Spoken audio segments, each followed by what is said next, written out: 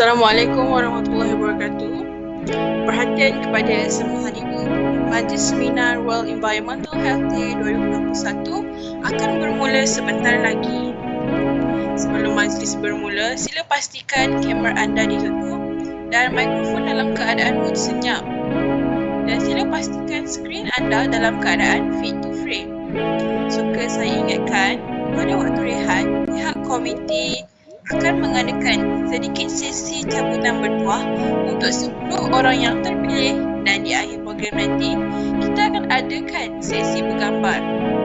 Diharap hadirin sekalian dapat setia bersama-sama kami sehingga majlis berakhir.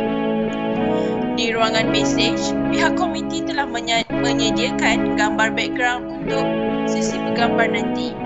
Hadirin dipersilakan untuk muat turun gambar tersebut. Terima kasih.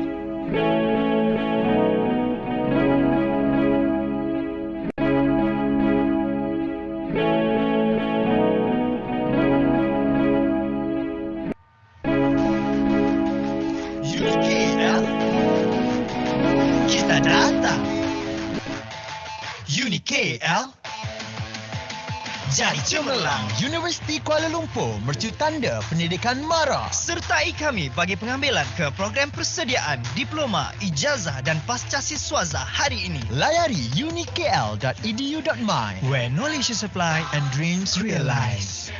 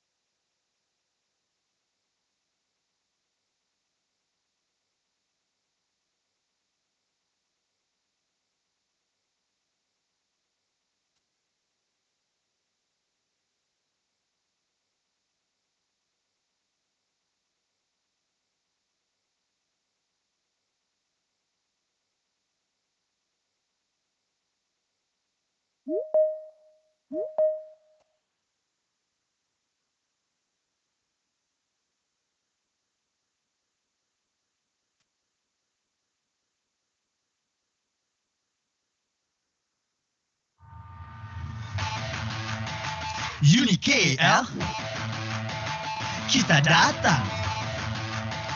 UniKL, jadi cemerlang. Universiti Kuala Lumpur mercu tanda pendidikan MARA. Sertai kami bagi pengambilan ke program persediaan diploma, ijazah dan pascasiswaza hari ini. Layari unikl.edu.my where knowledge is applied and dreams realized.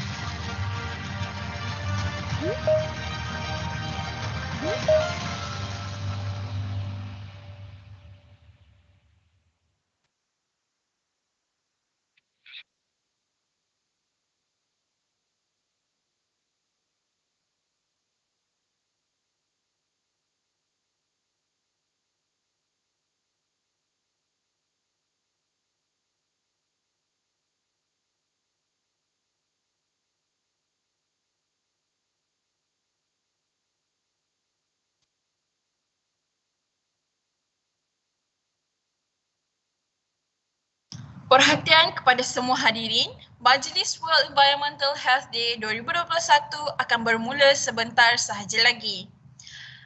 Sebelum majlis bermula, sila pastikan kamera anda ditutup dan mikrofon dalam keadaan mode senyap. Dan pastikan skrin anda sentiasa dalam keadaan fit to frame. Suka saya ingatkan, pada waktu rehat, pihak komiti akan mengadakan sedikit sesi cabutan bertuah untuk 10 orang yang terpilih dan di akhir program nanti, kita akan adakan sesi bergambar. Diharap hadirin sekalian dapat setia bersama-sama kami sehingga majlis berakhir. Di ruangan mesej, pihak komiti telah menyediakan gambar background untuk sesi bergambar nanti. Hadirin dipersilakan untuk muat turun gambar tersebut. Terima kasih.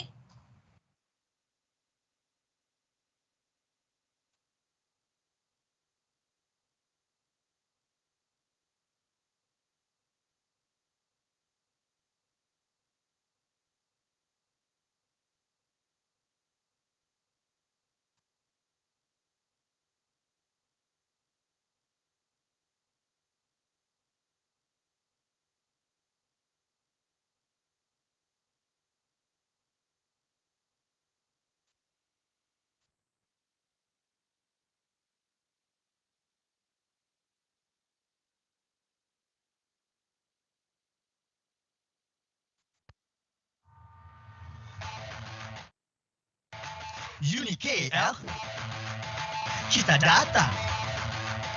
UniKL, jadi cemerlang. Universiti Kuala Lumpur mercu tanda pendidikan MARA. Sertai kami bagi pengambilan ke program persediaan diploma, ijazah dan pascasiswaza hari ini. Layari unikl.edu.my where knowledge is applied and dreams realized.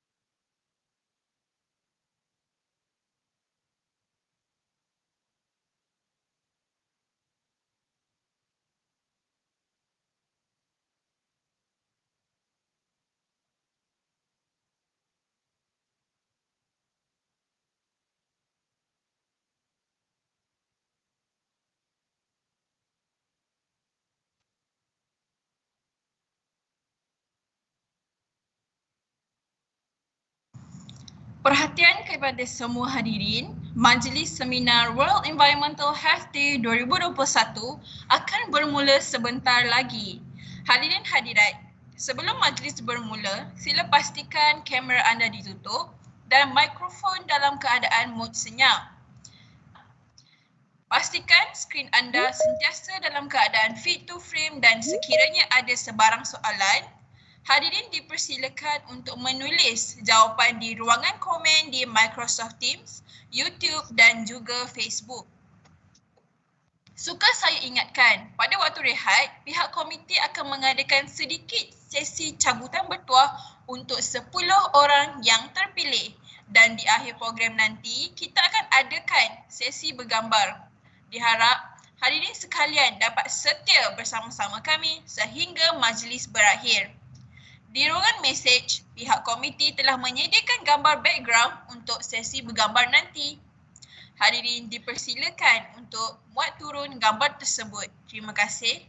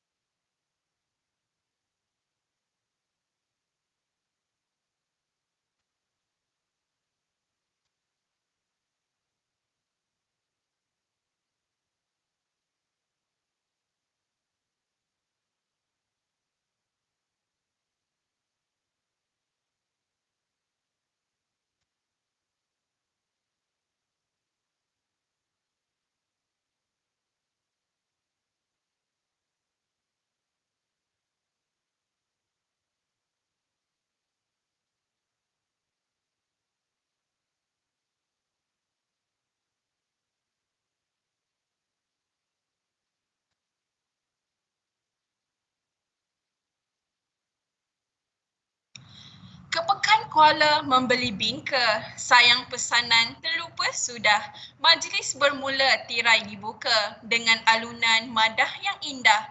Assalamualaikum warahmatullahi wabarakatuh. Salam sejahtera dan salam VR UniKL. Yang berbahagia, Teknologis Dr. Rizal Ishak, Dekan dan Ketua Kampus UniKL Mestek. Yang berbahagia, Teknologis Dr. Nur Azma Amin, Timbalan Dekan Akademik dan Teknologi UniKL Mestek.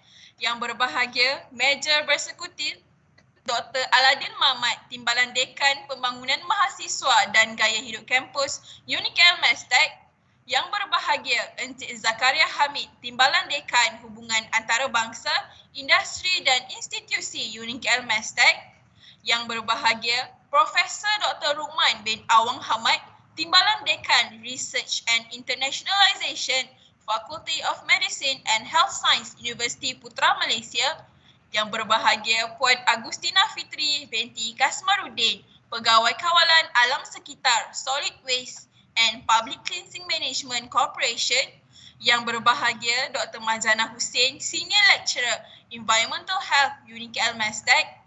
Yang berbahagia, Mr. Tieng Ong, Presiden Malaysian Association Environmental Health.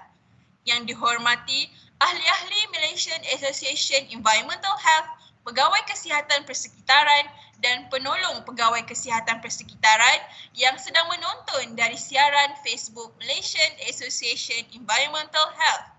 Yang dihormati, Ketua-Ketua Seksyen serta para pensyarah dan staf UniKL Mestek yang berusaha barisan jawatan kuasa World Environmental Health Day 2021 serta hadirin hadirat yang dikasihi sekalian. Selamat datang ke Majlis Seminar World Environmental Health Day 2021 dengan tema Recovery from COVID-19 and Environmental Health Perspective. Baiklah, tanpa membuang masa, Majlis menjemput Saudara Muhammad Rashdan bin Rosi untuk memimpin bacaan doa.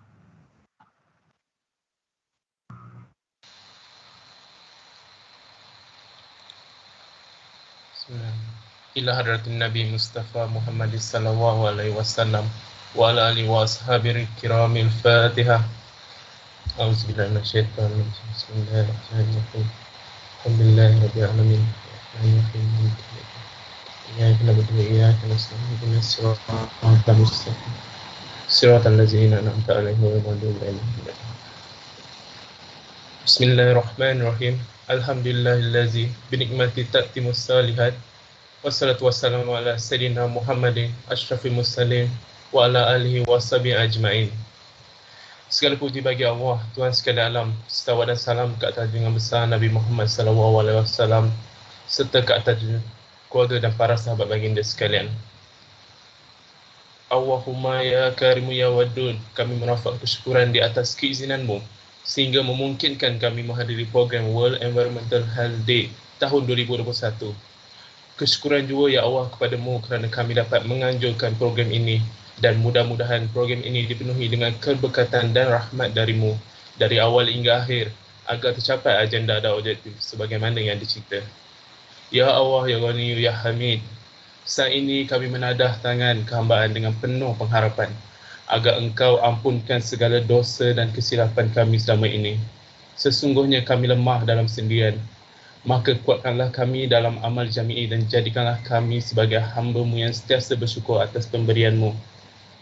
Ya Allah, Ya Rahman, Ya Rahim, Engkau berikanlah kesihatan tubuh badan yang baik kepada kami, kesihatan akal fikiran supaya kami dapat meneruskan hari-hari kami dengan baik. Jauhkan kami, Ya Allah, dari segala penyakit dan wabak penyakit, terutamanya penyakit yang sedang menular dalam masyarakat kami iaitu COVID-19, Ya Allah. Berikanlah perlindungan kepada kami supaya kami dijauhkan dan terhindar dari wabak penyakit ini. Berikanlah kesembuhan kepada semua pesakit yang sedang berjuang dalam melawan wabak penyakit ini supaya mereka sentiasa berada dalam keadaan yang baik. Engkau angkatlah wabak ini, Ya Allah, supaya kami dapat meneruskan segala kewajipan-Mu sebagai hamba-Mu di dunia ini dalam situasi aman. Sesungguhnya hanya Engkau sahaja yang maha mengetahui baik dan buruk sesuatu perkara dan Engkau jualah yang mampu mengubah segalanya. Hawa maja'alna haza jam'an marhumah wa tafarruqna min ba'dihi tafarruqan mahsumah wa la taj'al fina wala minna syakian wala mahruman. Rabbana atina fid dunya hasanah wa fil akhirati hasanah wa qina azabannar. Sallallahu ala sayyidina Muhammad wa ala alihi washabihi wasallam. Walhamdulillahirabbil alamin.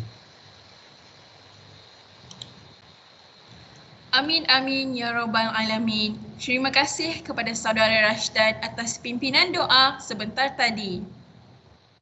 Untuk pengetahuan pihak hadirin, World Environmental Health Day 2021 merupakan sambutan yang disambut secara global pada tanggal 26 September setiap tahun. Sambutan ini adalah untuk meningkatkan kesedaran mengenai pelbagai isu berkaitan kesihatan persekitaran. Tema seminar World Environmental Health Day 2021 adalah Recovery from COVID-19 and Environmental Health Perspective. Baiklah, seminar World Environmental Health Day 2021 pada hari ini adalah anjuran bersama pihak Malaysian Association Environmental Health dan UniKL. Saya mewakili pihak komiti ingin mengucapkan ribuan terima kasih kepada Majlis Association Environmental Health kerana sudi memberi peluang kepada pihak UniKL untuk menganjurkan seminar ini dalam siri aktiviti Malaysian Association Environmental Health dalam menyambut World Environmental Health Day 2021. Terlebih dahulu, saya ingin memperkenalkan ahli-ahli panel kita pada hari ini. Ahli panel kita pada hari ini dijemputkan khas untuk berkongsi ilmu bersama-sama pihak hadirin sepanjang seminar ini berlangsung. Terdapat 4 panel dengan tajuk yang berbagai dan merangkumi segala aspek dari perspektif environmental health. Baiklah, panel kita yang pertama yang berbahagia Profesor Dr. Rukman bin Awang Hamad, Deputy Dean Research and Internationalization, Faculty of Medicine and Health Science, Universiti Putra Malaysia. Beliau adalah Profesor Mikrobiologi Perubatan dan pakar perunding mikrobiologi klinikal. Minat penyelidikan beliau terutamanya tertumpu kepada rintangan antimikrob, kaji selidik pengetahuan sikap dan amalan mengenai penyakit berjangkit dan protozoa oportunistik. Beliau juga terlibat secara aktif dalam Malaysia One Health University Network dan Malaysian Society of Infectious Diseases and Chemotherapy. Seterusnya, panel kita yang kedua iaitu yang berbahagia Puan Agustina Fitri binti Kasmaruddin, Pegawai Kawalan Alam Sekitar di bahagian sisa kosmetik dan pembersihan awam di SW Corp Malaysia. Beliau mendapat kelulusan Sarjana Muda Sains Alam Sekitar dari Universiti Putra Malaysia dan Masters in Clean Technology di Newcastle University, United Kingdom. Mempunyai 13 tahun pengalaman dalam bidang pengurusan sisa dan 4 tahun dalam pengurusan alam sekitar. Mengetuai Green Initiative semasa SEA Games pada tahun 2017 dan juga mengasas Zero Waste Community pada tahun 2019. Seterusnya, panel yang ketiga iaitu yang berbahagia Dr. Mahjana Hussein, Senior Lecturer di UniKL Medical Science Technology.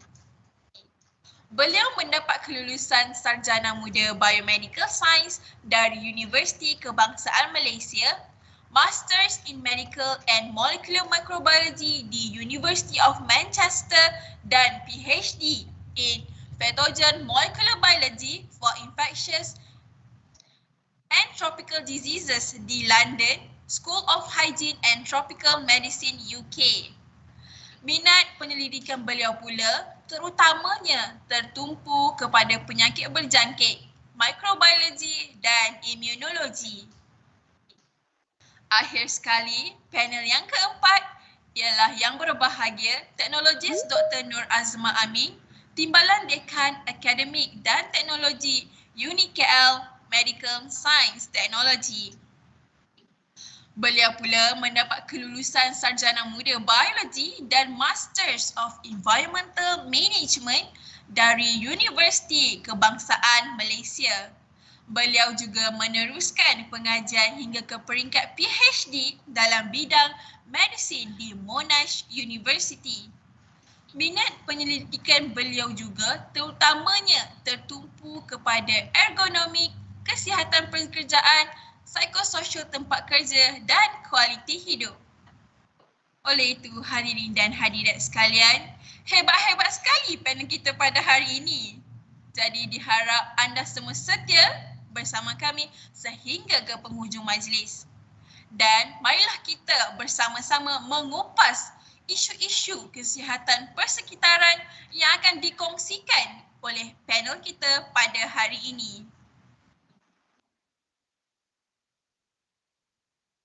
Hadirin hadirat sekalian, adakah anda perasan tentang perubahan persekitaran sejak COVID-19 melanda negara kita? Terdapat banyak fenomena-fenomena alam yang semakin menyembuh dan juga sebaliknya. Jadi apakah kaitan di antara COVID-19 dan persekitaran kita? Untuk tahu lebih lanjut, majlis dengan segala hormatnya menjemput yang berbahagia Profesor Dr. Rukman bin Awang Hamad dengan tajuk beliau iaitu COVID-19 dan persekitaran, apa yang anda perlu tahu. Dengan segala hormatnya dipersilakan. Bismillahirrahmanirrahim. Saya harap semua dengar ya. Okey. Assalamualaikum warahmatullahi wabarakatuh dan salam sejahtera semua ya. Terlebih dahulu thank you ya Siti Naisha for your kind introduction, dan juga saya ingin mengucapkan juga berbanyak terima kasih di atas invitation ini untuk berkongsi ilmu bersama anda semua ya. Dan juga terima kasih juga kepada dekan UniKL, Timbalan Dekan, pegawai-pegawai alam sekitar dan juga pelajar sekalian ya. Kita sekarang ini sedang menyambut kata apa ya, World Environmental Health Day ya. Dan untuk perkongsian ilmu ini, tema untuk seminar ini adalah Recovery from COVID-19 and Environmental Health Perspective ya. Izinkan saya berkongsi slide.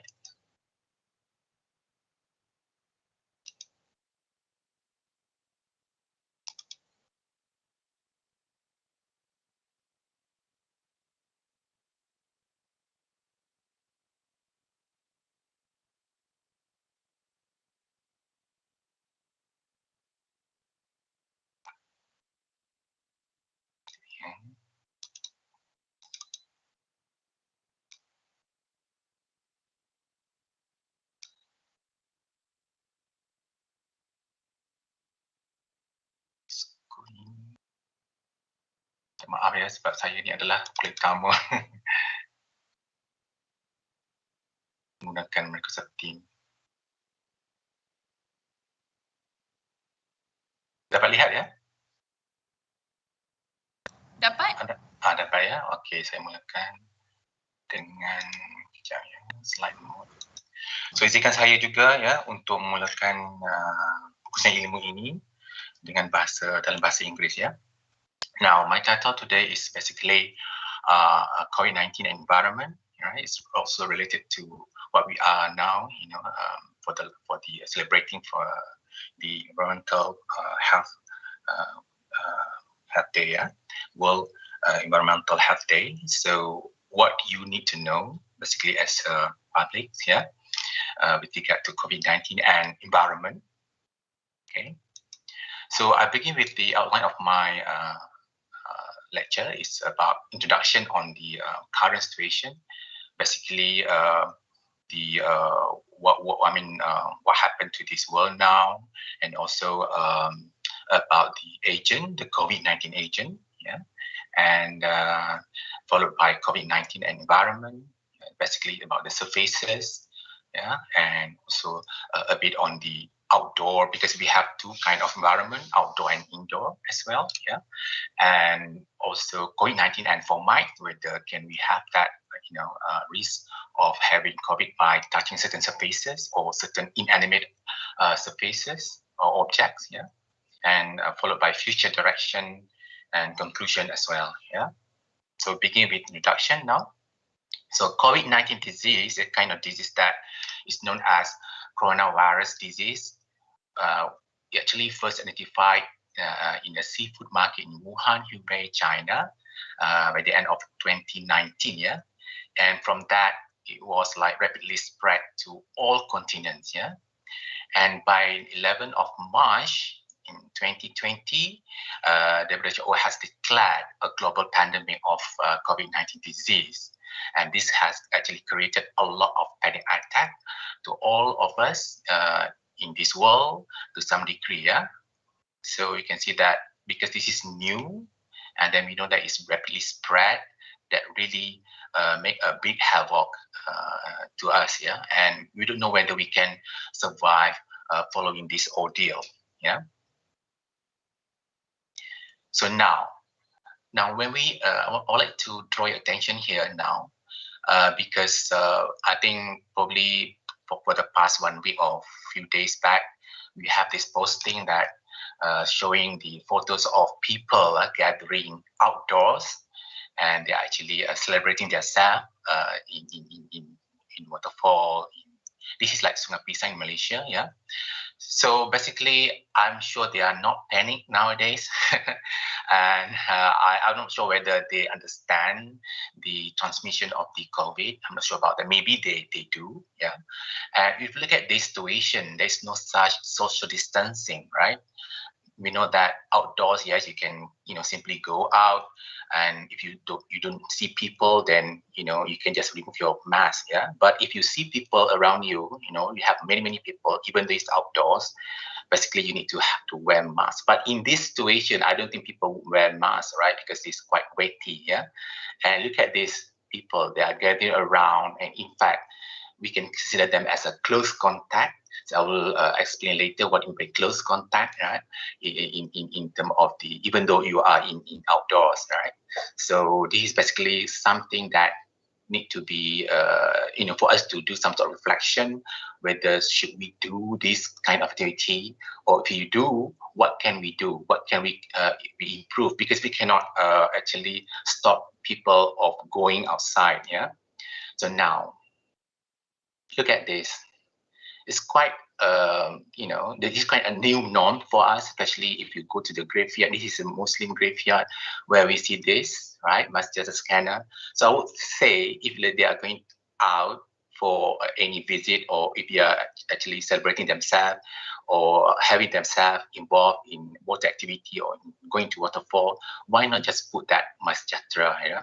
At least if something happened to these people, then we can monitor them, and in fact they can be monitored and captured early if they develop symptom, and if they say they have the vaccine already, probably that gives some sort of data whether gathering outside actually prove some sort of protection for them if they are having so-called vaccination, completed 2 doses of vaccination. Yeah, so this is kind of strategies or research for us. Yeah, basically to registration during the situation now, because we are actually having almost like 70 or 80% of us are having vaccination already. Yeah, so let us see in the future.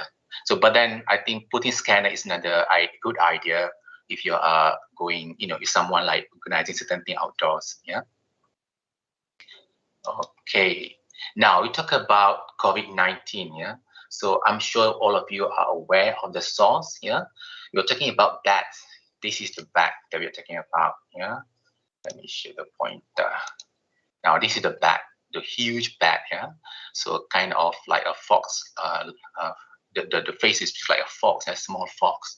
But this is in Malay, I think keluang probably. Yeah. So zoonotic. Yeah. And also some studies say that maybe from pangolins. Yeah. But majority of the finding saying that could be from bats. Yeah, as a source, kind of zoonotic. COVID-19 is a zoonotic. This is where the disease actually come from the animal, and if in fact humans. Yeah. And bear in mind, human as a reservoir now, because we have a lot of people who are asymptomatic and even pre-symptomatic. Asymptomatic means without symptom. You have the disease without symptom, and you're walking around. Pre-asymptomatic meaning that you don't have symptom and you're not sure whether you are contracting COVID-19 or not, because you didn't get yourself tested for the COVID-19. Yeah, there's a difference between pre-symptomatic, and they also do not have a symptom. You know that symptom like fever, headache, runny nose, sore throat, loss of voice, loss of smell, so on and so forth. And majority of the cases nowadays, like 80% of COVID-19 patients, they do not develop symptoms. This is a bit scary, and they can be a potential reservoir to spread the disease. But then if you look into the positive way, like if only human as a reservoir, then you need to do something to stop human from, giving or spreading the disease, because we are human beings, so we can actually control ourselves if possible by restraining ourselves to going out or whatnot. Yeah. So unlike if you have reservoir in animal and human as well, then it's a bit a disaster for all of us, because you also have animal as well, and you need to control the animal. Okay. All right. We move on to another slide. Now, what about agent? For sure, in the beginning, they actually could not identify or relate what kind of agent that caused COVID-19. But then from the past experience, because people remember that we have SARS-CoV or MERS-CoV, they actually belong to the same family. Okay, and this COVID-19 agent is basically caused by severe acute respiratory syndrome coronavirus 2. Number 2 is because it is closely related to SARS-CoV. Yeah, that caused a big disaster in 2001 or 2, if I'm mistaken, and followed by MERS-CoV is 2012. It's like a subsequent attack of viruses, belonging to coronavirus. Yeah. So, and this particular virus is an envelope RNA virus. They know that they have this particular envelope. Yeah, it's a kind of envelope is a sample. Yeah? It's like a covering. That actually create the they create the structure of the virus. So they actually got the idea of the virus that causes the COVID-19. Yeah. So move on. Now, what about portal? We knew already the virus. What about the portal of entry? Meaning that how do we get the virus? It's quite simple because it's something to do with our head, and the virus come from our head. I mean, from the exit point, actually. Enter and also exit are always the same thing. For instance, if you actually have someone that come close to you, and if your nose is like open, right, and the mouth as well when you're talking, and eyes, yeah, and these particular people are actually, some people, they when they talk they showers, right, so, or even when they cough or when they sneeze, they don't practice any cough ethics, and that spray, I mean, showers your face, and basically if that particular particle or respiratory droplet or enter your face like nose and mouth and eye, then you will get the disease. And why we know that virus, this COVID-19 or SARS-CoV-2 actually come or only affect the respiratory system, because when they isolate or when they do some sort of study, they get all the sample and they know that saliva, even sputum, respiratory mucus, whatnot contain COVID-19 or SARS-CoV-2. And if you look at this photo, when someone sneezes out, you can see that a lot of so-called droplets, salivary droplet, yeah, a kind of cone shape or triangular shape, right? And if you're closer enough to this particular individual, you are actually have a higher chance to get COVID-19.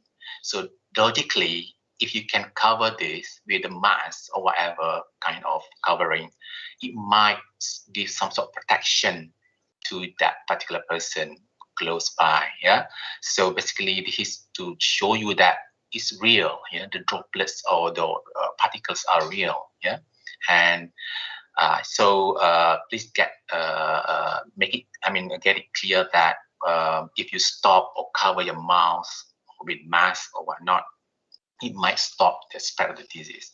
And also the exit point, let's say how the virus come out from your body, basically from the same portal of entry as well, like from the mouth, and even from the nasal secretion. Yeah, so what goes in also come out from the same point. Yeah, and sometimes they have shown that they have detected viruses in the urine and in the feces or even the semen, but then that not really, not many researchers or scientific evidence showing that it could actually transmit to other people by having this particular route, like from the feces or urine. You may need to get more research on that particular matter. This is only the beginning. Yeah, they only recognize urine and stool or feces, human feces. Yeah. And then it also give ideas to the environmentalists whether you need to do something on the environment, whether you need to study the impact of the virus in the sewage water, or even in the any water bodies, whether you can find. But I think some study have actually detected certain viruses, like including SARS-CoV, but they are not actually sure whether that SARS-CoV-2 are really alive, because they only detect the particular element of gene belonging to SARS-CoV, but they do not actually grow the virus. So basically, when you do molecular detection, they only detect. It cannot tell you whether that particular virus is alive or not, or viable. We call it a viable or non-viable or not. Yeah. So I move on. The site, again, if you can see that this is the area where the virus reside, in the posterior nasopharynx. Yeah. So it's quite deep. This is how they take the nasal swab. Yeah, the nasopharyngeal swab.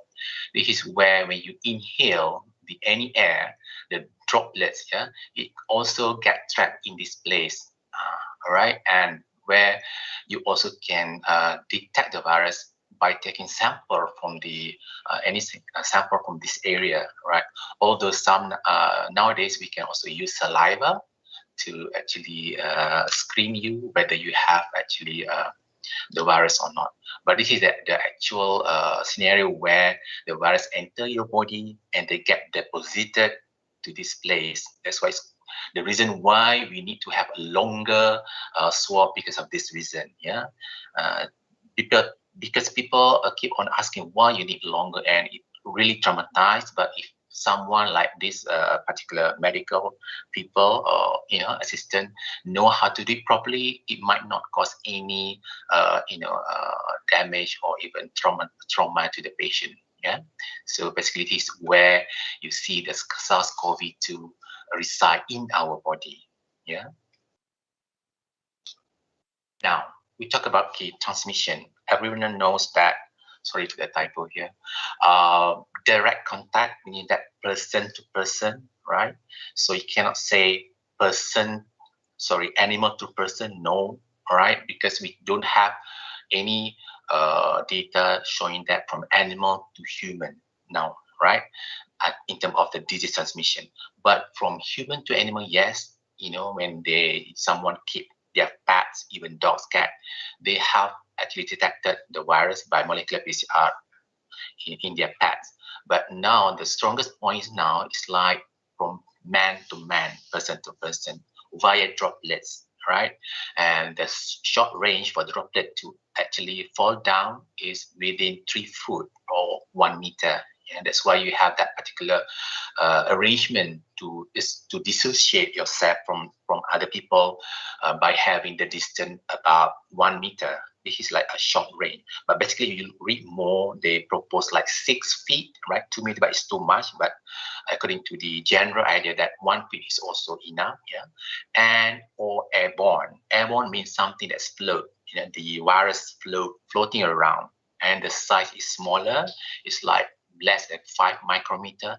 And according to WHO, it's only theoretical because there are some studies that agree with that, but the other one, like also other studies showing that they do not see the relationship between airborne and airborne transmission.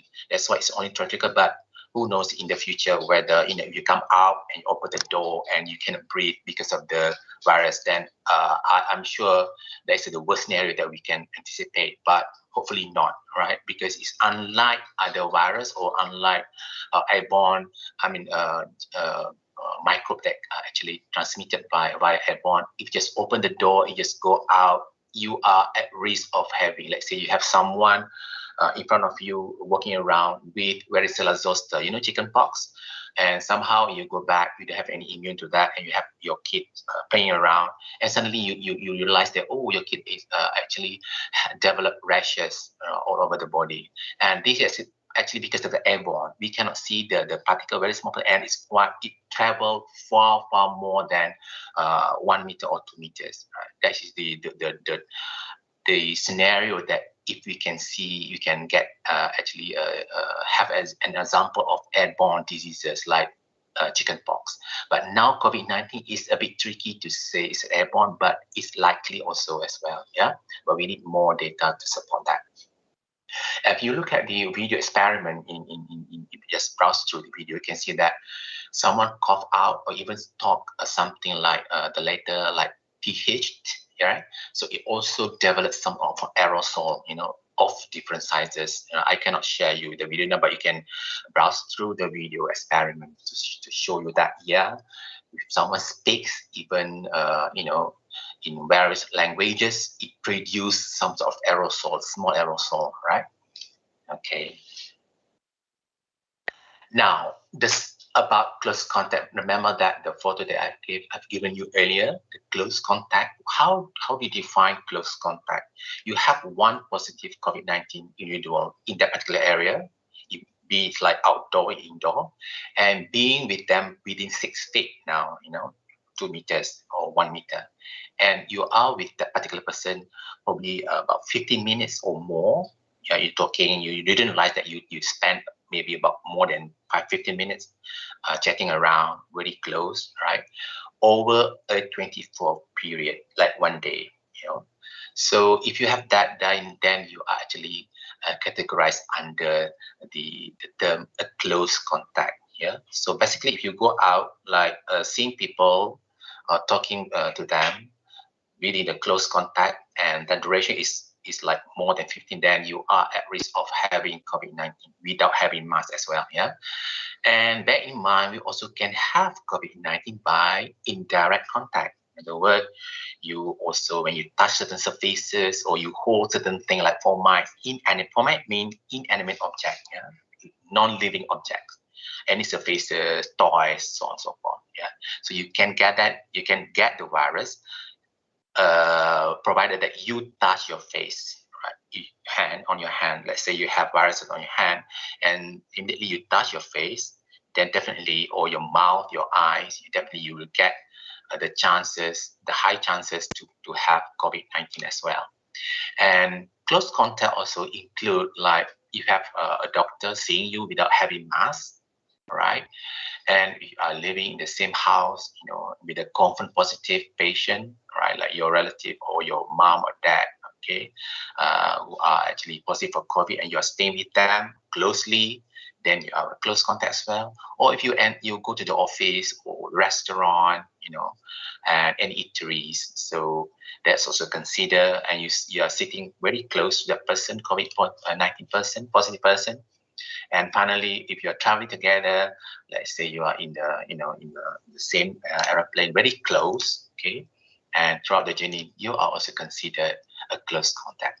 Please bear in mind, this is where you need to make sure that you are not in that particular situation. If you are, please do whatever whatever that have been advised by our government, like having masks, double layer, and sanitizers, and so forth. Yeah. And finally, avoid of going to that particular situation or having to that particular situation. Okay. Now, in detail, COVID-19 is an envelope antivirus, as I mentioned, and look at this envelope. Yeah, the covering. This is where we thought, what is it for? And for you to understand that this is for the survival as well, okay, and also it's also their weakest point. Yeah, the virus also have their weakest point because they have lipid component or protein in it as well, right, in their envelope. If you remove them envelope, they cannot survive. I'm talking about outside human cell, because virus, they are non-living creatures, but when they enter the cell, they get everything they like and they produce their own babies or progenies. Okay, so when you have this envelope, thank God because of the envelope, because we know their weakest point, and we have disinfectant that we have. Even ordinary soap can actually disintegrate or damage the so-called the envelope. Okay, so this is the weakest point outside. I'm talking about outside.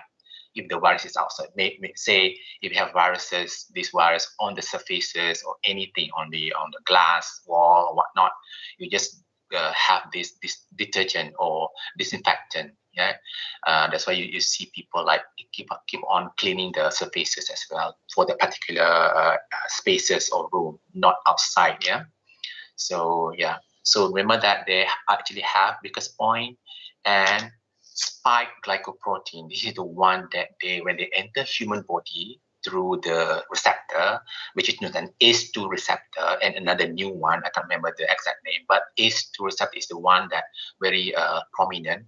So they use spike glycoprotein.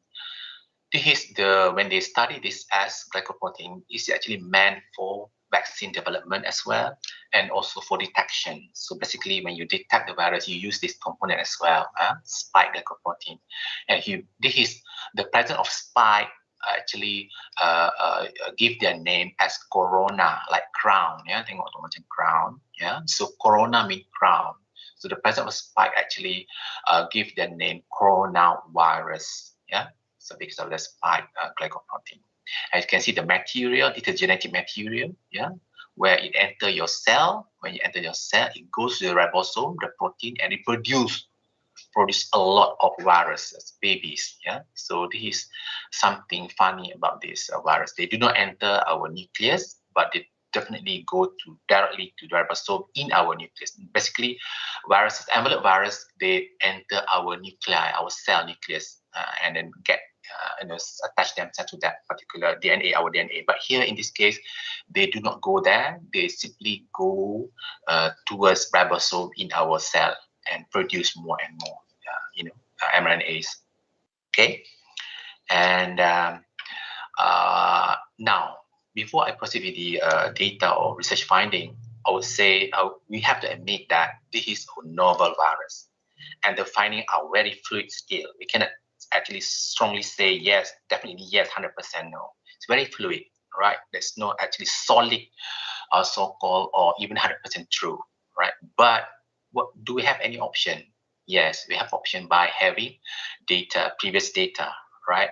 Basically studies on the same family of viruses, coronavirus, maybe studies data from SARS-CoV, MERS-CoV, those kind of respiratory viruses. And as the current data as well, basically they are actually studying COVID-19 now. There are a lot, huge, abundant of data on COVID-19 nowadays, right? Since 2020, early 2020. And the finding may or may not be relevant in the future. Who knows? We don't know, right? If you live longer, then you know the impacts of this particular data. And variable that they use quite different. Some use laboratory setting, and some use like almost environmental setting, right? And also when they have like indoors, outdoor setting, different parameters like temperature, relative humidity. I think you got clear with that terminology, right? Because you're environmentalist, so like so relative humidity, temperature, so on and so forth, right? So there are a lot of variables that actually affect their finding. Okay, and even they have viruses they use as a surrogate or example of virus like non-COVID virus, or even the virus itself, right? So novel coronavirus or non-coronavirus, because they have this particular selection of viruses to study. So the finding actually come from that viruses, right? And when they detect whether the detection of whether the virus is viable or non-viable, maybe they only detect the gene, right? And not the virus that are alive or viable. And as I mentioned, a lot of parameters like temperature, pH, humidity, they are all varies, yeah? So vary with in terms of the concentration, parameters, so forth, right? And the most thing is infectious dose.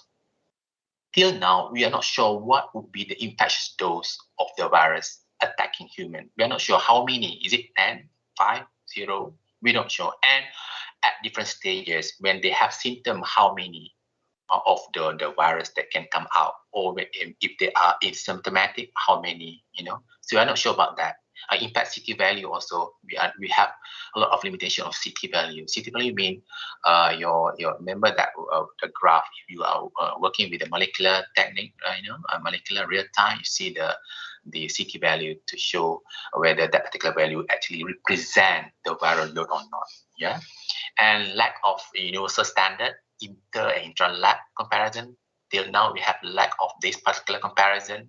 Say our lab is different and the other labs are different, and lack of real life scenarios. This is very important, where you cannot actually set up a real life scenario, because we are dealing with a nasty virus, right? It's not ethical to put people in the room and put the virus. Yeah, so it's very nasty virus. So that particular reason also gives some sort of also affect the actual result as well. Yeah. So that's all the one that we need to consider, yeah, before we can actually read the article, but you need to interpret cautiously.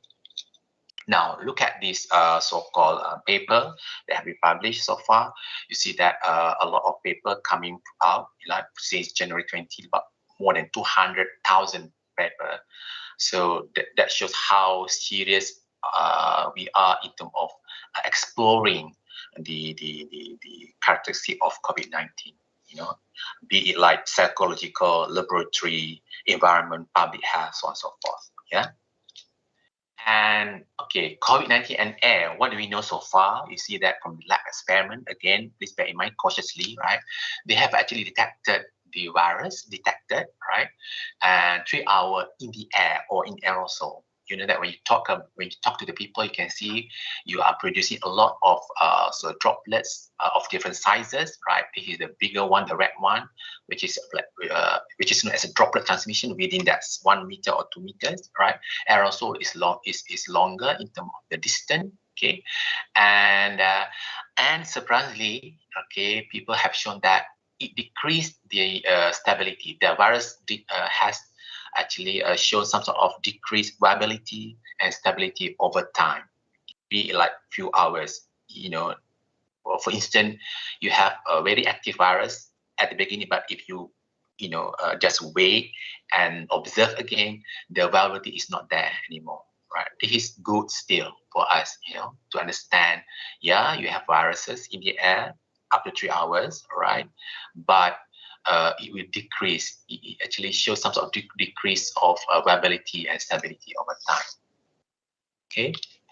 And what about aerosol? We know that aerosol generating procedure, which are quite common in clinical setting, when you do CPR, intubation, tracheostomy, or everything, right? You produce aerosol, right? And if you compare to non-clinical setting, like outside or non-hospital, normally we can observe that also happening in particular so-called crowded places, indoors, and the place or the room or the space with poor ventilation. And also it's also related to long occupancy by impacted person, where the particular person is talking to you more than few hours in the same room. So that also produce some environment plus with poor ventilation system. So give that some sort of environment of aerosol producing. Okay.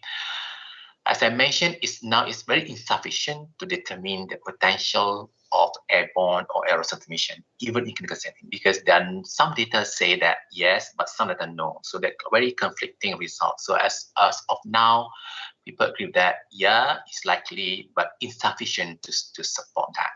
That's why I'm a bit funny to see people who jog, who have that, when they jog out, they go out and do some sort of jogging.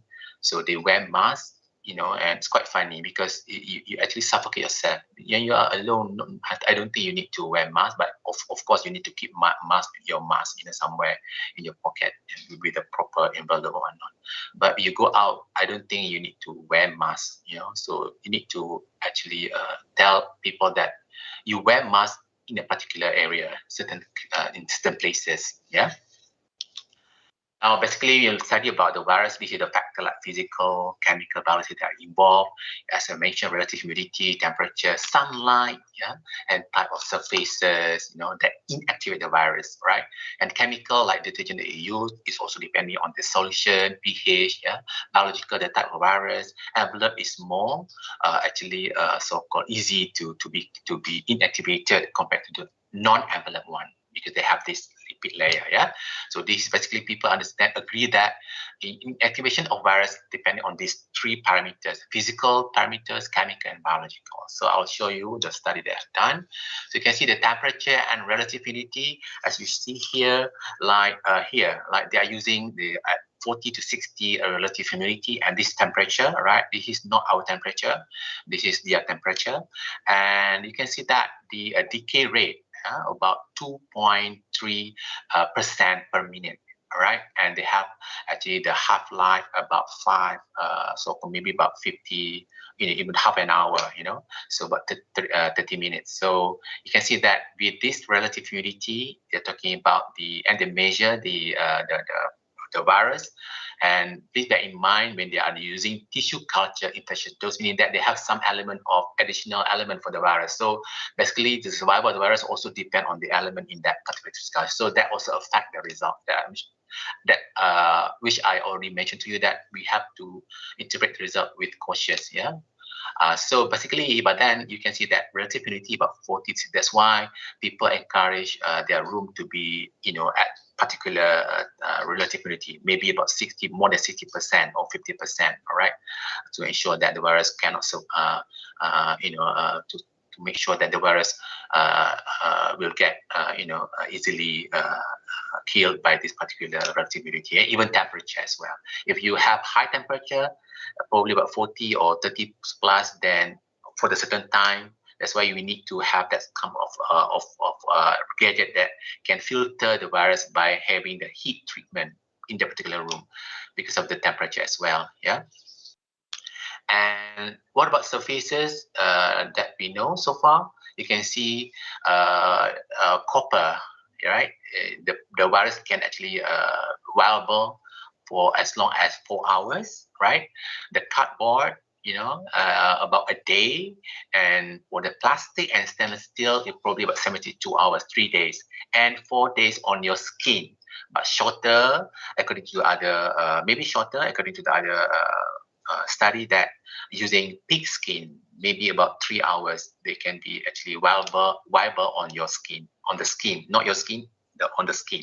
Yeah, but that gives some ideas where you can think of viruses where they can live and how do you want to protect yourself. Right? So avoid plastic, stainless steel, but you can avoid it. Just practice your good hygiene as well. Yeah.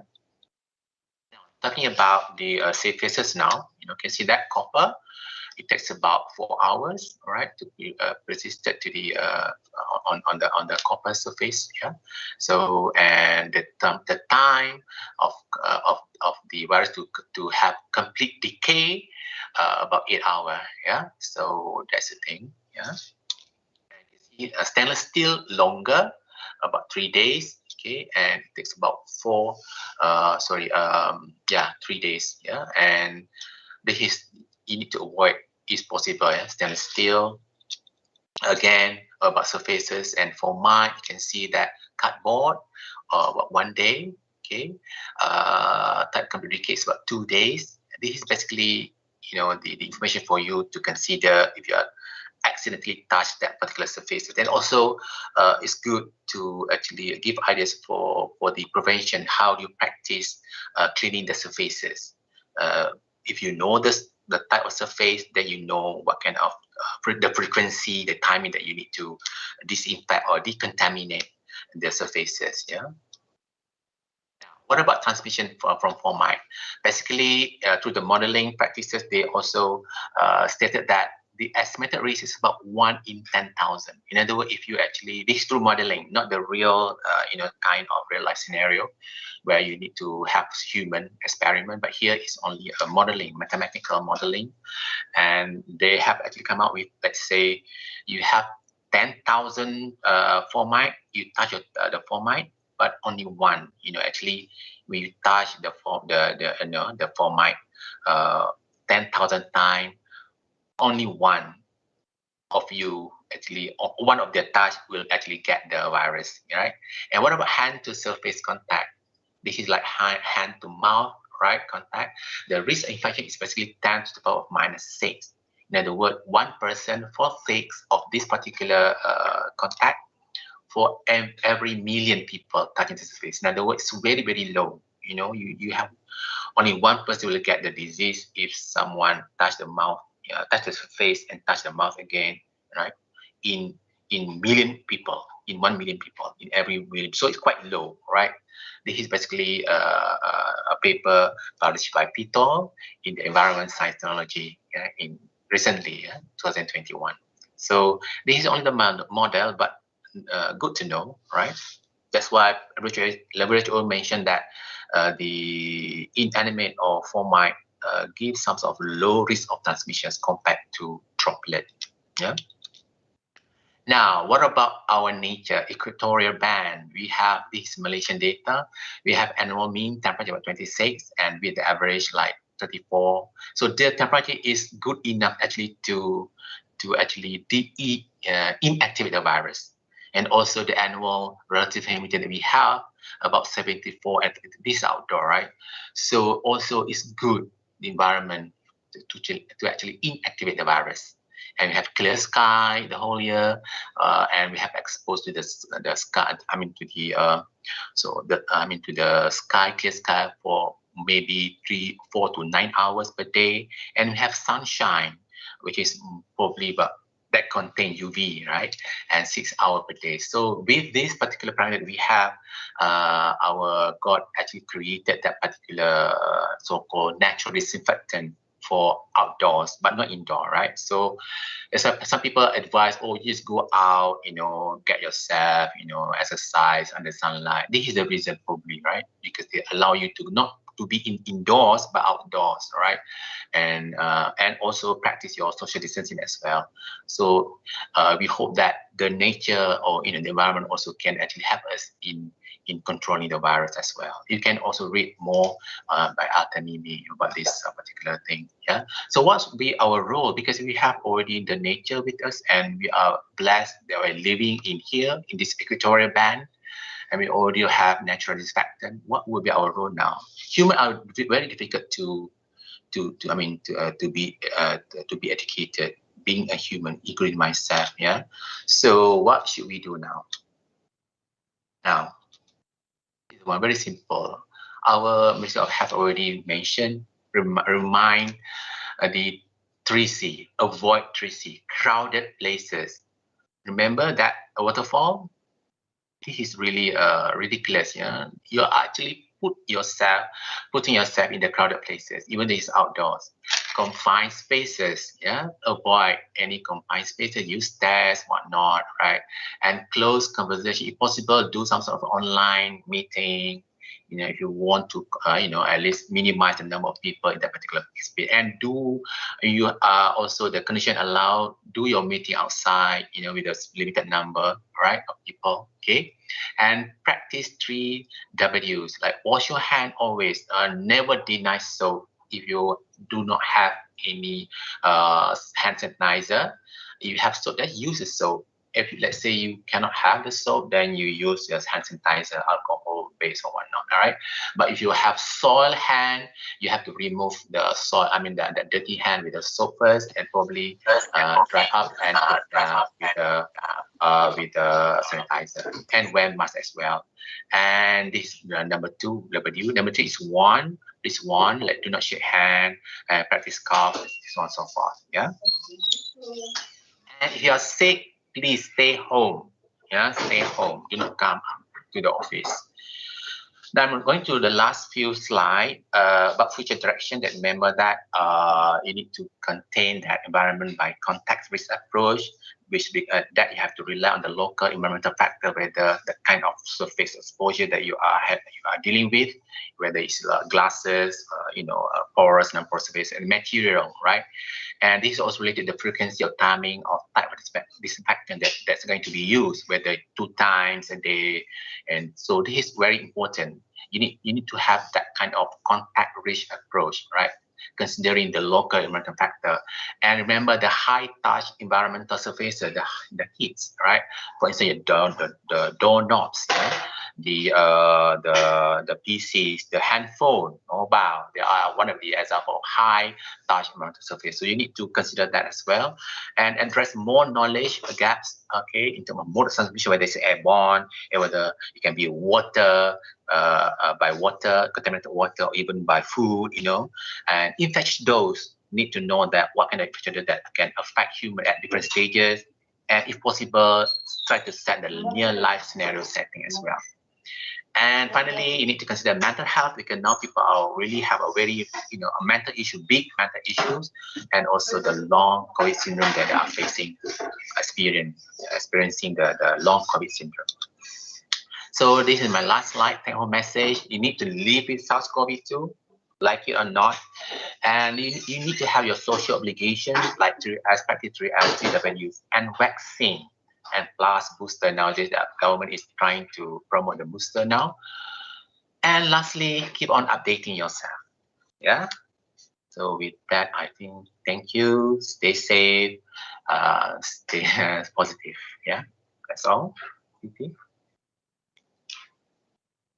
I end my lecture.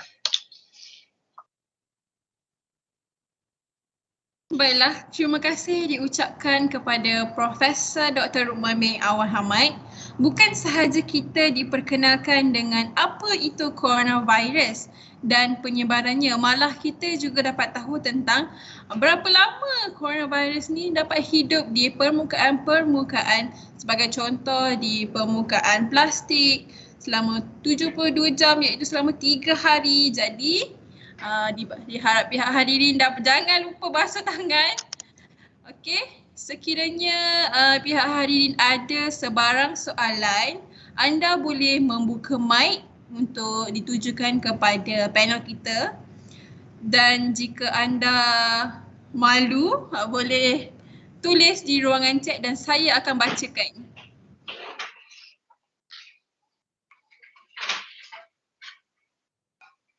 Jadi ada soalan dari pihak hadirin?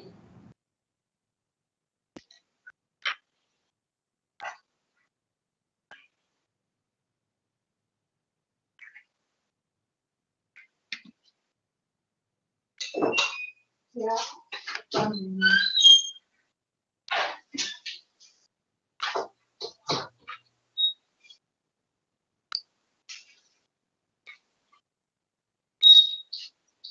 Semua faham kot, tak ada soalan. Saya tanya lagi sekali, ada soalan ke dari pihak hadirin? Boleh tulis di ruangan komen di YouTube, di Facebook dan juga Microsoft Teams.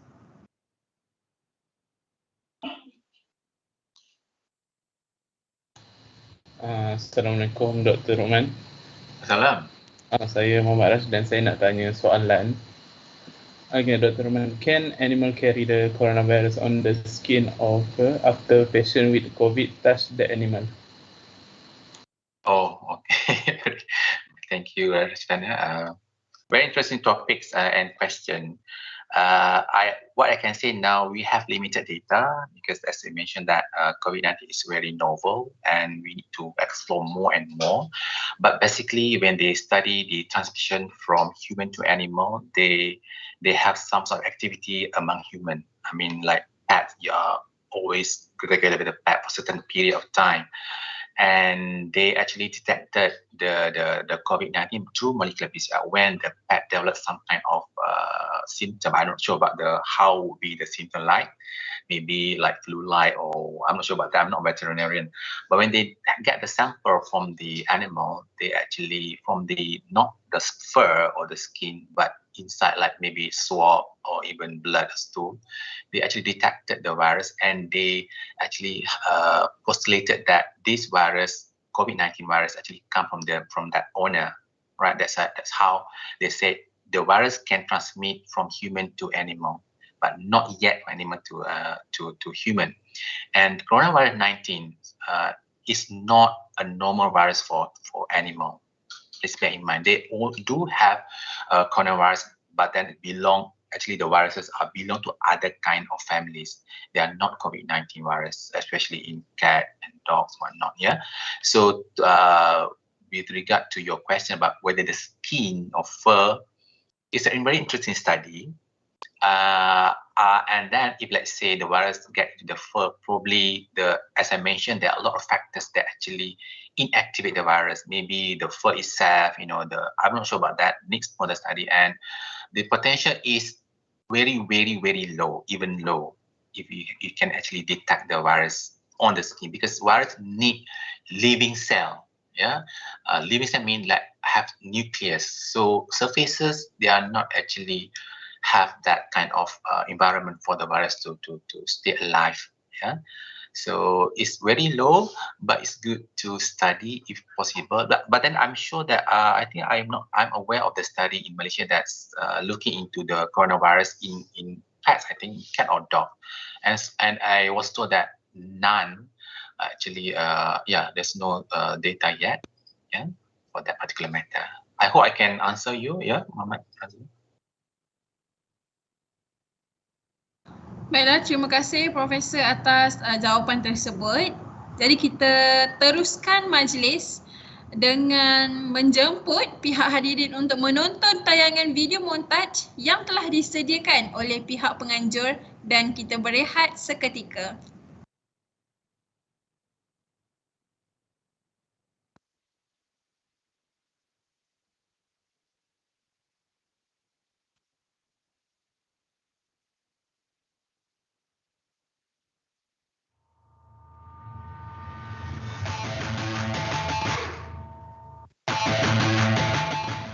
Hai, Assalamualaikum warahmatullahi wabarakatuh. First of all, saya nak ucapkan terima kasih kerana sudi memberi saya peluang dan ruang untuk berkongsi pengalaman sebagai alumni daripada Universiti Kuala Lumpur Medical Science of Technology atau lebih dikenali sebagai UniKL Mestek. Nama diberi Nur Nadrah Afifah binti Madla, selalunya orang panggil Nat sahaja secara ringkas. Dan sekarang saya bekerja sebagai Environmental Executive di CCC ECRL, salah satu construction company untuk projek ECRL di Seksyen 6 iaitu di Pahang.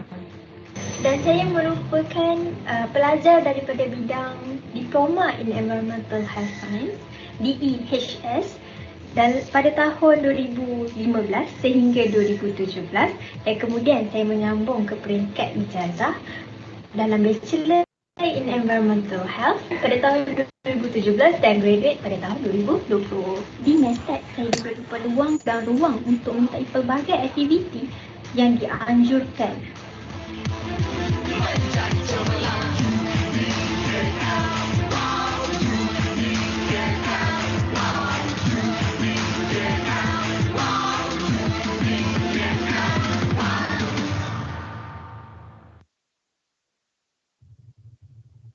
Baiklah, terima kasih atas tayangan video sebentar tadi. Jadi kita teruskan ke panel kita yang kedua, iaitu yang berbahagia Puan Agustina Fitri binti Kasmarudin yang akan menerangkan tentang cabaran pengurusan sisa pepejal semasa pandemik COVID-19. Dengan segala hormatnya, dipersilakan.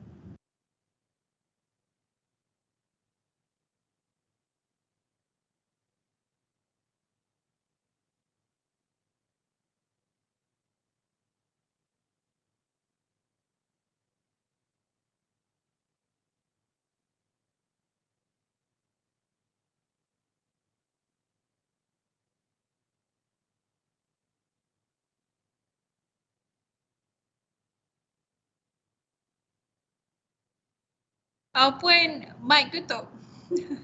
Oh, sorry. Okay. Assalamualaikum warahmatullahi wabarakatuh. Saya Agustina Fitri binti Kasmarudin, pegawai kawalan alam sekitar daripada SW Corp Malaysia. So for today, sorry lah sebab saya pun tak sure the presentation should be in English ke dalam bahasa Melayu ke, tapi sebab kita adalah Malaysian, so kita akan cuba rojakkan lah pada hari ini. Okay. So, introduce you guys pada SW Corp Malaysia. So SW Corp Malaysia is a short form of Solid Waste and Public Cleansing Management Corporation. So kalau dalam bahasa Melayu dia adalah Perbadanan Pengurusan Sisa Pepejal dan Pembersihan Awam. So dia panjang sikit lah, jadi kita pendekkan jadi SW Corp Malaysia. So saya tak pastilah berapa ramai yang kenal SW Corp Malaysia. So this is the opportunity untuk kenal lah. Mana tahu this is you guys punya tempat kerja selepas ni ke kan? Okay, so SW Corp Malaysia ni ditubuhkan di bawah Akta Perbadanan Pengurusan Sisa Pepejal dan Pembersihan Awam 673.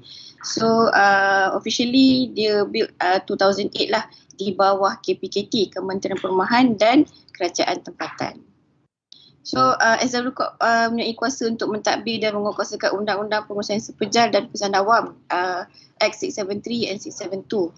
So untuk pastikan perkhidmatan pengurusan sisa pepejal dan pembersihan awam lebih efisien, bersepadu dan memberikan kepuasan lebih baik kepada pengguna. So that is what we do lah, peranan perbadanan. Okay, see this a little bit of the background lah of SW Corp. So ditubuhkan pada 1 Jun 2008 di bawah Akta 673 dan peranan utama kita di bawah Akta 672 iaitu mentadbir dan menguatkuasakan akta lah.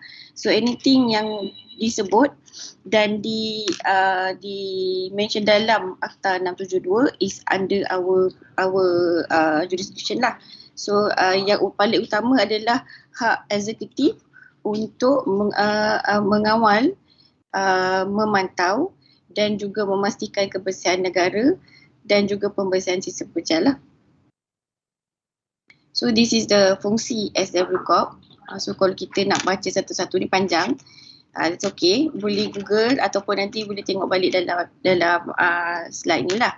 So antara yang kita buat adalah syukan dasar, perancangan, and then kita galakkan penyertaan dan tingkatkan kesedaran orang awam mengenai program kesedaran. Kita terapkan amalan kita semula. So dulu kita semula ni dia adalah KPDN KK punya part, and then kita ambil untuk amalan dan pengasingan itu under kita lah. Kemudian kita juga proses permohonan baru untuk lesen, pembatalan, penggantungan, so kita yang akan proses lah.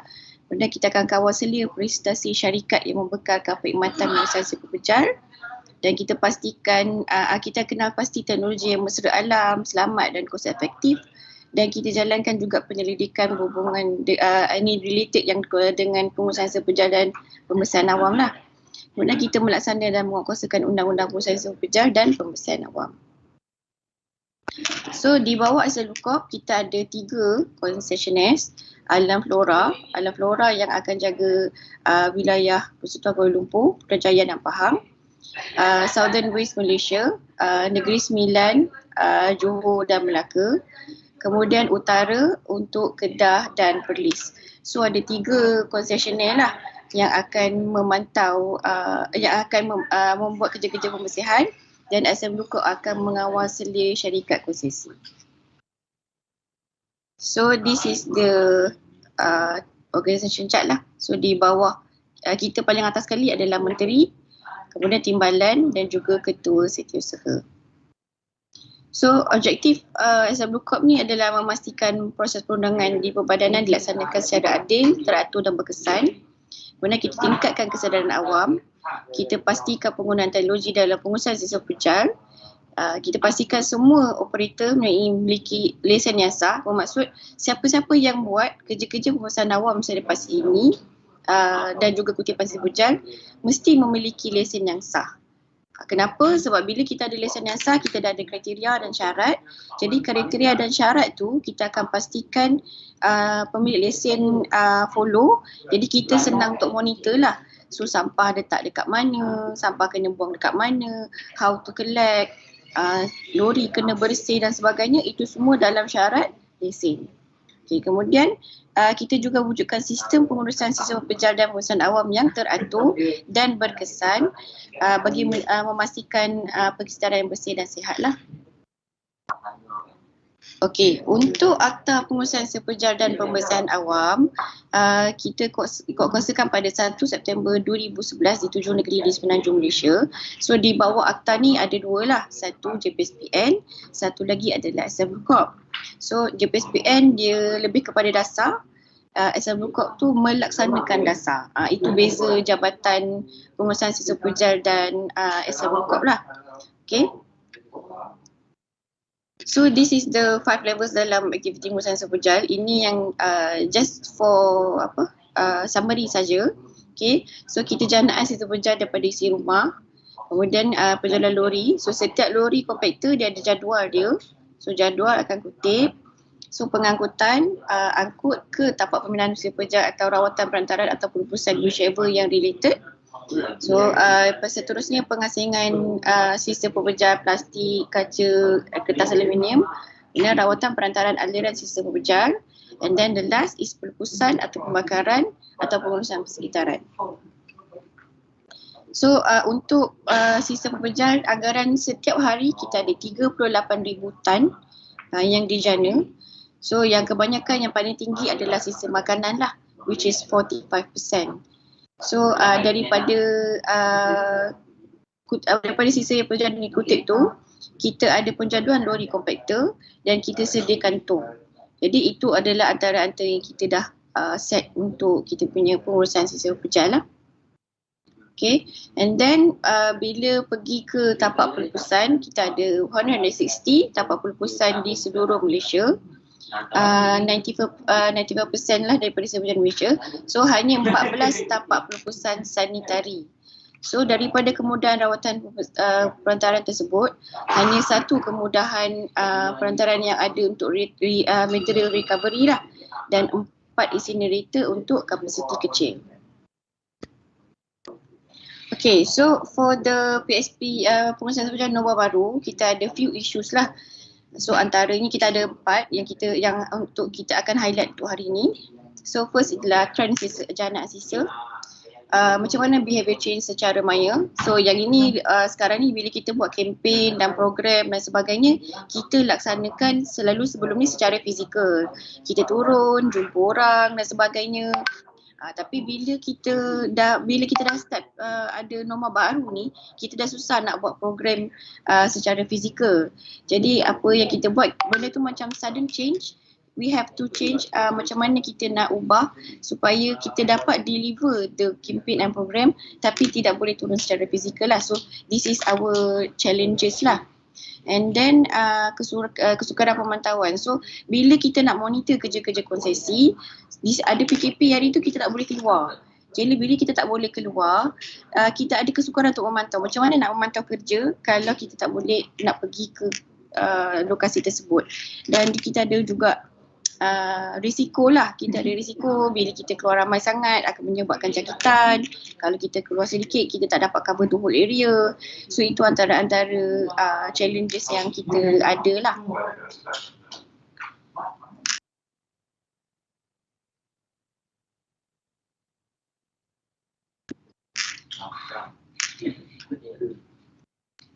Okay, so this is the trend janaan sisa sepanjang COVID-19 di Malaysia. So kalau kita nampak sepanjang Januari hingga Julai 2021, kita nampak ada peningkatan lah. Sebelum tahun sebelum tu kita adalah di bawah 200,000 tan lah. So bila kita dah start ni, kita nampak peningkatan dekat sisa domestik. Dia sisa domestik ni sebab domestik daripada rumah. So bila daripada rumah, kita kalau siapa-siapa lah sekarang ni, siapa-siapa yang berada di rumah, kita generate more waste. Kita bila dulu kalau satu hari kita masak sekali saja. Bila kita dah PKP ni, satu hari tak tahu berapa kali masak. Pagi masak, tengah hari masak, petang masak, malam masak. Lepas tu masa tu jugalah kita nak buat kemas rumah. Banyak masa kat rumah. So orang tend to buat housekeeping. Masa tu lah baru nak setting rumah balik, lepas tu cantikkan rumah, modify sana sini. So sisa pukal pun makin meningkat, sisa domestik makin meningkat dekat sisa domestik daripada kawasan perumahan lah. Jadi kita nampak trend tu dekat situ. Dekat tempat lain, commercial industry dia dah berkurang, tapi dia meningkat dekat rumah. So kita juga bila ada panic buying, bila kita nampak ada panic buying, bila kan ada 2-3 fasa of PKP. Setiap kali PKP je kita ada panic buying. Setiap kali fasa PKP je ada panic buying. So kita nampak bila ada panic buying ni, tendensi untuk banyak sisa dilupuskan, maksudnya sisa yang masih elok dilupuskan, memang meningkat lah. So yang itu kita nampak lah semasa COVID-19 punya fenomena.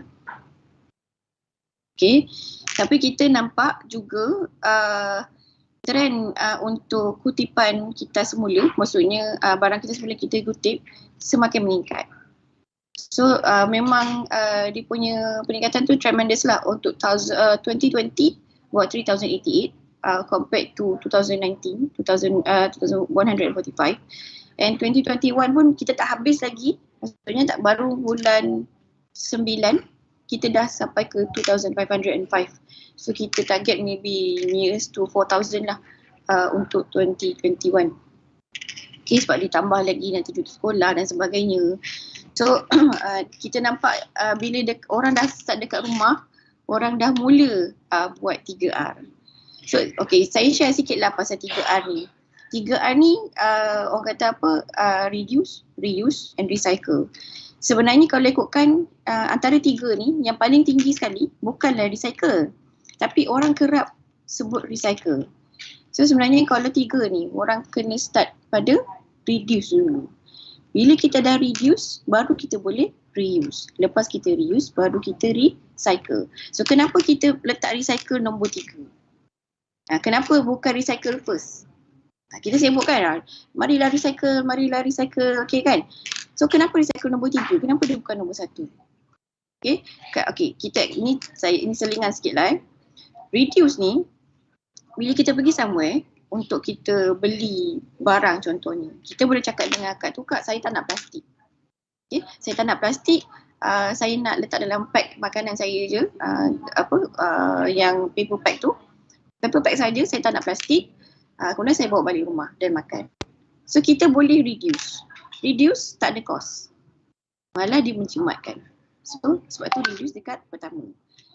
Reuse okay, contoh this bottle, ada botol kita guna banyak kali. Kita tak perlu beli lagi. Okay, kita akan keluar kos sekali dan kita reuse. Banyak kali pakai walaupun dia plastik. Kita boleh pakai banyak kali. So macam Tupperware ni dia orang kata ada 99 years of lifetime kan. So kita reuse. So reuse juga dia tidak melibatkan pertambahan kos. Dia ada one time cost masa kita beli, tapi dia tak ada pertambahan kos. Tapi recycling, bila kita ada plastik yang banyak, kita kumpul. Okay, let's say daripada awal kita tak amalkan reduce, kita tak amalkan reuse, kita ambil semua plastik. Tapi kita cakap tak apa, kita recycle. So letak dalam satu plastik bag. Dalam satu plastik bag, botol-botol dan sebagainya. So dalam plastik bag, kita hantar pada orang untuk orang arrange lah. So ni kita hantar pada recycling facilities, let's say. Okay, hantar pada recycling facilities. Recycling facilities tu, dia kena ada pekerja. Okay, kalau recycling facilities, kalau orang yang macam lori aiskrim datang, so dia kena hantar lori, dia kena ada pekerja. So dia ada macam exhaust emission. So sebenarnya dia adalah proses yang paling tidak sihat dalam tiga tu lah. Bukanlah dia tak sihat. Soalnya dalam tiga tu, dia sebenarnya yang paling tak sihat, recycling. Okay, so bear in mind, sebelum you recycle, please reduce dulu and then reuse, barulah recycle. So bila recycle ni, kita sambung cerita, melompat-lompat lah saya ni cerita. Pergi ke recycling center, okay, dia ambil barang dia, semua plastiknya, so on, masuk in one machine. Okay, one machine. The machine kena guna apa? Electricity. Okay, electricity, dia kena guna air, dia kena guna sabun sebab dia kena clean plastik-plastik tu sebelum dia proses for the next phase lah. So dia ada kegunaan yang sangat banyak. Dia ada guna elektrik, dia guna air, dia guna sabun, deterjen, ada pekerja, carbon emission dan sebagainya. So sebenarnya recycling tu should be the last part yang you guys nak pilih. So the first part is reduce dulu. So siapa yang suka pergi Starbucks dan minum sebagainya, bawa your own cup. Dah lah reduce RM1 kan, ni contoh saja. Dah reduce RM1 dan sebagainya, bawa dah your own cup. So kalau tak boleh juga, try to reuse. Reuse something, and then last kali barulah recycle. So tapi bila kita sekarang ni, kita hanya kenalkan 3 tu saja. Tapi sebenarnya kalau ikutkan waste hierarchy, kita ada those 6. Prevention, kita prevent dulu. Reduce tu is prevention lah. Prevent, maksudnya kita kalau boleh jangan produce. Katalah satu kilang, kita nak kilang, okay, satu restoran. Restoran ni dia buat makan, kedai makan. Prevention is kalau boleh jangan tapau. Sebab tapau kena ada extra material. Kena ada plastik, kena ada sudu dan garpu plastik, kena ada paper pack dan sebagainya. Prevent. So sebab tu kalau you guys perasan, dekat mana-mana restoran, kalau tapau dia ada extra charge. Sebab extra charge tu adalah yang perkara-perkara tu, dan sebenarnya the restaurant is supporting the environment. You tak tapau, you makan dekat situ, you are helping us to support the environment lah. Secara tak langsung. So kita semua ada part masing-masing, walaupun itu adalah sedikit, tapi sebenarnya impact dia sangat besar lah. Okay, so that is prevention. And then minimization. Okay, ada plastik, ada dah pack makan, so kita minimize. Kita bagi dalam paper bag je. Tak ada sudung garpu. Okay, kalau nak kena cari sendiri, bawa lah sendiri atau makan pakai tangan. Minimization. Kita cuba minimize. Okay, baru pergi ke reuse. And then recycle. And then energy recovery. Energy recovery ni maksudnya anaerobic digester, incinerator. So kita punya negara ni, kita lack of energy recovery facilities banding dengan negara lain. So negara lain ni AD dia macam ladang pun pakai AD. So dia tak ada macam bila dia buat some sort of dia bela lembu dan sebagainya tu, dia punya waste tu pergi ke AD. And the AD produce energy. Macam kita tak ada buat yang itu. Kita ada buat tapi orang kata very manual lah. Dia tak adalah high technology. Sebab kita pun ada perkara-perkara lain yang kita lebih utamakan. So kita lebih utamakan perkara-perkara kebajikan lah. Jadi last kali adalah disposal. Barulah kita buang. So that is the hierarchy lah. So kita harap, saya harap semua orang akan follow that stage dulu. Okay. So bila kita cakap pasal behaviour change, kita SWCOP ni selalu cerita pasal behaviour change. Macam mana nak ubah persepsi orang. So macam mana nak ubah orang ramai supaya start untuk reduce, reuse, recycle. So macam mana dia nak change benda tu.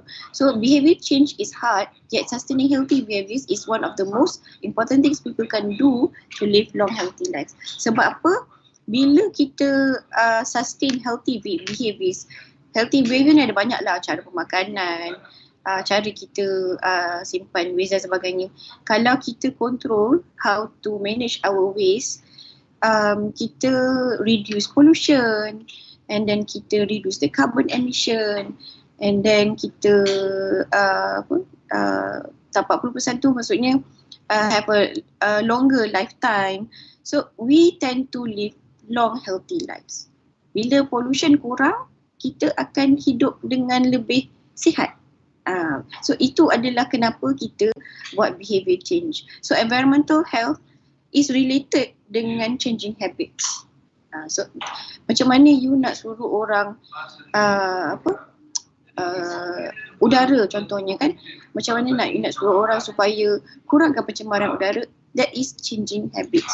So changing habits must be for a long haul. Dia kena berterusan dan untuk jangka masa yang panjang lah. Okay, dia memang susah. Jadi kita ada banyak lah perkara-perkara yang kita perkara kempen dan program kita jalankan untuk behaviour change ni lah.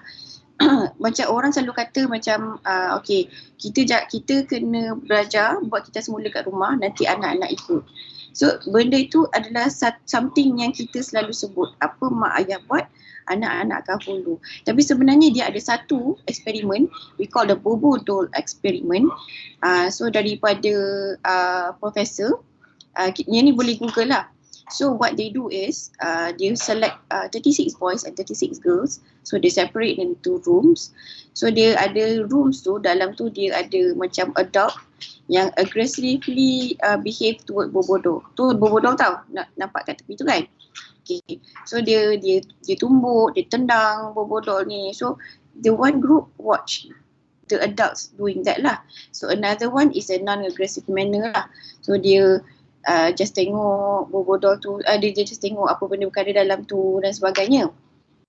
So bila dah habis that session, dia panggil that children, okay, masuk balik dalam bilik tu, dan dia nak tengok macam mana those kids play with the toys in there. So dalam satu bilik adalah aggressive toys lah, macam that gun, Bobo Doll dan sebagainya.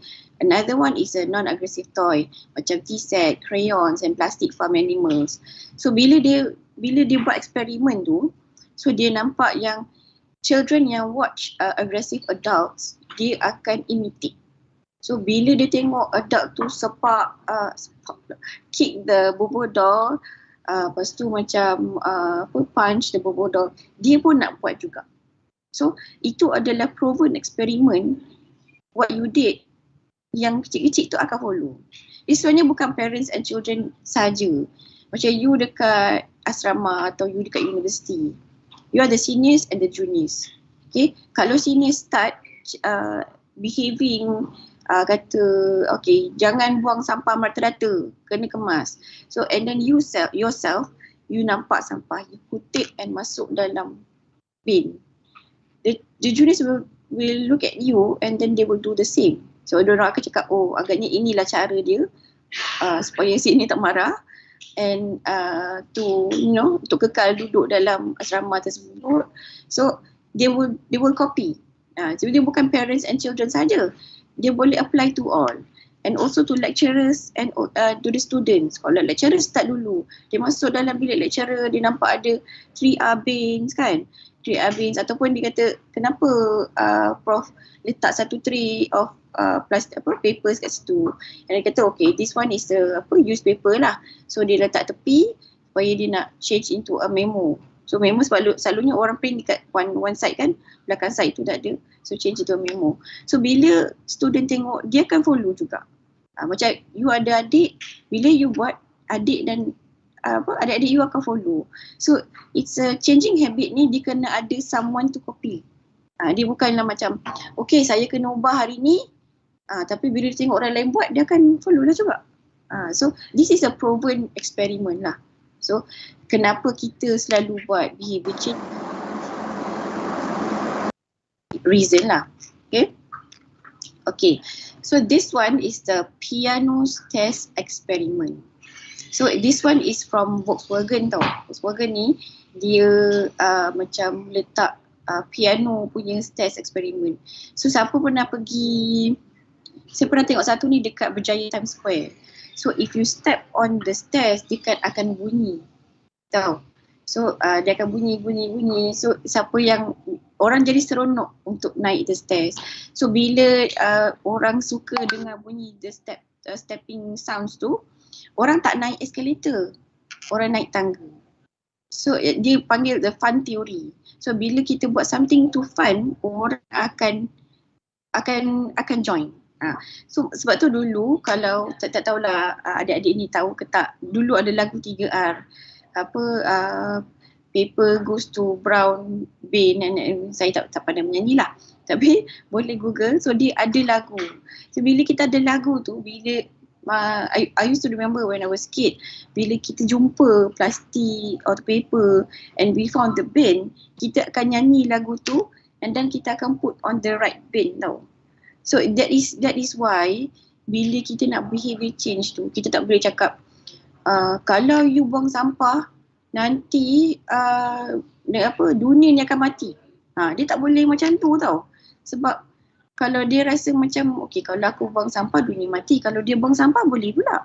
So orang dia tak boleh terima perkara-perkara yang macam kita talking to someone kan, bila kita nak tegur, kita tak boleh cakap macam kenapa you suka sangat tulis tangan, pakailah typing ke apa ke kan. Dia tak boleh cakap macam tu. Dia cakap kalau you type lagi laju daripada you tulis. So dia kena ada some sort of intonation, ada macam psikologi punya approach lah.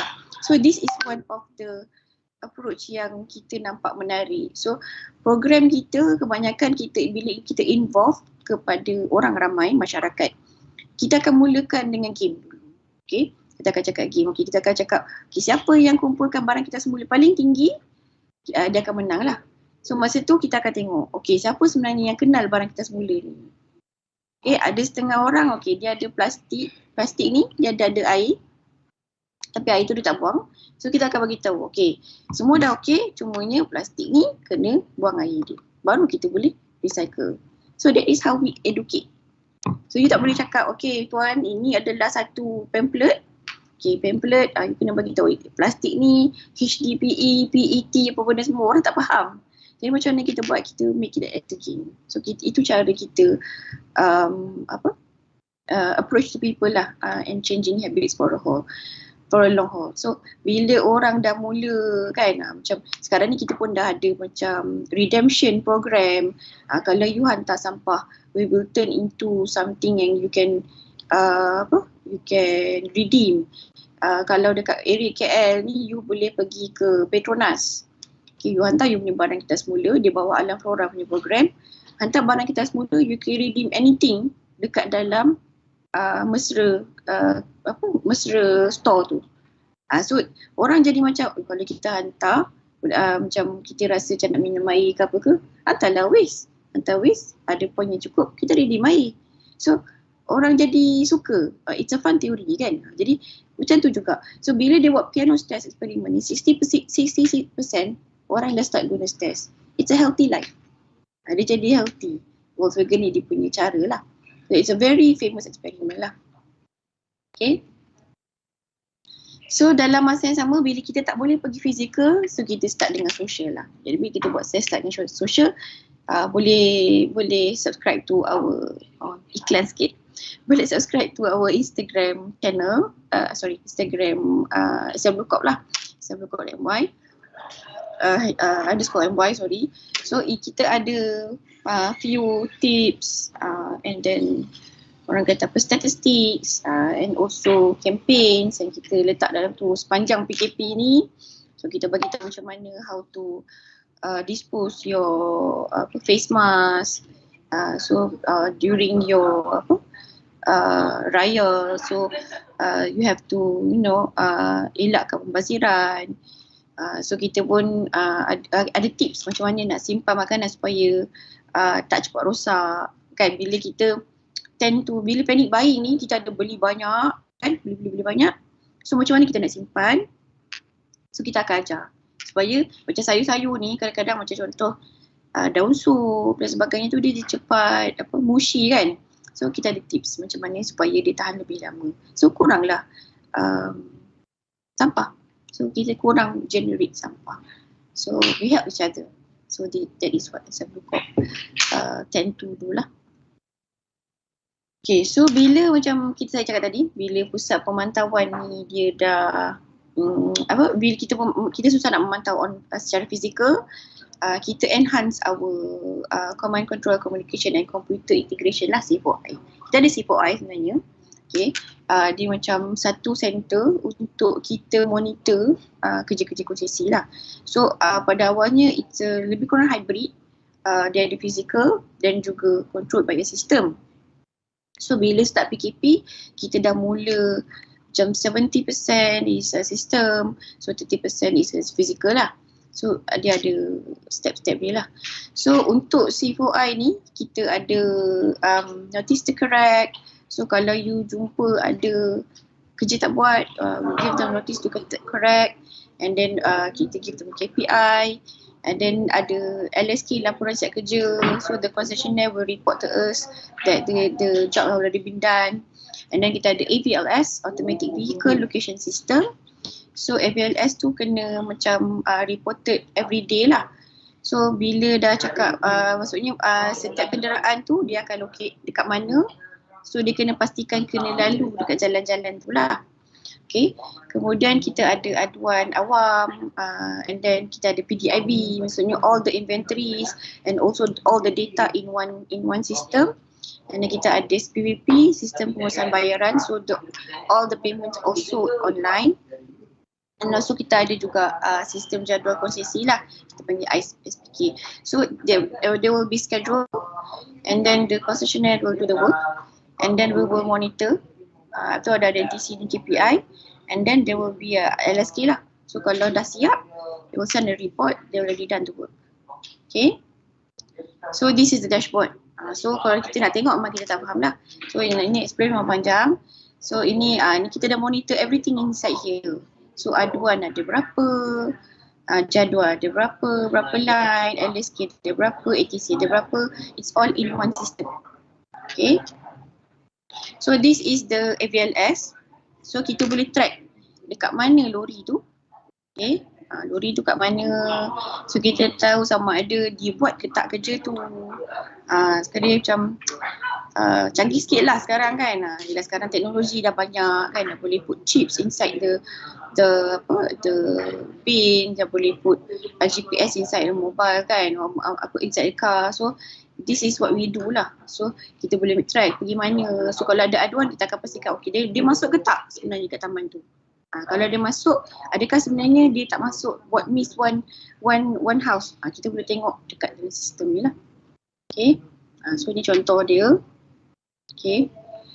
Yang ni kalau saya nak explain lebih-lebih sebab this is bukan kepakaran saya, tapi kalau ada soalan saya boleh jawab lah mana yang mesti mampu lah ya. Okay. So bila kita bermula kerja secara fizikal ni, so work personnel ni dia memang ada risk of contacting COVID-19 lah. So we have 235 active cases from January 2021 and we have 1 death. So bila kerja-kerja tu dilakukan, dia still kena kutip sampah. Bila sistem domestik generate more waste, we have to do the collection according to the schedule juga. Okay, so bila kita kena buat according to schedule, dia ada risk untuk contacting COVID. So dalam masa yang sama dia kena pergi buat sanitation dan sebagainya with the full PPEs. So these are one of the frontliners lah, I would like to say. So diorang ni ada pekerja pun ni dia ada high risk of contacting COVID-19. So I remember when the first time kita start dengan PKP tu, semua orang takut untuk keluar kan. So these guys are the one yang keluar dan laksanakan sanitasi dan juga kutipan dan pemeriksaan awam lah. To make sure we live in a very healthy dan selesa dan sebagainya. These guys are the one yang bantu kita buat lah. So bila dia ada active case yang sangat banyak sebab bila dia orang ada satu, bila dia orang buat kerja, dia keep contacting to each other kan. So dia ada possibility untuk collab dekat situ. So kita buat batches punya staffing lah. So one batch go, another batch stay. So kalau ada apa-apa kita ada macam some sort of penggiliran dekat situ lah. Okay. So what is the impact of the COVID-19 to the environment? Okay, so dekat API, Air Pollution Index, dia ada show 26% increase in API of the number of clean days. Maksudnya udara lebih bersih on the last year.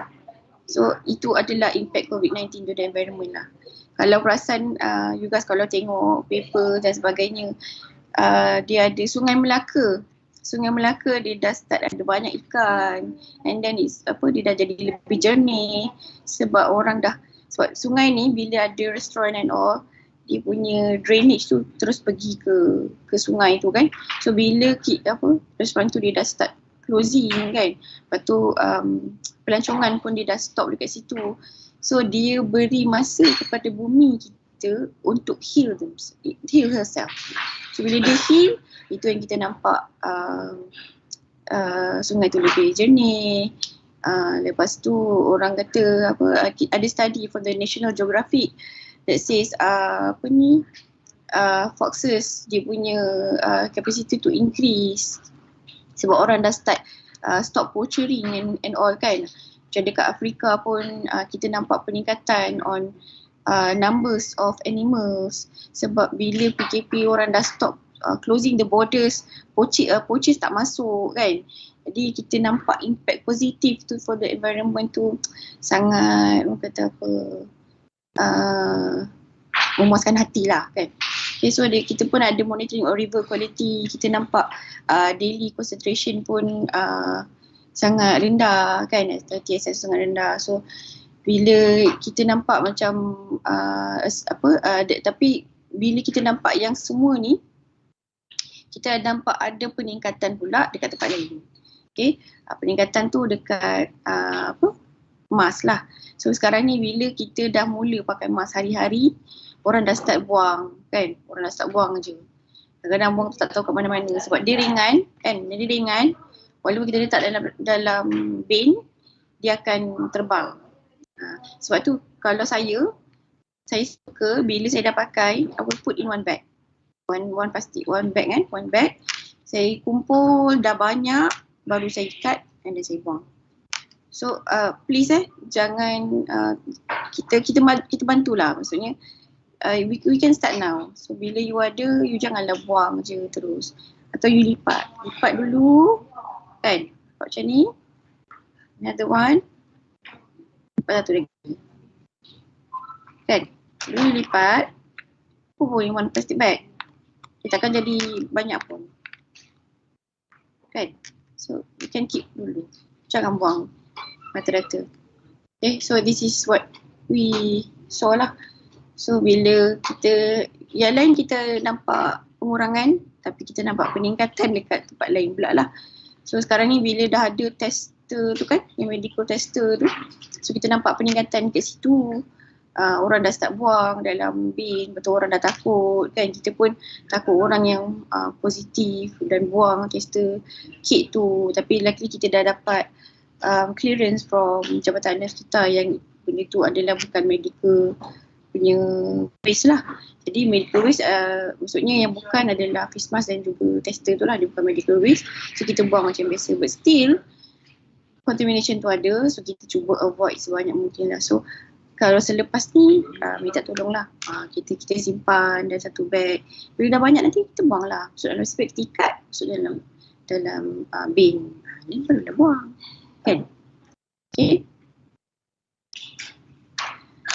so norma baru. So sekarang ni kita dah towards critical thinking. Sekarang macam bila kita bagi talk pun dah start pada online kan. Kita dah jarang jumpa orang. Dulu kita rasa macam susahnya kan nak study online kan. Lecturer pun, I understand lecturer ni dia having a hard time macam mana nak start mengajar menggunakan online, teachers lah especially kan.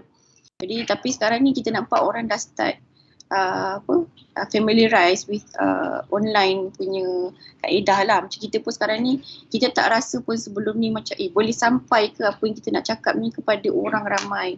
So sekarang ni rupanya online pun sebenarnya boleh lah. Jadi to avoid kita contact people physically dan sebagainya, this is the way untuk kita bantu to stop spread COVID-19 lah. So kita pun ada plan untuk tingkatkan penggunaan sistem dan jentera teknologi tinggi. Kita nak start buat smart city, banyak sikit lah. So sekarang ni smart city mostly kat Cyberjaya kan. So kita nak start enhance kepada negeri-negeri lain lah. So kita nak apply, kita nak explore on teknologi baru, artificial thinking lah, untuk mengurangkan elemen pemantauan secara fizikal. So macam tadi kita buat kajian kan, macam kita buat changing behaviour punya eksperimen. Would love to work with a student from UniKL if you have any idea nak buat changing behaviour dekat mana-mana area ke kan, KL Central ke. Kita nak tengok orang sebenarnya kalau ada tong sampah kat situ about 5 steps, adakah orang akan ambil dan buang. So that is one of the ideas on how to do the experiment lah. So that you have something, kalau contoh lah kan, you have your final project ke atau apa ke, that you can help the country sebenarnya, your punya study tu can help the country untuk how to manage the masyarakat lah. So kalau kita tahu rupanya tong sampah dia tak boleh letak kat situ sebab kita dah ada kajian daripada UniKL bersama SW Corp, dia nak paling jauh pun 10 steps. Jauh daripada tu orang tak akan pergi buang. Contoh macam tu lah. So behaviour ni is what SW Corp selalu jalankan. We would love participation from UniKL, or you have any idea, will come to us. Kita akan join benda tu, kita buat sama-sama, and then you can produce the paper and anything macam, it's fun kan, it's fun, tapi and it's also a fact to the people of Malaysia lah. So SW Corp memang sentiasa committed dengan kebersihan negara. Anything we will do, program, treatment, waste treatment, research, kajian, even the small experiment kita akan buat. Baru-baru ni kita ada buat eksperimen on food waste. So kita tengok sama ada orang kalau kita beri some reward, adakah dia sanggup untuk asingkan food waste dan bersihkan. So kita ada satu program we call the Zero Waste Community. Setiap kali dia hantar waste 1 kilo, kita akan bagi 1 chop. So satu chop tu dia boleh tukar kepada beras, Milo, garam, gula and all lah. So dengan syarat dia kena bawa food waste tu pada kita, dan food waste tu kena elok lah, maksudnya dia dah alirkan air, dia tak basah dan sebagainya, bawa pada kita untuk kita buat composting. So bila kita buat the eksperimen, kita nampak bila ada reward, orang sanggup walaupun dia sekecil-kecil tu je, soalnya satu chop je, you nak dapat beras tu you kena ada dalam 40 chops kan. Walaupun sekecil-kecil tu orang akan buat. So it's fun. Dia cakap sebab bila diorang dapat 5, diorang dapat gula. So kalau 5 dapat gula, cuba banyak lagi dapat Milo, cuba banyak lagi dapat beras. So orang akan akan mula, mungkin boleh buat dekat UniKL kan, when the student come and send out your recyclable, you can give token ke, so that boleh redeem food dekat cafeteria and all. Kita benda tu boleh buat lah. Sekarang kita dah buat dekat PPR, mungkin boleh buat dekat UniKL lah. Suggestion je lah kan. Okay, so I think that's it from me. Ada pun, saya ingatkan tak ada. Okay, so that's it from me. Saya rasa itu saja daripada Wakil dari Sabukop. Thank you for listening. Bye.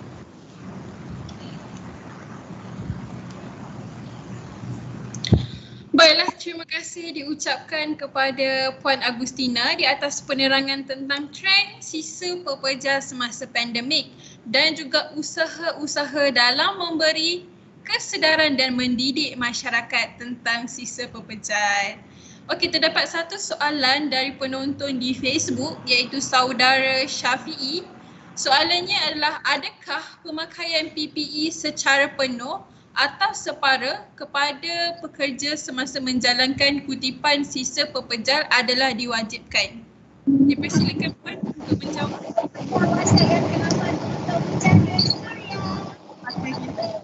Kita memang ada dalam manual operasi lah. PPE tu dia memang kena pakai lah. Sarung tangan, safety boot tu semua memang kita wajibkan untuk pekerja pakai lah. Sebab ikutkan sebenarnya pekerja dia tak boleh contact the waste. Sebab dia ada chemical toxicity and everything lah kan. Baiklah, terima kasih atas jawapan tersebut. Diharap dapat menjawab persoalan dari saudara Syafiq. Ada yang akan tengok. Okey, dipersilakan Dr. Jun. Assalamualaikum Puan Agustina. Sangat enlightening your talk. I enjoyed it very much.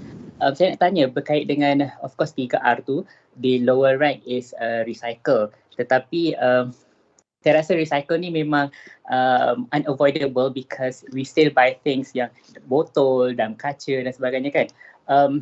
Malaysia ada tak plan untuk enforce something like pengumpulan barang-barang recycle dari rumah, macam penggiliran pengambilan sisa tu kan, maksudnya diambil dari rumah, because unfortunately orang Malaysia ni dia nak kumpul and then nak hantar pergi tempat pembuangan recycle, maybe belum, it's not there yet. Saya rasa lah, sedangkan kalau negara maju, for example UK dan sebagainya, diorang ada pengambilan pengumpulan sisa tu daripada rumah, and then dia ada bin, setiap rumah ada bin untuk recycle untuk domestic waste. So do we have that plan untuk enforce benda tu, because saya tak nampak rakyat kita sanggup untuk nak kumpul kat rumah and then pergi hantar. Itulah soalan saya. Terima kasih.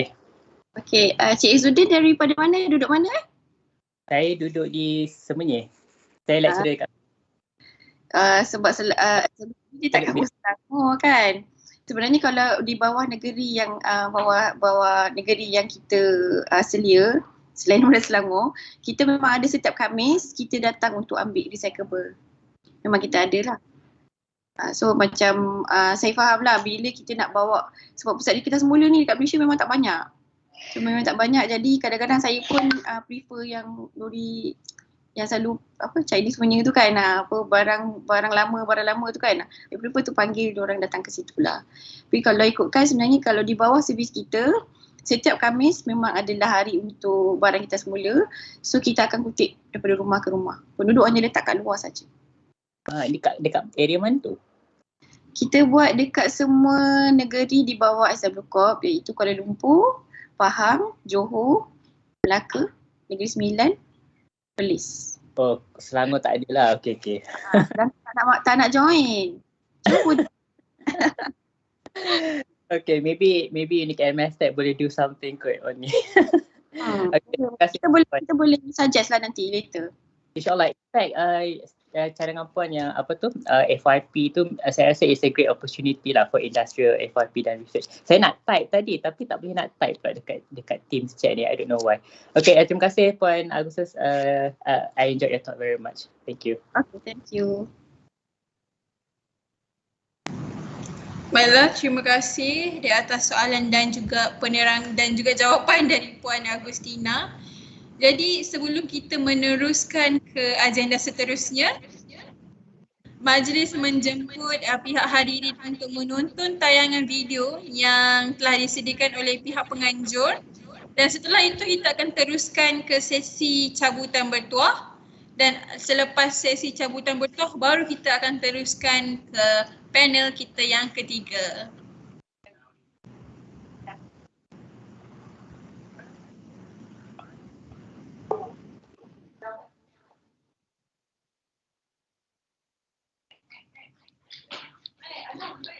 Hubungan manusia dan alam sekitar bersifat simbiosis, saling memerlukan dan saling berkait antara satu sama lain. Apa jua tindakan manusia pasti akan memberi kesan kepada alam sekitar serta kesihatan tubuh badan. Kesihatan persekitaran adalah salah satu cabang dalam bidang kesihatan awam yang mengetengahkan konsep kesedaran dan pengetahuan tentang aspek alam persekitaran dan kaitannya dengan kesihatan manusia sejagat. Skop bidang ini merangkumi promosi kesihatan, pengurusan undang-undang, kawalan vektor, pengurusan sisa pepejal, keselamatan sumber air, perumahan, perancangan guna tanah, keselamatan makanan, kualiti udara serta keselamatan dan kesihatan pekerjaan. Di UniKL Mastech, kami menawarkan program Diploma Kesihatan Persekitaran, sebuah program yang diiktiraf dan dijamin memenuhi keperluan sektor pekerjaan masa kini dan masa hadapan. Mari sertai kami di UniKL Mastech. Di sini bermulanya cinta dan cita-cita.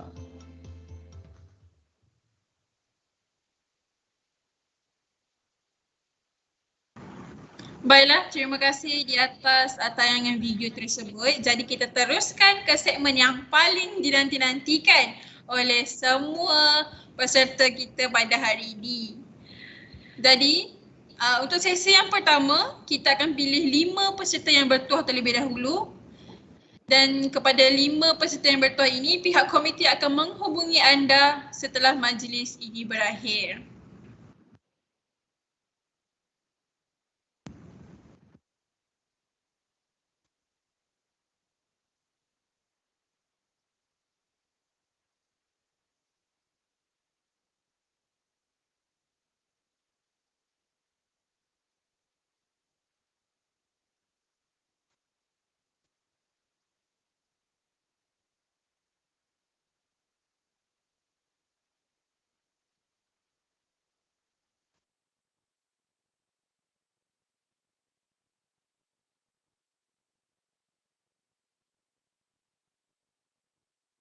Okey, kita ada sedikit masalah teknikal.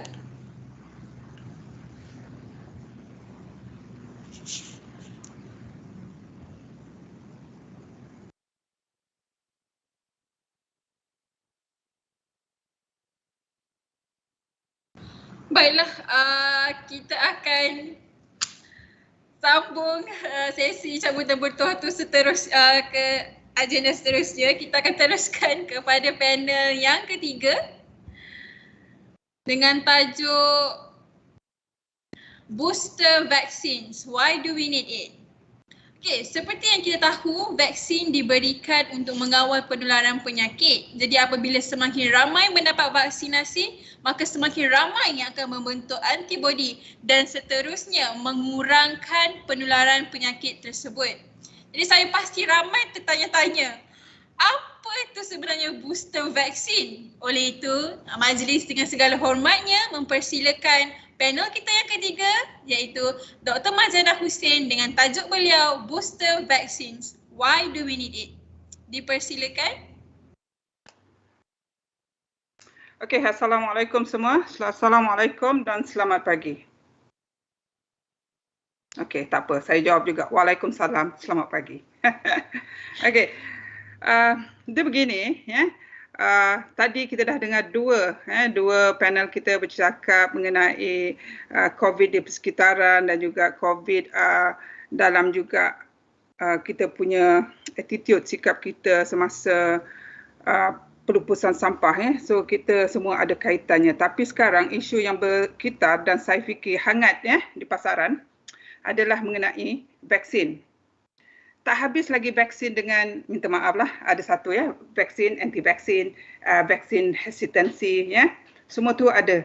Jadi dekat sini saya lagi nak complicatekan dengan ada lagi satu, sementara kita akan menghabiskan ataupun menuju kepada yang dikatakan endemik tu, ada satu lagi. Maka bersedialah untuk menerima sama ada yay or no kepada vaksin. So, mari saya akan share saya punya slide hari ini.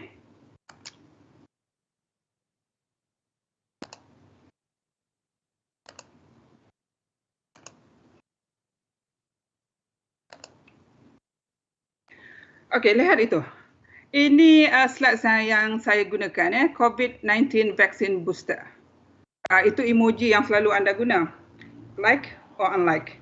Alright? Jadi, kita tengok seterusnya. Semua orang sebenarnya sudah pakar mengenai vaksin ni. Tapi saya tak nak cerita yang sebelum ni. Kita cerita yang akan datang. Mari kita tengok. Tapi walau macam mana pun, kita mula dengan ini. Ini satu ni, saya tak akan ulas lebih lanjut. Ini adalah phases of vaccine. Di mana kita telah dimulakan dengan pemberian fasa 1. Sekarang kita di fasa 3.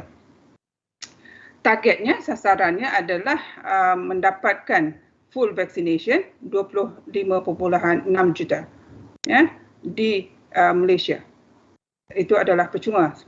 Selama ni, sementara ni masih lagi diberikan percuma.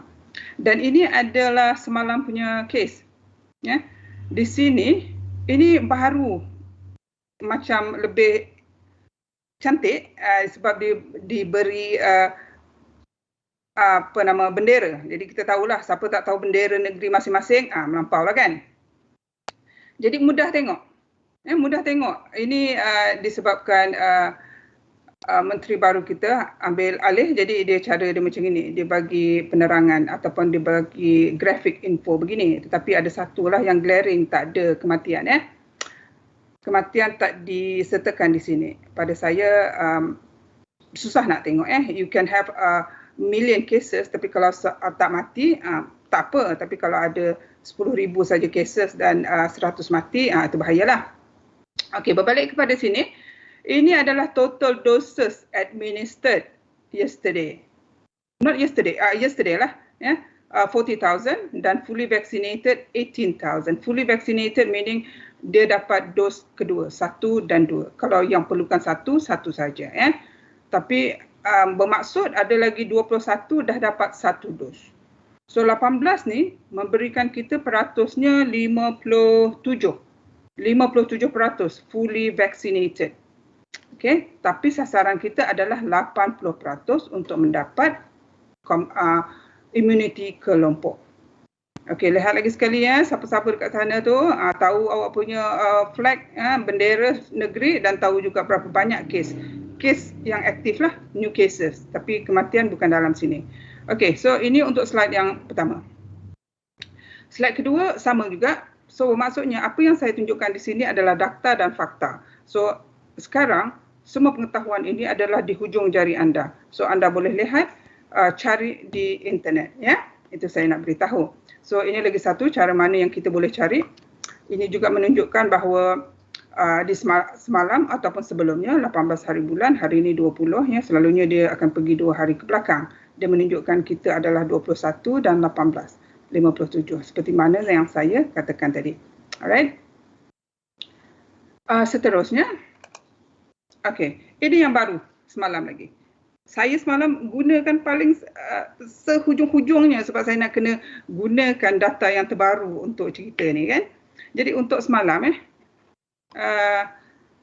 PM berkata bahawa dia setuju ya, frontliners dan elderly akan mendapat atau diberikan booster shot setelah once 80 adult vaccinated. Tadi kita 57. So untuk dapat kepada 80 tu tak boleh capai lah mungkin hujung tahun ni. So jangan bimbang lagi. Ada lagi sebab-sebabnya kenapa ya.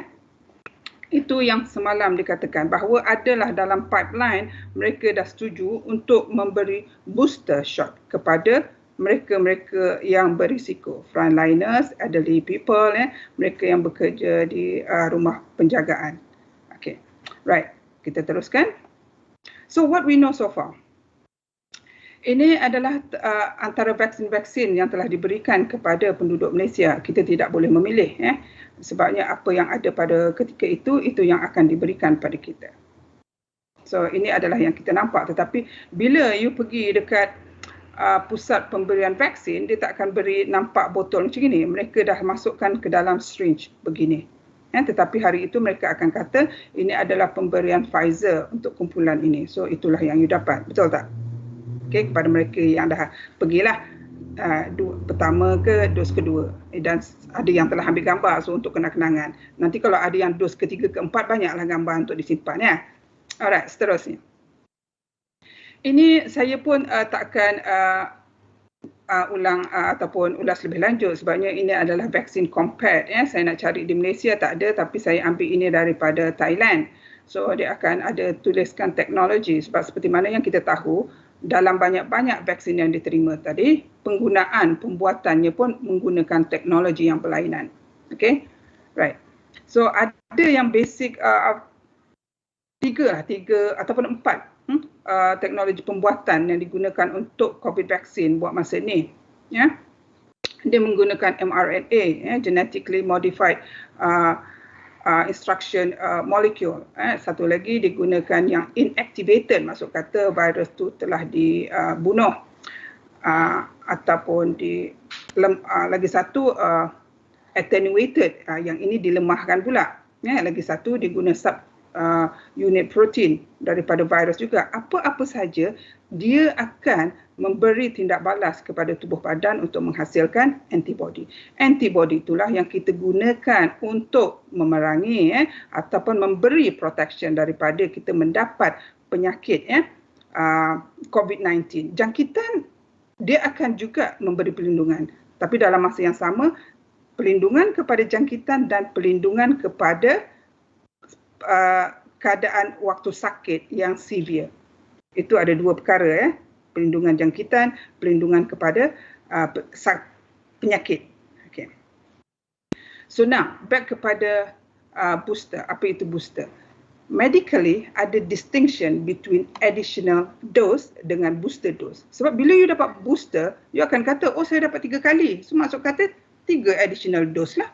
Apa benda berlainannya dengan orang yang dapat additional booster ke, nak panggil additional booster ke booster dose? Ya, okey, dia begini. Kepada mereka yang immunocompromised ataupun mereka yang tua, mereka susah hendak memberi respon tindak balas yang baik kepada dos yang pertama. Tak dapat tindak balas baik. Dos kedua pun tak dapat. Mereka ini yang akan diberi dos ketiga. So dos ketiga di sini adalah tambahan vaksin yang sama, dos yang sama. Kepada mereka yang immunocompromised ataupun di golongan yang berisiko tu sebab dia tak dapat mount immune response yang cukup, lemah so dia perlukan additional dose ketiga. Itu adalah penambahan. However, booster dose ni diberi kepada mereka yang dah dapat dos pertama, dos kedua. Mereka dah capai tahap antibody yang diperlukan.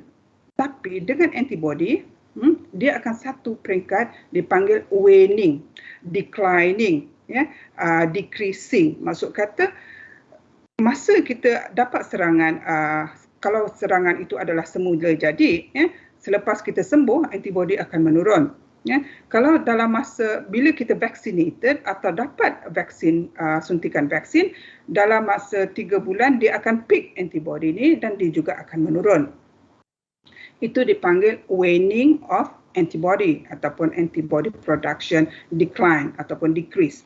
Okay? Tetapi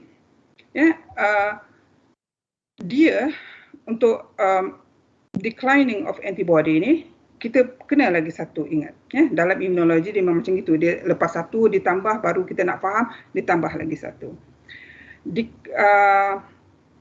Reduction ataupun less of protection ataupun titer of antibody dalam badan tidak bermaksud, it's not equal dengan kegagalan vaksin. Protection masih lagi ada, cuma dia kurang. Sebabnya badan ini insya-Allah dijadikan sebegitu rupa dia sangat efektif, sangat efisien.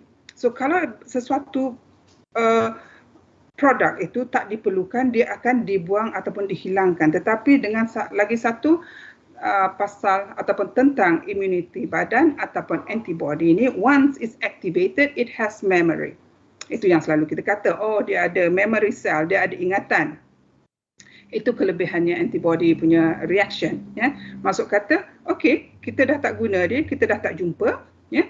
Dos pertama kita dah primekan dia, dos kedua dah tinggi, lepas tu ada jangkitan, dah lawan semua. So dia akan turun. Tetapi dia tidak hilang terus. Dia akan ada satu sel dipanggil memory cell. Memory cell could be B cell ataupun T cell. Kepada student kita mungkin perlulah ini macam apa orang kata mini lecture lah. So untuk refresh your memory. So begitulah, ada memory cell dan T cell boleh digunakan. So itu yang bila kita kata is not equal failure of vaccine ataupun kegagalan vaksin ataupun vaksin itu tak berguna ataupun tak efektif. Dia ada tapi dia disimpan. Dia rekod, dia data sebab badan kita sangat efisien. Dia akan digunakan, diperlukan bila tiba masanya. Kita tak akan buang masa untuk menyimpan benda-benda yang tak elok dan tak diperlukan. Yang tak diperlukan akan diperlukan dalam masa yang akan datang. So kita simpan dia dalam rekod. Kita ada memory cell. Right. Itu adalah yang tadi perbezaan antara additional dan booster. Okey, additional adalah tambahan kepada mereka yang tidak memberi tindak balas yang elok ataupun bagus kepada dua dos yang telah diberi, so ditambah. Tambahan. Yang booster ini adalah sokongan. 1 dah dapat, 2 dah dapat, after certain times, 3 ke 5 bulan dia akan turun dan bila diperlukan, booster akan diberikan, sokongan. Okey, lagi satu dengan booster. Dia antara ada dua, sama ada the original vaccine being used from the first one ataupun altogether a new one which is updated. Itu nanti kita cerita lagi. So kalau untuk updated, dia akan saya akan kongsikan seterusnya. Jadi okey, untuk di sini kita habiskan sebabnya saya punya slot adalah berkongsi dengan Dr. Azma. Jadi kita tidak boleh berlengah. Kita teruskan. Harap-harap penerangan yang pendek ini cukup untuk memberitahu anda bahawa ada nanti rancangan untuk mendapatkan booster tetapi bukan buat masa terdekat. Alright, belum habis lagi. So bagaimana dia bekerja? Semua orang tahu masuk sama ada semula jadi infection, natural infection ataupun vaccinated. That means you dapat tadi dalam bentuk mRNA molecule, dalam bentuk inactivated virus, dalam bentuk attenuated virus, tapi dia masuk ke dalam. Dan dia akan stimulate antibody production. So ini adalah yang daripada Nature tahun 2020, which is last year. Ini adalah perspective of potential antibody dependent enhancement of SARS-CoV-2. Ini antibody. Antibody seperti mana yang anda semua tahu. Dia akan melemahkan virus, dia akan menangkap virus, dia akan memerangkap, dia akan mengikat, tetapi dia tidak akan membunuh. So di sini saya ingin buat untuk semua orang tahu, antibody will not kill pathogen. Antibody will not kill virus, any other microorganism. Ya. Sebab cara tindak balasnya bukan sebegitu rupa. So dengan antibody dia ada satu tangan ya, yang akan memegang, menangkap, ya, memerangkap virus tadi. Okey, pada kita kenal secara kasar sahaja, sebab kalau mekanisme dia nanti mengambil masa yang lama pula nak mengetahui apa itu epitop dan antigen, tapi cukup pada kita untuk tahu bahawa ada antibody. Antibody mempunyai dua tangan, antigen, fragment of antigen binding. Antigen binding tu dia akan pegang virus tu, ya. Dan bila dia buat begitu, dia akan meneutralisekan. Kataan dia meneutralisekan, neutralization. That means it neutralize the virus, inhibiting it from entering the host cell. Kalau virus tak boleh enter, tak boleh melekat, tak boleh merekat kepada host cell, dia tidak boleh buat infection. Dia tidak boleh replicate, dia tak boleh multiply. So it will be removed. Okey, ada lagi satu, itu adalah fungsi antibody, ya. Dan dengan melekatnya binding of antibody kepada virus tadi, dia juga akan membuat virus tu macam berpecah, macam dia jadi aggregation, ya. Dia akan terhasil kecil-kecil, ya. Perpecahan. Bila dengan itu, dia akan menyebabkan virus tu non-functioning. Dia tak boleh. Dia punya infectivity untuk membuat jangkitan tu telah dimusnahkan, dah tak boleh digunakan, tak functioning. Itu dua cara, ya. Aggregation akan menyebabkan infectivity of virus musnah, dan juga dia menyebabkan virus tak boleh masuk dan juga menyebabkan infection ke dalam sel. Ya, sebabnya virus dia akan masuk ke dalam dan buat semua dia punya components, dan bila dia banyak dah beranak tu, maka dia akan menyebabkan damage to the cell as well as full blown infection, illness, jangkitan, ya, begitu caranya. Tapi ada lagi satu di sini. Ya, ada lagi satu kita panggil fragment of crystallization, tapi kalau kita tahu juga ini adalah fragment yang di bawahnya adalah untuk constant. Ini adalah satu effector, ya, of antibody punya reaction, di mana kalau yang FC ni melekat kepada host cells, dan dia akan activate banyak lagi immune cells menolong untuk memusnahkan pathogen yang dalam kes ini adalah COVID-19 virus. Okey, dan di sini juga dengan bindingnya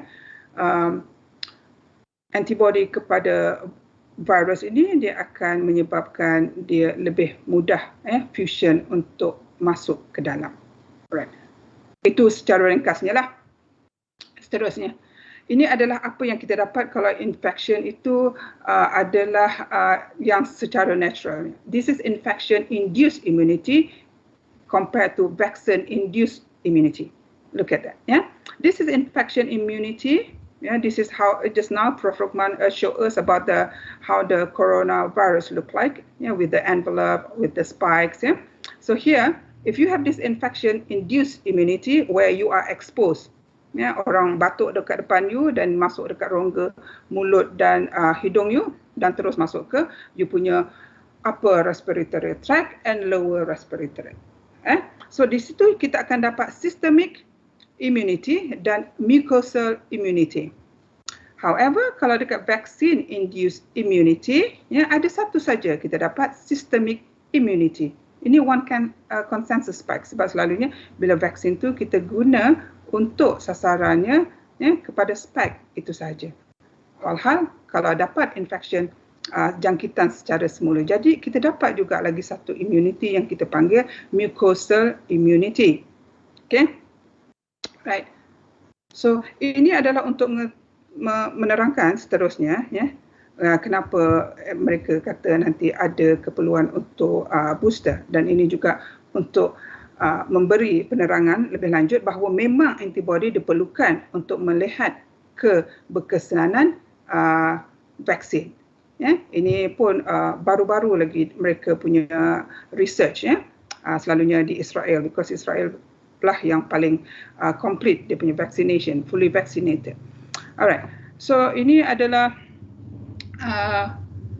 titer, titer neutralization titer. Okay, ini adalah efficacy of the vaccine. Memang dia berkadar langsung. Okay. So ini yang disebut tadi tentang mucosal immunity, ya. So dengan natural infection dia lalu daripada atas, jadi kita punya immunity pun kita dapat mucosal. Mucosal immunity adalah semua tract, ya, rongga daripada mulut, daripada hidung, mulut hinggalah ke anus, ya, itu adalah rongga yang terbuka. So rongga yang terbuka dia akan dilapisi oleh mucosa, selaput mucosa untuk protection. Ya. Di mucosa ini ada terdapat pockets yang akan mengeluarkan simpanan IgG, IgA. IgA itu adalah hemoglobin A, hemoglobin G, ya, itu adalah antibody. So kalau kita nampak, ya, kalau mereka yang dapat natural infection, ya, logically memang mula daripada hidung dan mulut, so dia akan dapat mucosal immunity. Tetapi kalau kita dapat daripada intramuscular injection, kita cuma ada dapat systemic immunity. Okey. Tapi ada lagi satu pemberian vaksin, boleh pemberian vaksin, ya, bukannya natural infection. Dia boleh diberi melalui hidung seperti nasal spray untuk vaksin influenza, ya, ataupun polio. Dan ini adalah dalam Nature juga 2020 dia punya research dan mereka nampak, ya, kalau ini untuk memberitahu bahawa terdapatnya mucosal immunity kalau ada natural infection, ya, ataupun tidak, sama juga, tetapi tidak apa saya nak sebut, tapi dia tidak sepenuhnya, ya, kalau natural infection you boleh dapat terus mucosal immunity, tetapi dengan intramuscular ada tetapi tidak begitu kuat ataupun banyak. Tetapi ini adalah selepas 2 dos boleh nampak spike of IgG in saliva. Maksud kata ada antibody type G dekat saliva, ileo. Okey, ini juga nanti akan kenapa penurunannya memerlukan booster dibuat, ya. Okay, so at present what do we have? Variants people. Okay, these are not the virus punya colour, ya. Ini semua container saja, cantik. Kalau dekat mal macam-macam kita ada warna. So ini adalah warna container tu, bukan warna virus tu, ya. Okay, what is variants? Alright, so ini perkataan dia sedap, ya. VOI, VOC. What is variant of interest, variant of concern? So dengan transmisi berlangsung daripada mereka yang sakit kepada mereka yang tak bervaksin ataupun semua population, bila ada peluang untuk virus masuk kepada host yang baru dan replicate ataupun reproduce, this is the opportunity for the virus, ya, untuk mutate. Okay, kalau dia tak ada peluang, tak ada opportunity untuk masuk ke tempat host baru dan membiak, so peluang untuk mutate tu tak ada. So di sini lagi boleh nampak, ya, bahawa perlunya vaccination untuk kita mengurangkan peluang virus ini membiak kepada mereka ataupun individual yang baru. Ya, bila ada saja peluang untuk transmission to occur, so dia akan, ya, ada peluang untuk dia mutate, dan once dia mutate, dia akan mutate kepada mungkin yang lebih lemah ataupun lebih kepada yang lebih virulence ataupun lebih kuat. Cek masa dulu, ya. Okay, right. So secara pendeknya variant of interest, ya, nama dia variant of interest, yang terdapat dalam grup ni adalah seperti Eta, Iota, Kappa, Lambda, and the recent one, Mu, adalah dalam VOI. Ya. Untuk VOC, variant of concern, Alpha, Beta, Gamma, dan ini Delta. Delta ini yang sekarang kita sangat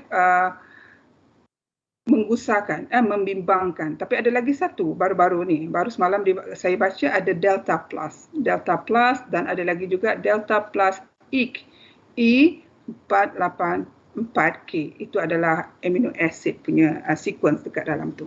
Ya, bila kita kata pasal mutasi tu bermakna dia punya jujukan amino acid tu berubah. Kalau dia banyak kita panggil antigenic drift. Ya, kalau dia sikit kita panggil antigenic shift, dan disebabkan jujukan tu juga jujukan amino acid yang berlainan terhasil protein yang berlainan. Ada yang memberi benefit ya kepada virus, dia mungkin lagi kuat, atau juga dia langsung tidak memberi apa-apa kesan kepada virus. So untuk VOI dia punya karakteristik adalah yang predicted, mutasi yang kita boleh jangka. Kalau selepas daripada satu orang kepada satu orang lain, sebab orang semua umur lain-lain, tahap kesihatan lain-lain, dia punya diet lain-lain. Jadi virus tu nak akan adapt, dia akan ada satu mutasi lah diperlukan untuk dia punya survival. Itu mungkin tak menyebabkan virus tu akan sangat bahaya.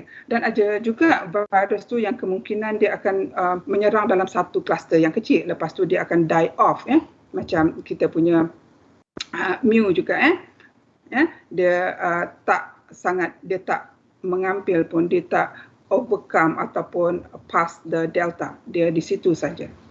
Alright. Now untuk variant of concern, karakteristik dia mesti adalah VOI. Semua karakteristik itu tadi dia ada, tapi sekarang dia ada lagi satu, dia ada dua kriteria. Sama ada dia lebih virulence, dia akan menyebabkan clinical presentation of disease tu makin teruk, sangat severe, daripada dapat exposure hari ni, incubation dia pendek, bukan lagi 14 hari, 3 hari, terus dapat transmission dia, selalu kata kita boleh ada dekat format sampai 78-72 jam, tapi kali ni dalam 15 saat, macam Delta, 15 saat cakap dan you boleh dapat. Alright, itu adalah variant of concern, bila dia akan juga mengurangkan effectiveness terhadap vaksin yang ada sekarang. Okay, itu adalah vaksin variant of interest, variant of concern. Itu juga adalah kenapa ada perancangan untuk mendapat ataupun memberikan booster. Sebab kita kena melawan variants yang baru. Seterusnya, ini adalah untuk juga menunjukkan ini adalah kajian oleh Moderna. Moderna dia buat ujian. Maaf, ada di sini. Ini adalah menunjukkan dos ketiga. Dos ketiga 50 mikrogram mRNA lepas 14 hari. Dia punya GMT, generation mean titer dia tinggi. Kalau ini dos kedua rendah, dos kedua selepas 8 bulan pun rendah. Tapi bila diberikan dos ketiga, dia naik balik, lagi tinggi daripada masa dapat dos pertama. So itulah dia punya rasional lah, dia kata dia nak berikan dos yang kedua, yang ketiga ataupun booster. Okay, right. So ini adalah mereka punya rasional. Dia katakan 6 month antibody itu dah menurun. Neutralizing antibody against VOC started to wane and lower. Alright. So untuk wrap up kenapa kita perlukan booster tu ataupun apa yang menyebabkan kemungkinan antibody yang sekarang tidak cukup kuat ataupun selepas ni kita perlukan disebabkan ini. Virus yang tadi kita cerita tu akan bermutasi. Dia akan menjadi variants baru, strain yang baru. So ini akan menyebabkan dia boleh kemungkinan escape, evade. Dia ada panggil immune escape. Tapi sekarang mungkin tak escape lah. Kalau escape tu maksudnya melarikan diri, langsung tak boleh cari, tak boleh kejar. Tapi ada lagi satu kita panggil dia evade. Bukan invade, evade. So maksud kata dia pun bersorok-sorok lah. Okey, dia kemungkinan disebabkan mutation tadi, ya, dia akan menyebabkan neutralizing antibodies ni tak berkesan. Ya, kemungkinan decrease in affinity kepada spike dia tadi, ya, increase affinity kepada spike untuk reseptor ACE2, ya. Ni tak boleh cerita lagi sebab nanti panjang pula. Okey. So ada juga yang mutation kepada increase ataupun merubah fusogenicity. Tadi kan ada kita punya graph macam mana binding of antibody kepada virus tu akan menyebabkan enhanced fusion ke dalam sel. Okey, ya. Lepas tu ini pula dia kata partial escape kepada T cell response, ya. Ingat tadi ada Fc fragment, itu adalah effector function of antibody antigen binding. Dia akan menyebabkan host cell, ya, activate T cell response. So bukan sahaja antibodies boleh melawan penyakit ataupun pathogen, ya. Ada T cell responses ataupun cellular immune response yang lain, ya. Seperti mana complement boleh diaktifkan bila antigen dan antibody bergabung. Okey. Boleh jadi juga disebabkan adanya variants tadi, ya, dia menyebabkan replication akan bertambah, ya, dan incubation seperti saya kata tadi akan berkurangan masanya, dan juga viral loads akan bertambah disebabkan replication pun cepat, ya, incubation pun cepat. So kita mungkin terdedah kepada viral loads yang tinggi. Dan ini juga, ya, waning maksud kata yang pengurangan tadi, ya. So waning of IgG dekat mucosa, ya, akan turun. So maksud kata protection daripada infection akan berkurangan. Daripada jangkitan, ya, daripada jangkitan. Dia tak masuk lagi ke dalam. Bila dah masuk ke dalam, dia dah jadi penyakit, dia dah jadi illness. So waning of immune response in general, protection daripada illness pun akan berkurangan. Ini adalah faktor-faktornya, ya. So kita dah tahu ini, kita dah ada dapat sedikit maklumat. Tetapi seperti mana dengan apa-apa saja benda yang baru ataupun benda-benda yang kita hendak beri kepada mereka yang telah dan belum lagi mendapat vaksin, memang akan perkara yang besar, ya. What about safety? What about efficacy? Efficacy of the vaccine, the booster, ya, safety of the vaccine, safety of the booster. So sama ada dia akan digunakan daripada vaksin yang telah digunakan. This is from, sorry about the typo, daripada primary series, ya, daripada vaksin 1, daripada vaksin 2, sama ada guna yang itu saja, ya, tambah sama dos. Okey, ataupun develop daripada yang baru. Ini yang saya kata tadi. Ini adalah you tweak sedikit. Misalnya kata tadi Moderna, ya, kalau dia nak beri yang mula-mula adalah 20, dos 1 20, dos 2 20 mikrogram, tapi bila dia nak pergi booster, dia bagi 50. So ini pun akan perlukan lagi research yang sangat thorough, ya. So ini homologous dengan heterologous boost. Ini pula adalah tadi saya kata ada yang vector vaksin. Vector vaksin ni ada di mana vektor tu adalah pembawa.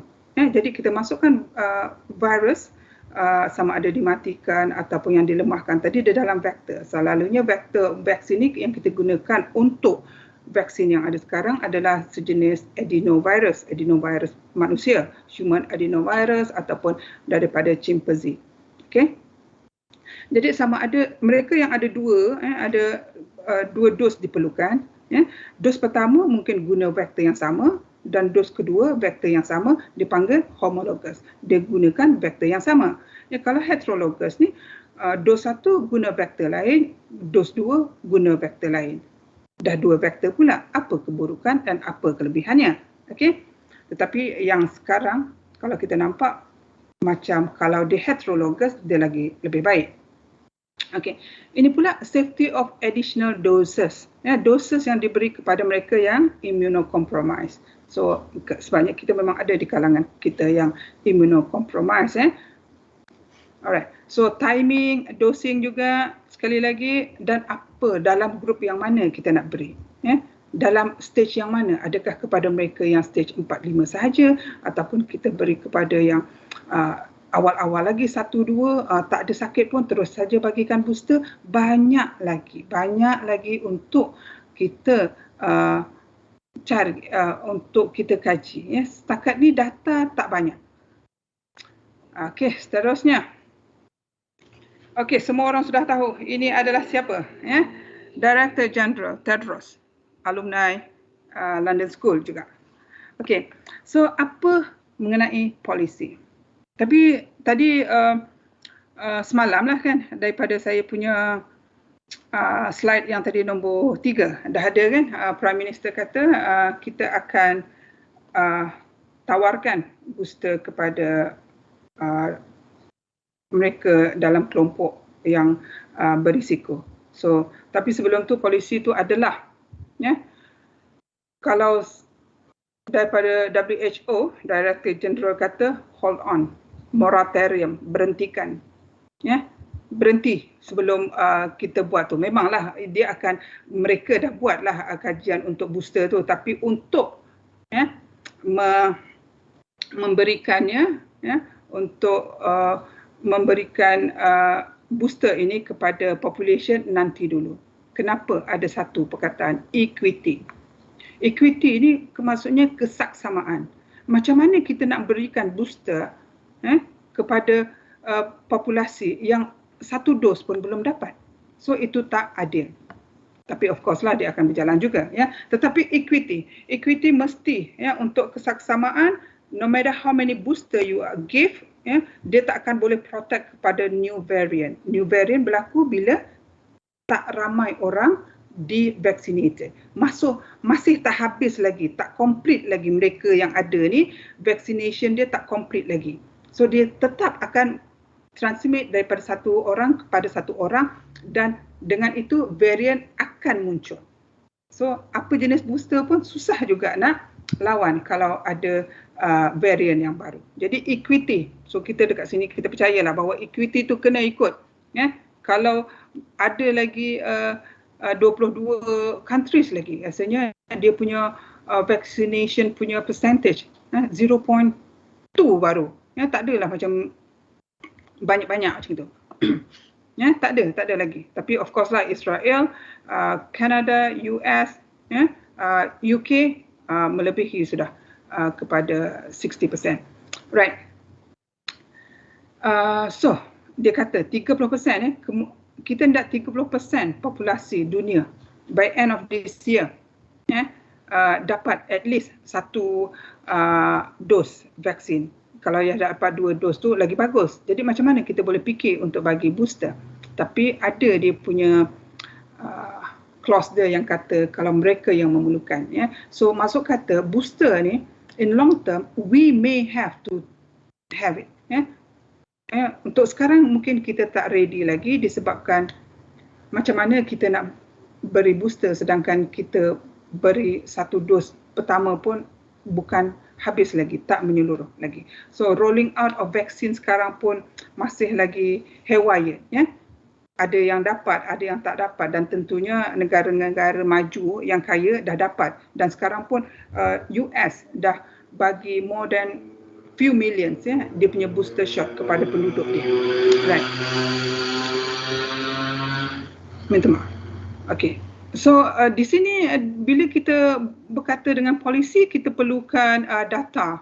Data untuk buat polisi, data itu mestilah daripada perkara-perkara faktor yang menyebabkan sama ada kita perlukan booster ke tidak. So contohnya dia ni, waning protection over time against infectious disease ataupun against immunity to virus tadi. So kita nak kena ada data tu, betul ke ada penurunan kepada setiap vaksin yang telah diberi, ya. Bukan setiap orang lah, itu tak possible lah untuk kita tahu. Okay, reduce protection juga untuk kepada VOC ni. Adakah dengan vaksin sekarang tak boleh lawan VOC yang baru seperti mana Delta, ya? Lepas tu kita nak tengok inadequate protection. Kena ada, ini adalah faktor yang menyebabkan kemungkinan booster diperlukan, tapi dalam masa yang sama data diperlukan juga untuk menyebabkan kita membolehkan pemberian booster pula, ya. Nak buat polisi, nak kata yes. So sekarang pun, ya, phase 3 clinical pun masih lagi belum dapat. Maksud kata yang sekarang ni kita punya data pun belum habis lagi untuk dilihat macam mana kita nak tambah lagi dengan booster yang baru. Tetapi rasional booster mungkin juga berbeza daripada vaksin produk. Sama ada dia Pfizer mRNA, sama ada dia Sinovac daripada attenuated vaccine, sama ada dia Janssen vaccine, itu pun akan berbeza. Epidemiology setting, epidemiological setting, risk group, dengan vaksin coverage. So ini saja sudah menyebabkan kemungkinan besar vaksin booster tu lambat lagi untuk diterima, bukan dihasilkan. Mereka sekarang telah membuat kajian. Mungkin lambat lagi untuk diberikan dan kita diterima. Tapi dalam masa yang sama juga ini mungkin membolehkan ada setengah golongan dipercepatkan pemberian vaksinnya.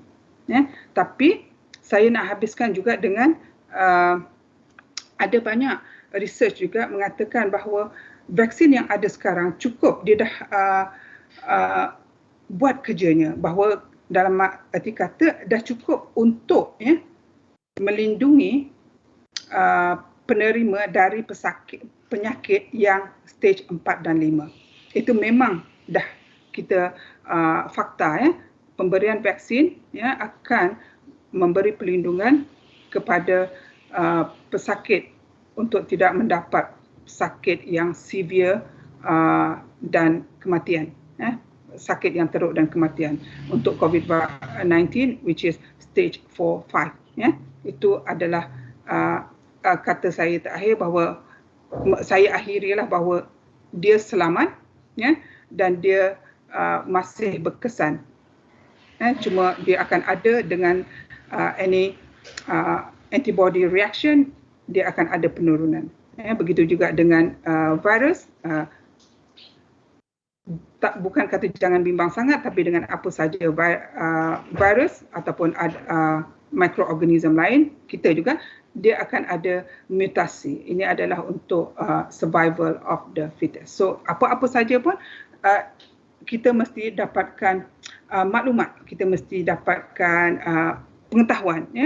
Dan sekarang kita sudah ada sedikit maklumat yang saya kongsi hari ini. So dia akan memberikan kemungkinan anda untuk tahu lebih lanjut. Seperti saya kata, ada di internet semua fakta, daftar yang saya share hari ini.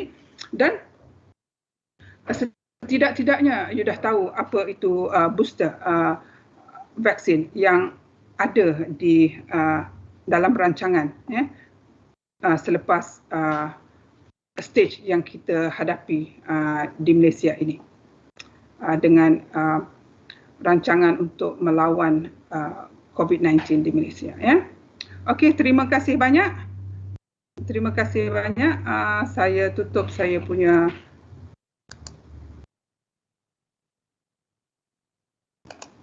presentation. Okey, buka untuk soalan. Minta maaf saya tadi jalan cepat sebab memangnya diperlukan saya share. Jadi itu adalah penerangan ringkas. Baik, terima kasih Dr. Mazana atas penerangan yang cukup padat tentang vaksin dan juga varian-varian COVID-19. Jadi terdapat satu soalan dari penonton di YouTube, Saudara Syafiq. Soalannya, apa pendapat doktor mengenai suntikan tambahan untuk COVID-19? Okey, Syafiq tadi. Syafiq, terima kasih atas soalan. Sebenarnya dalam presentation tadi itu ada menjawab sedikit, tapi marilah saya jawab lagi sekali.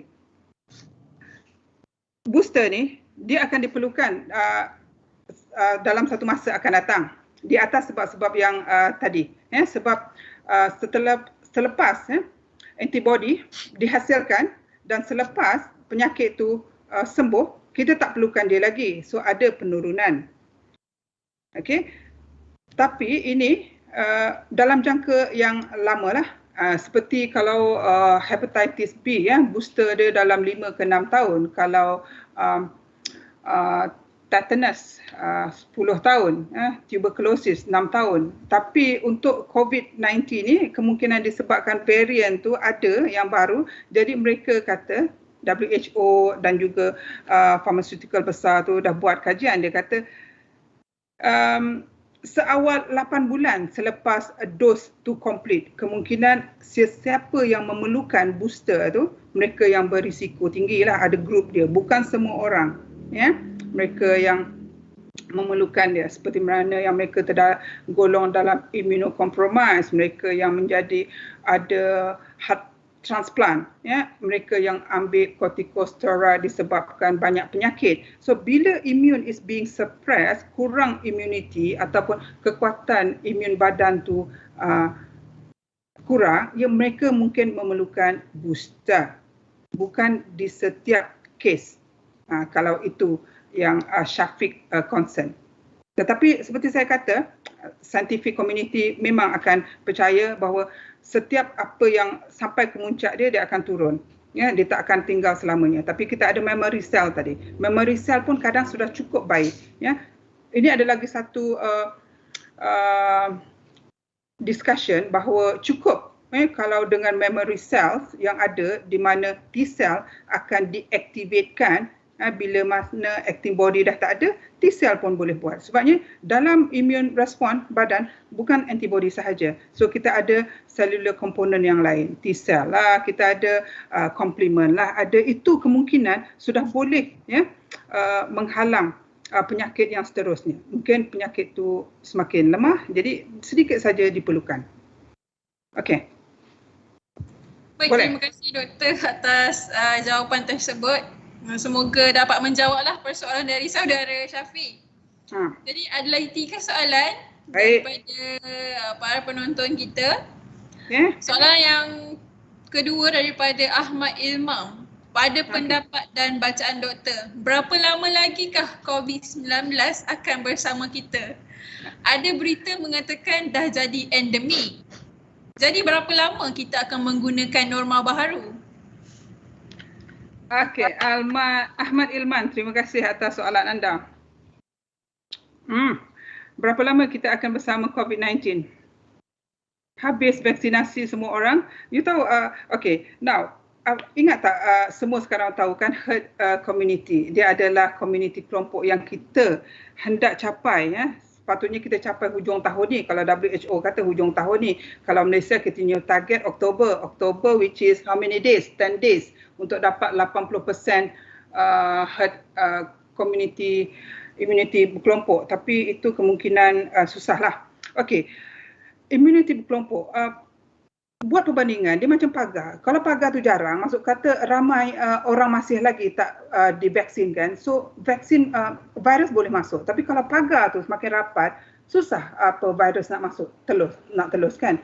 Tapi itu pelindungan orang yang di luar yang dah dapat vaksin. Tapi kalau di dalam tu masih lagi belum dapat vaksin, bila dia keluar, dia boleh lagi buat transmission of the virus tadi. Ya, bila adanya transmisi virus yang baru, ada peluang untuk virus bermutasi, ada peluang untuk virus jadi variants. Variants ni semakin lemah ataupun semakin kuat. Tapi saya jangka kalau semua orang populasi dah divaksin, kemungkinan ada variants pun dia akan semakin lemah. Sebab dia dah ada pressure daripada vaccinated community. Ya? So dia nak buat macam mana pun dia tak akan boleh. Kalau dia kuat pun mungkin dalam jangka masa yang pendek. Untuk itu adalah kalau ikut percentage dia, lamalah untuk flatten the curve tu, orang kata lama sikit. Tapi kemungkinan kita boleh mungkin nak masuk endemic pun susah. Sebabnya 20,000, 15,000 in a day, it will not call for endemic yet. Sebab global lagi. Kalau pada kita masih okey lagi. Sekarang global. So global endemic, itu dah tak endemic. Endemic tu dekat country saja. Tapi setiap country tu endemic. Dah tak jadi kan? So masih lagi pandemic. So lama lagi tapi boleh dilakukan. Boleh Ahmad. Kita sama-sama lah vaksinkan diri kita. Ya? Okay. Terima kasih doktor untuk jawapan tadi. Jadi semoga jawapan tadi dapat menjawab soalan Ahmad Ilmam. Dan seterusnya Soalan yang ketiga, pada pendapat doktor, adakah kemungkinan untuk vaksin COVID ini perlu ambil setiap tahun? Soalan daripada saudara Akif Adnan. Okey Akif, terima kasih atas soalan anda. Tidak.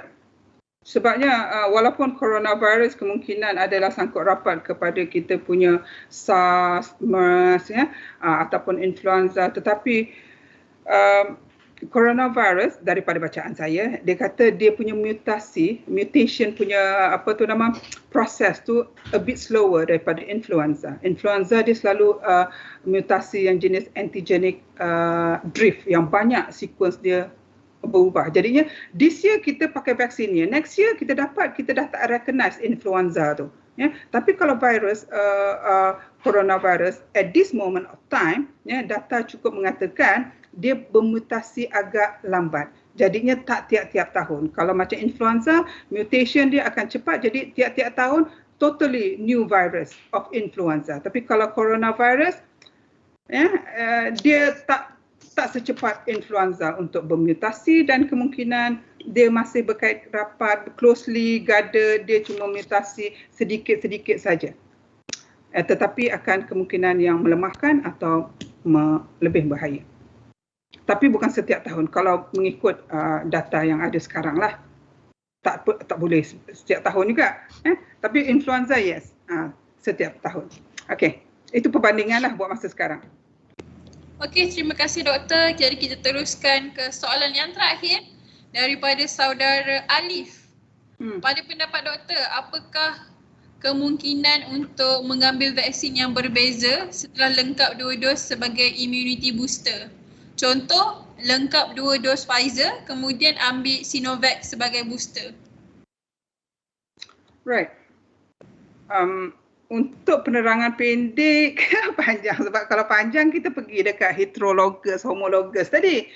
Tapi untuk data yang ada sekarang masih lagi tak cukup. Ada kata memang boleh dia macam koktail lah pula. Lepas habis dos yang primary, untuk secondary which is booster tu dia nak ambil yang jenis lain. Ada yang katanya totally no. Sebab dia akan membuatkan badan kesan dia tak elok.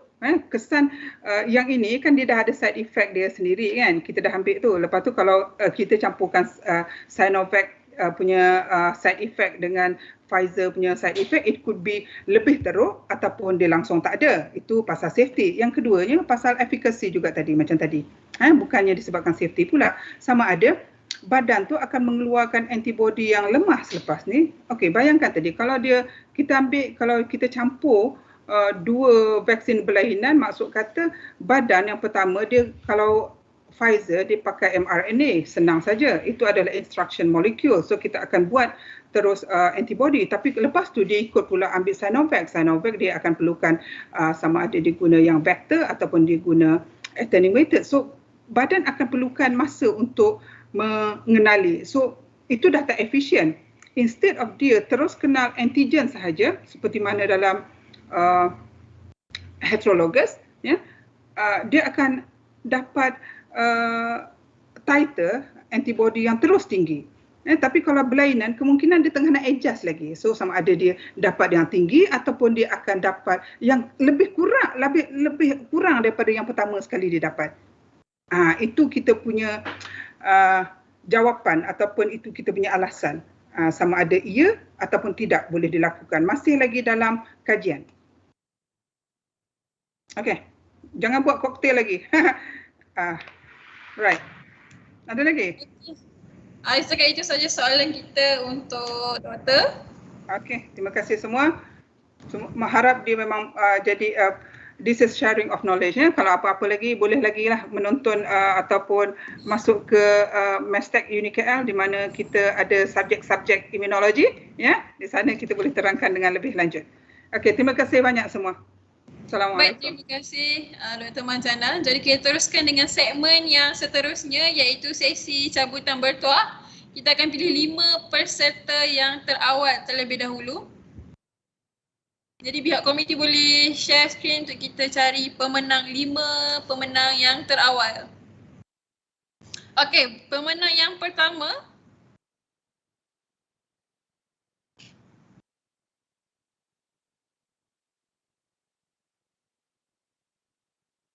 tanya kepada Nurul Aliana binti Namawi. Okey, jadi kita teruskan ke peserta yang kedua.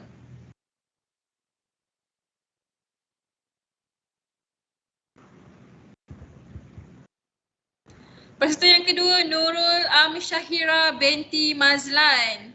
Okey, kita teruskan dengan peserta bertuah yang ketiga.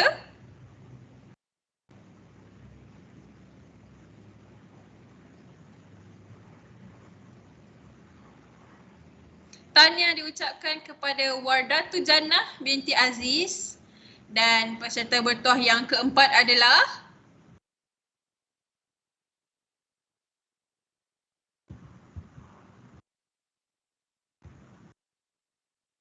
Muhammad Haki Nazili bin Muhammad Hanafiah dan peserta yang terakhir untuk sesi pertama ialah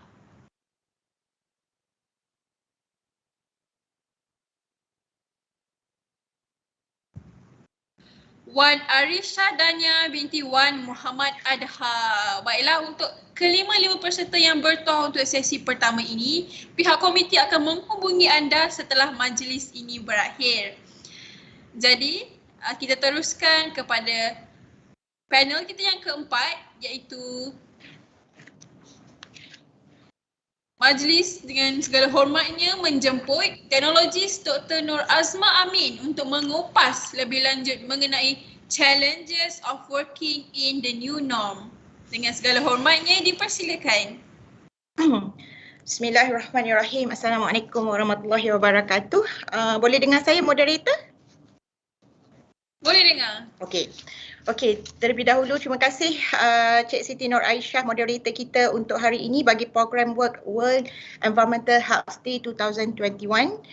Yang saya hormati rakan panelis Prof. Dr. Rukman Awan Hamad daripada Universiti Putra Malaysia, Puan Agustina Fitri daripada SW Corp, rakan sekampus saya Dr. Marjana, para pelajar, rakan-rakan daripada Malaysia Association of Environmental Health dan juga Sekretariat WEHD 2021.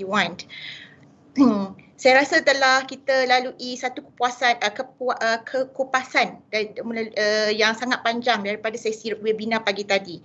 Bermula dengan Prof. Dr. Rukman yang bercerita dan membuatkan kita lebih mengenali tentang COVID-19. Seterusnya kepada Puan Agustina yang memberikan pendedahan mengenai peranan SW Corp dan juga inisiatif yang dijalankan oleh SW Corp, di samping memberikan sedikit pengenalan mengenai apa yang kita panggil sebagai carrot stick concept lah. Alright. Saya rasa ramai yang suka bila kita bercakap tentang carrot stick concept tu, sebabnya bila kita tukar pergi hantar barang, kita akan dapat token in return. Dan yang paling benar sekali adalah yang terbaru sekali adalah rakan saya Dr. Marjana, yang saya rasa sebenarnya saya seperti mengikuti satu mini lecture dalam immunology.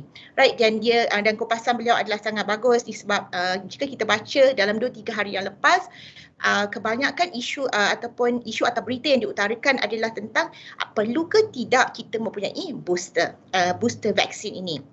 Okey, apa yang saya akan buat hari ini ataupun apa yang saya akan kupaskan pada dalam masa 30 minit yang diberikan ini adalah lebih mengenai tentang refleksi apa yang telah kita lalui selama musim COVID-19 semenjak 18 Mac tahun lepas.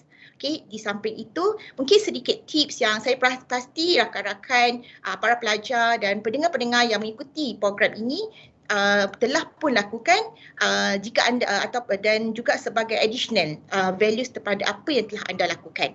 Okey, sekretariat saya mohon untuk sharekan skrin. Sebentar ya. Maaf jika dia terdisconnect nanti sebabnya internet saya tidak berapa okey daripada pagi tadi.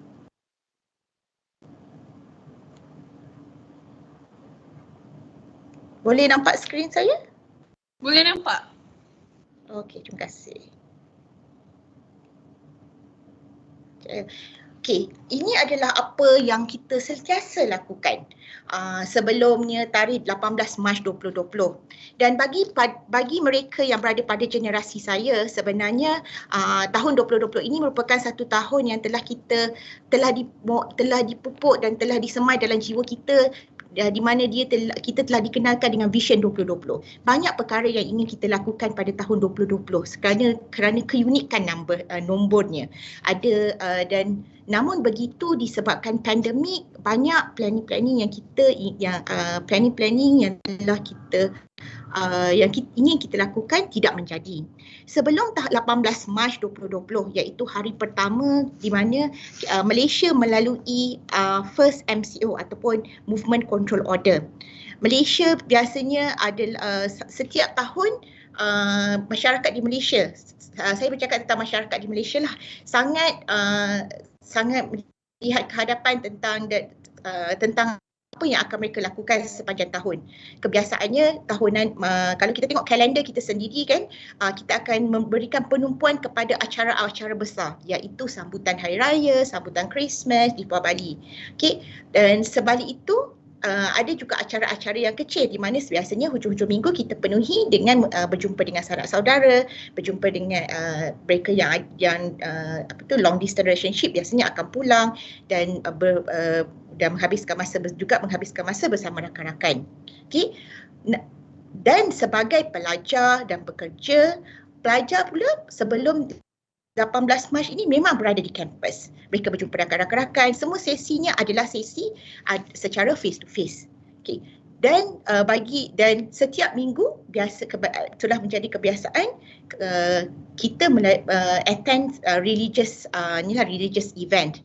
Dan yang paling penting sekali, saya rasa ramai yang miss adalah bila kita dapat pergi dine in, makan tanpa sebarang restrictions, dan juga menghabiskan masa menonton perlawanan-perlawanan ataupun event-event besar. Namun begitu, apa yang telah berlaku disebabkan oleh COVID-19 pandemik ini sebenarnya secara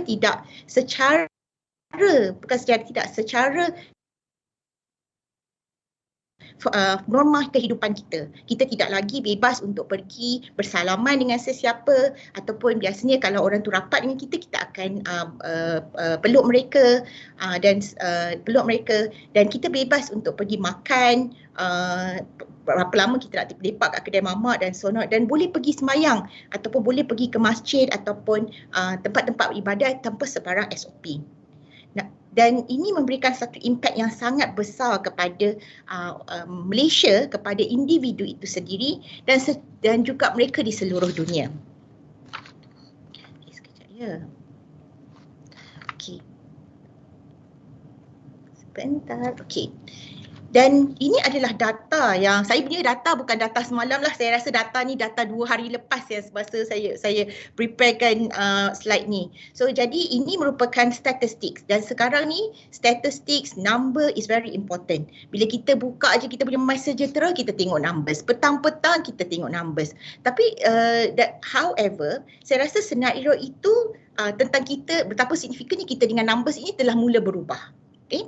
Pada 18 Mac tahun 2020 yang lepas, pada waktu kita mula melalui MCO, kita sangat eager untuk tunggu announcement, untuk tunggu perkongsian daripada DG Kementerian Kesihatan. Apakah adakah number itu berubah ataupun menurun. Namun begitu, sejak akhir-akhir ini, saya rasa masyarakat di Malaysia ataupun diri saya sendiri, kita telah mula menerima hakikat bahawa memang virus ini akan sentiasa ada di dalam kehidupan kita. Cuma yang memberikan kita sedikit rasa cemas adalah sama adakah number itu menaik ataupun menurun, kerana kenaikan ataupun penurunan nombor-nombor ini adalah sangat signifikan sama ada bagi menentukan sama ada negeri-negeri tersebut berada ataupun negeri di mana kita berada akan berada pada fasa pertama, kedua, ketiga dan seterusnya. Right? Dan apa yang berlaku adalah definitely kita tidak boleh menidakkan bahawa isolation, movement control order merupakan salah satu rangka ataupun jalan kerja yang sangat signifikan bagi mengekang wabak COVID-19. Semua orang bukan sahaja di Malaysia, terpaksa melalui ini sama ada mereka nak ataupun tak nak. Jika kita melihat di Malaysia itu sendiri, kita telah melalui berbagai series of MCO. Satu, dua, sekejap lagi dia buka, sekejap lagi dia tutup, sekejap lagi dia buka lagi, sampai kita dah tak boleh ingat dah. Sampai kita rasa macam normal kot kehidupan ni. Right? Dan namun begitu, kita juga kena tahu bahawa setiap individu melalui MCO ini dengan cara yang berbeza. Okay? Not everyone fits in one shoes. Ada orang yang dari MCO-nya sangat enjoy. Sebab sebelum ni dia rasa macam dia kena pergi kerja ni setiap hari berdepan dengan jam. Right? 1 hour pergi, 1 hour balik. Tapi MCO ni dia rasa macam best juga bekerja di rumah ni. Right? Ada yang rasa macam ibu bapa yang rasa susah dulu anaknya jauh, susah nak jumpa. Sekarang ni anak-anaknya ada di rumah. Right? Namun begitu, macam saya katakan tadi, semua orang melalui MCO dengan cara yang berbeza. Ada yang mempunyai kediaman yang sempurna, yang boleh katakan comfortable untuk membolehkan mereka meneruskan kehidupan sebagai pelajar, sebagai pekerja, sebagai ibu bapa. Right? Namun begitu, ada juga rakan-rakan kita yang kurang bernasib baik, yang tidak mempunyai ataupun tidak enjoy facilities dan ataupun enjoy facilities dan privilege yang kita ada. Okay? Dan ini semua apa yang telah berlaku ini, manusia ni secara lahiriahnya dia memang perlu bergerak. Dia suka pada sesuatu perubahan. Iaitu yang saya kata pada permulaan MCO tu, kalau kita tengok semua orang excited. Okay, semua orang tak adalah excited, semua orang rasa quite relax lah. But after second week tak berhenti juga. Kita pun sentiasa menunggu setiap 2 minggu dan tapi tidak. Manusia mula resah sebab itulah manusia. Dan sama ada kita perasan ataupun tidak, MCO ini ataupun COVID-19 ini memberikan satu impact yang sangat besar. Bukan sahaja dari segi kesihatan awam, bukan sahaja daripada segi beban tugas frontliners ataupun peningkatan kos kepada negara, tetapi juga dia memberikan impact kepada individu itu sendiri. Cuba kita lihat diri kita sendiri. Apa yang kita rasa selama mana kita berada dalam tempoh MCO. Okay. Secara daripada economic perspektifnya, okay, report daripada Malaysian Investment Development Authority sehingga tahun, saya rasa ini adalah sehingga tahun lepas, saya rasa numbers of job loss adalah menghampiri 2.4 million.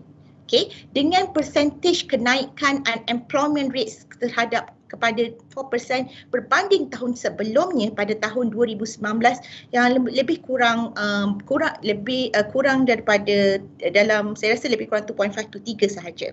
Okay, dan bila seseorang individu itu, terutama sekali ketua keluarga, sekiranya mereka tidak mempunyai kerja, dia memberikan satu tekanan daripada segi emosi. Kerana mungkin kita tak nampak sebab kita mungkin sebagai kita orang luar, kita yang melihat, tapi mereka yang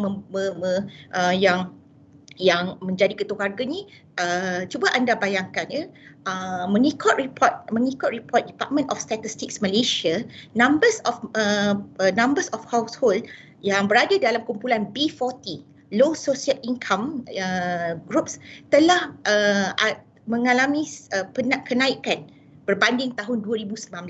Okay, low social income groups ni adalah mereka yang mempunyai income lebih kurang 3,000 secara puratanya di seluruh Malaysia.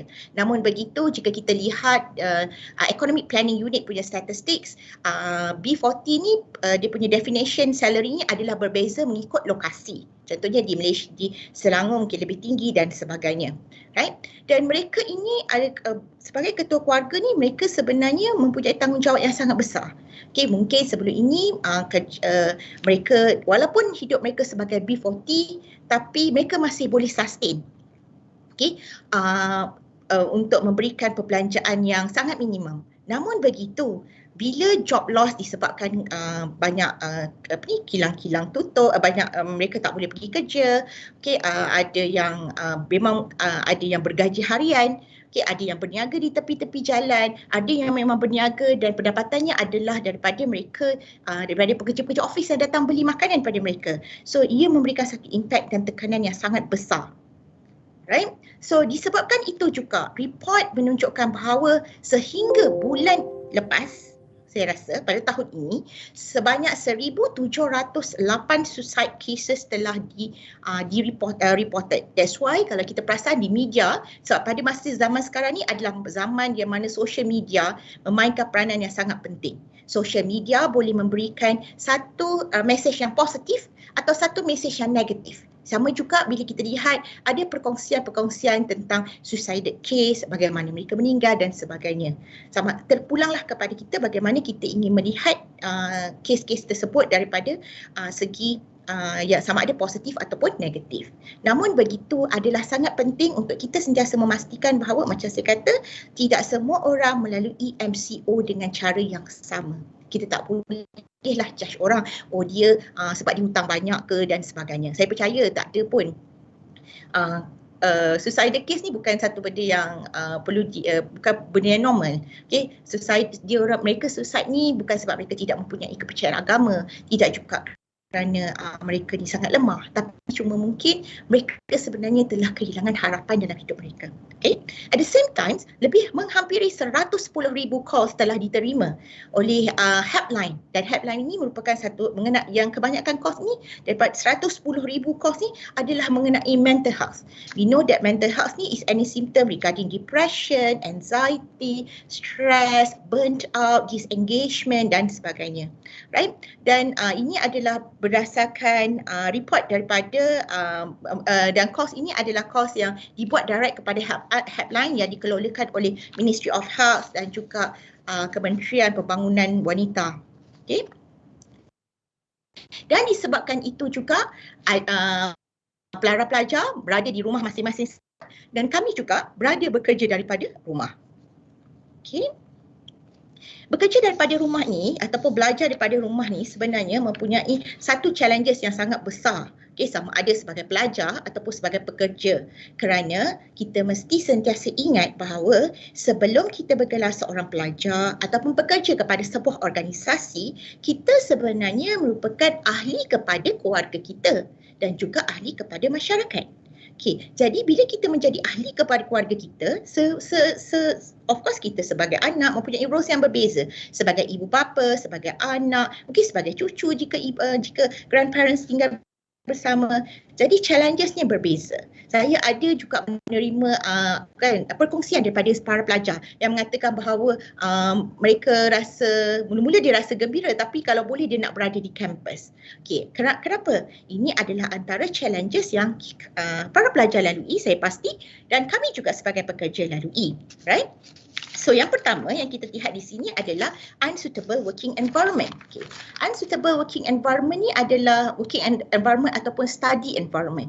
Kerana kalau kita di rumah, kita sebenarnya tidak mempunyai workstation yang designated, yang sangat spesifik. Saya rasa pada mula-mula, pada waktu kita bermulakan MCO kita, masa tu kita rasa macam tak apalah kot buat kerja dekat meja makan. Oh tak apa kot kalau kita duduk depan sofa tu. Alright? Tetapi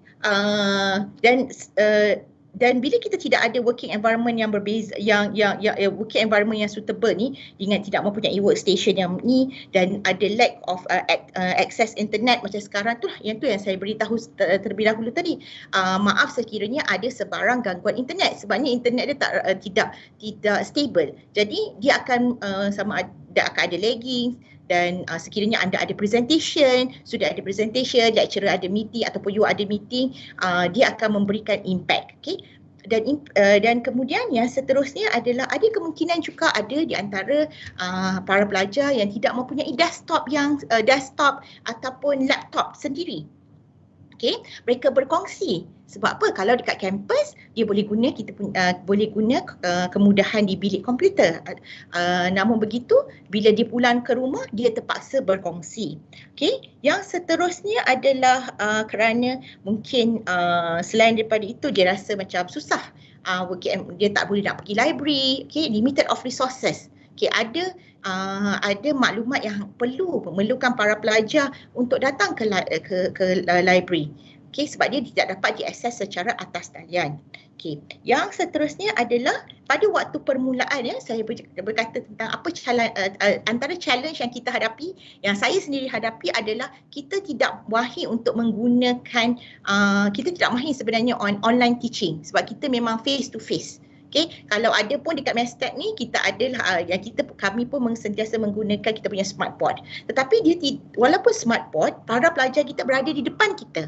Okay, namun begitu pada waktu online teaching ni memerlukan kami sendiri sebagai pensyarah memberikan belajar tentang skill yang baru. Bagaimana nak menggunakan platform online untuk teaching. Contohnya selain pada M-Teams kita boleh pakai Google Meet dan sebagainya.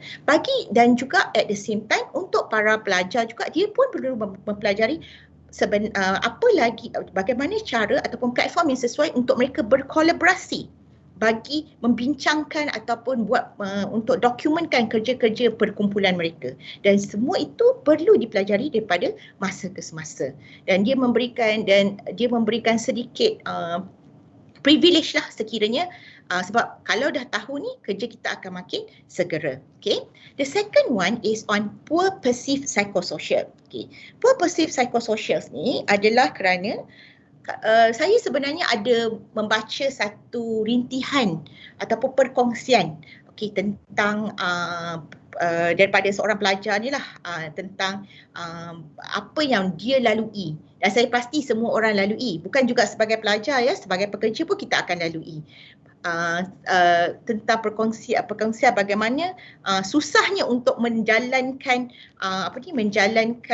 kerja-kerja berkumpulan ini secara online, kerana bila ditanya dalam WhatsApp tidak ada sebarang support yang diberikan, bila diminta pada waktu tarikh yang sudah tarikh deadline untuk menghantar tidak ada sebarang penghantaran dan sebagainya. Dan mungkin para pelajar ni dia rasa sangat depressed sebabnya by the end of the semester markah tu adalah markah yang dia sharekan bersama-sama. Namun begitu ada di antara kawan rakan-rakan dalam kumpulan yang tidak memberikan kerjasama, atau kita panggil sebagai free rider lah.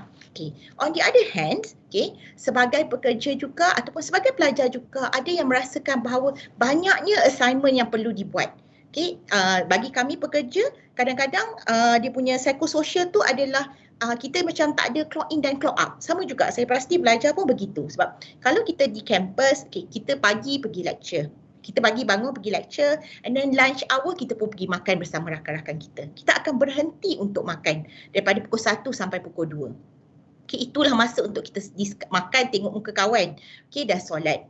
Pada masa itu kita tak buatlah kerja kita. However, bila kita belajar secara online ataupun bekerja secara online di rumah, kita sebenarnya tidak memberikan, tidak create a borderline. Kita tidak create satu schedule. Pukul 1 sampai pukul 2 kita makan.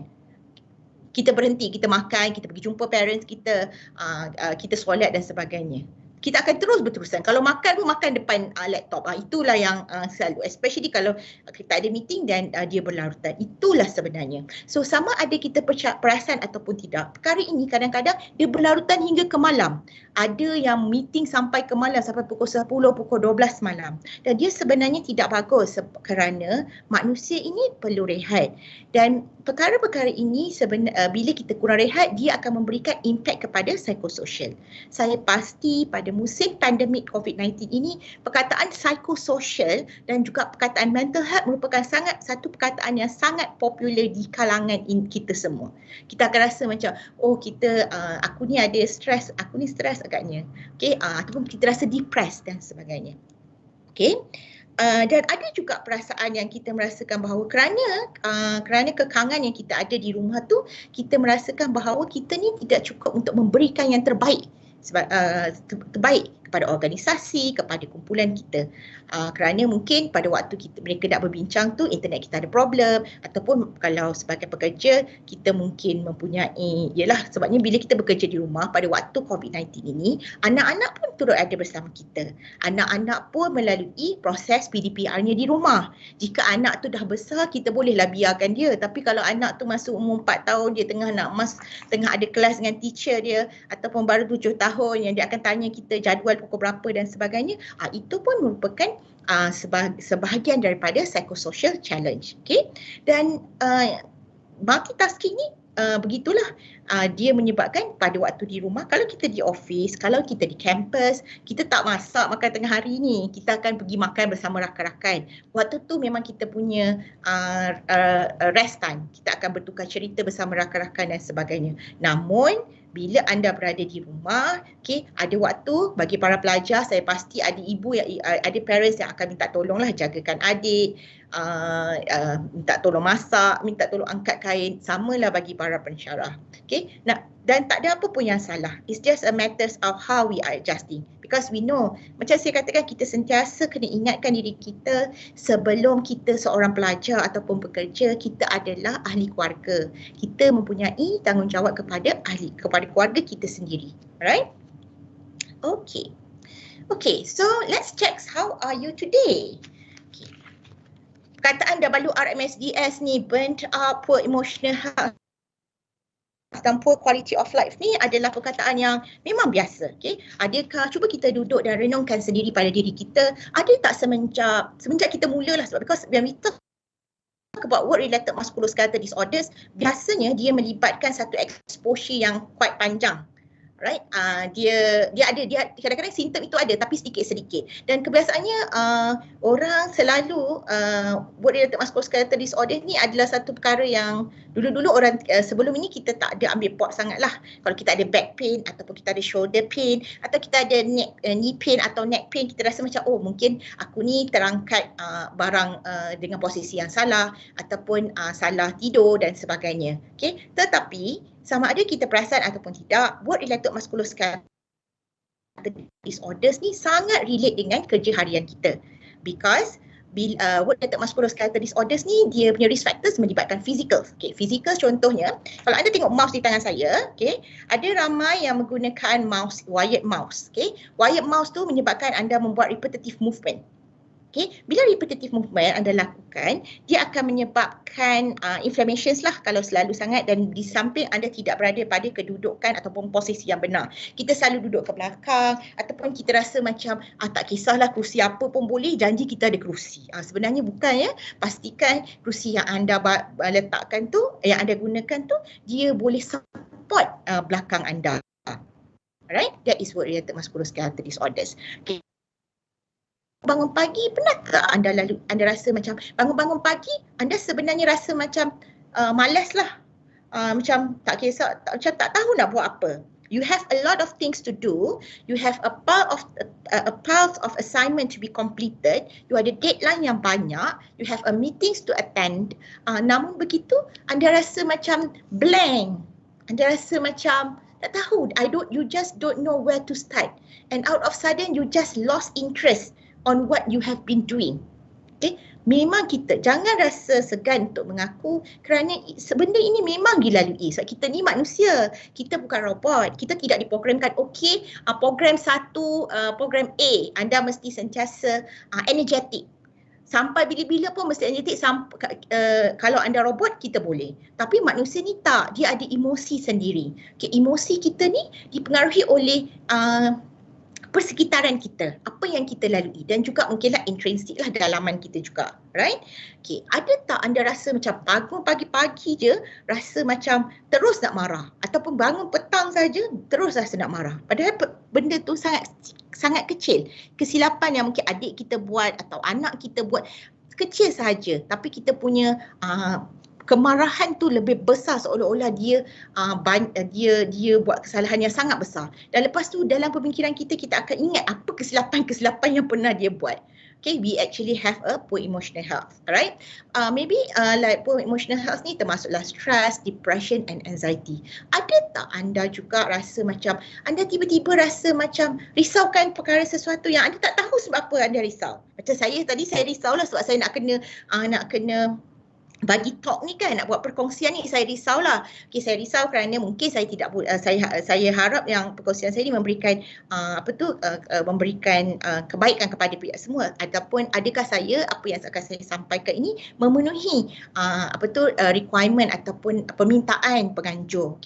Itu bagus. Tapi memang akan ada keadaan yang macam ni kita macam tak tahu. Kita tak tahu kenapa kita kena risau.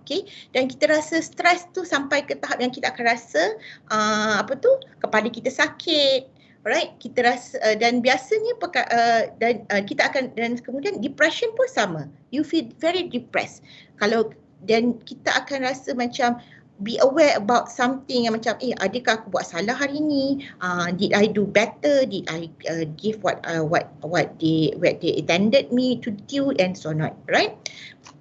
Of course bagus untuk anda rasa stres. Sedikit stres tu memberikan impact, adalah sedikit rasa stres atau rasa kebimbangan adalah satu benda yang bagus sebab dia menyebabkan anda bersedia. Tetapi sekiranya simptom itu berlarutan selama macam 1 minggu, 2 minggu dan sebagainya sehingga anda tak dia dan menyebabkan anda tidak boleh melalui kehidupan anda yang normal. Okey, anda perlu dapatkan bantuan. Right? Dan jangan risau, jangan malu sekiranya anda mempunyai simptom-simptom ini kerana ia adalah normal dan anda perlu acknowledge perkara itu kepada seseorang. Okay? And seterusnya, poor quality of life. Poor quality of life ni macam saya kata, bila kita bekerja daripada rumah, kita sebenarnya tidak mempunyai timeline, cut off timeline. Kita bekerja sampai ke malam. Right? Sebab kalau kita bekerja di office, rutin macam saya dah beritahu sebelum ini, rutinnya adalah pagi, start di kereta, drive. Okay. Drive tu sebenarnya kalau jam tak ada, dia merupakan satu me time. Okay. And then you pergi kerja, lepas tu jumpa kawan, you sembang-sembang. Dan sembang-sembang ni sebenarnya merupakan satu terapi. Dan bila kita sembang, kita kena tengok muka orang tu. Right? Dia berlainan bila kita sembang dan kita tak nampak muka kawan kita. Sama ada secara online ataupun secara fizikal. Right? Namun begitu, poor quality of life ni terjadi pada waktu bila kita berada di rumah adalah kita sebenarnya bekerja je daripada pagi sampai ke malam tu kerja. Tak kira Sabtu Ahad pun kita kerja. Kita tidak mampu untuk membahagikan ataupun mengimbangi masa kita di antara apa yang kita panggil ataupun konsep yang kita panggil sebagai work-life balance. Work-life balance ni sangat penting, right? So sekiranya anda rasa macam kenapa dah lama aku tak ada masa nak bersenam. Padahal kita boleh je bersenam. Bersenam tak memerlukan anda berjalan berada di luar kawasan rumah anda. Maksudnya berada dalam jarak yang terlalu jauh. Anda boleh je bersenam di kawasan perumahan anda. Tapi anda tak ada masa. Ataupun anda nak jogging betul setempat. Tapi anda tak ada masa. Aku ni tak ada masa. Nak pergi beli groceries pun tak ada masa. Right? So dia maksudnya we are actually experiencing a unsustainable work-life balance, right? So always remember that we are working from home. We know that we are actually working from home and study from home, but we always forget that we are staying at home. Staying at home bererti kita kena memainkan peranan sebagai ahli keluarga kita.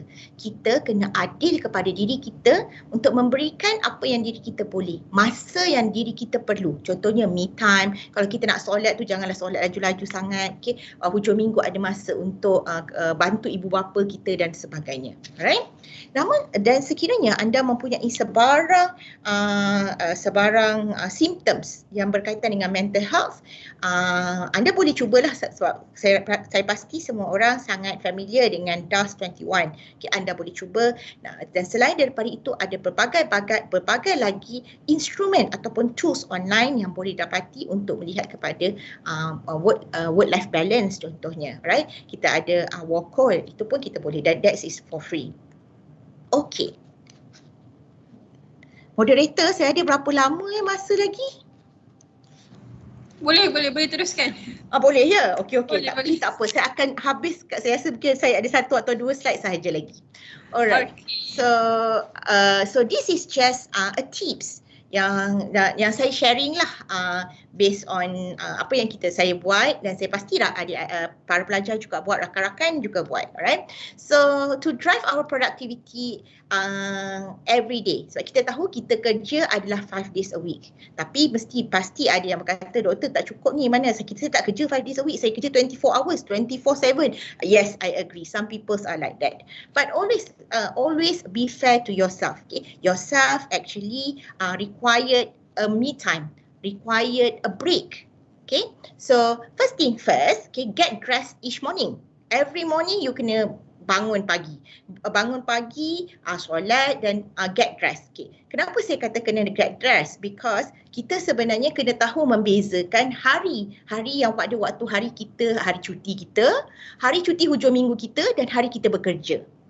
Right? Tapi yelah, mungkin macam kalau you nampak kata doktor tak apa kot kalau pagi-pagi kita tak ada je student saya yang macam tu lah, bangun pagi terus pergi terus masuk kelas, ada, tapi janganlah buat begitu, alright? Because saya ada baca satu saya tak ingat saya baca di mana, tapi how you start your day is very important. That is how your day are going to be throughout until you pergi tidur. Right? So dress nicely. Tak payah pun nak pakai makeup dekat rumah, tapi kalau nak pakai makeup pun okey, tak ada masalah. Right? Nak pakai tudung yang cantik pun boleh, semua boleh. Tapi be presentable. Just like you are going out. Right? Okay. Yang second one, if possible for you to have your workspace. Tak perlu besar. Kecil pun tak apa. Kalau you rasa macam doktor saya tak ada lah, saya share bilik dengan adik saya tak ada ni tempat yang spesifik, tak apa. Tapi mungkin inisiatifnya mungkin kita boleh dapatkan macam meja lipat ke, kita inilah workspace kita. Why your workspace is very important or your study space very important? Because you have to make yourself like you are working at the office. The feeling is very important. Okay, you must have place to kalau you bagi lecture, okay, inilah spot yang kita nak bagi lecture, right? And then you have all your documents around you, all the stationaries around you, which is dia mengurangkan resiko kepada ergonomics. Tapi saya tak akan bercakap tentang ergonomics lah sebab ini adalah perkongsian lebih kepada psikososial, right? You must also have a prepared to-do list. Okay. Every person it is best for you to start your week with what to do list.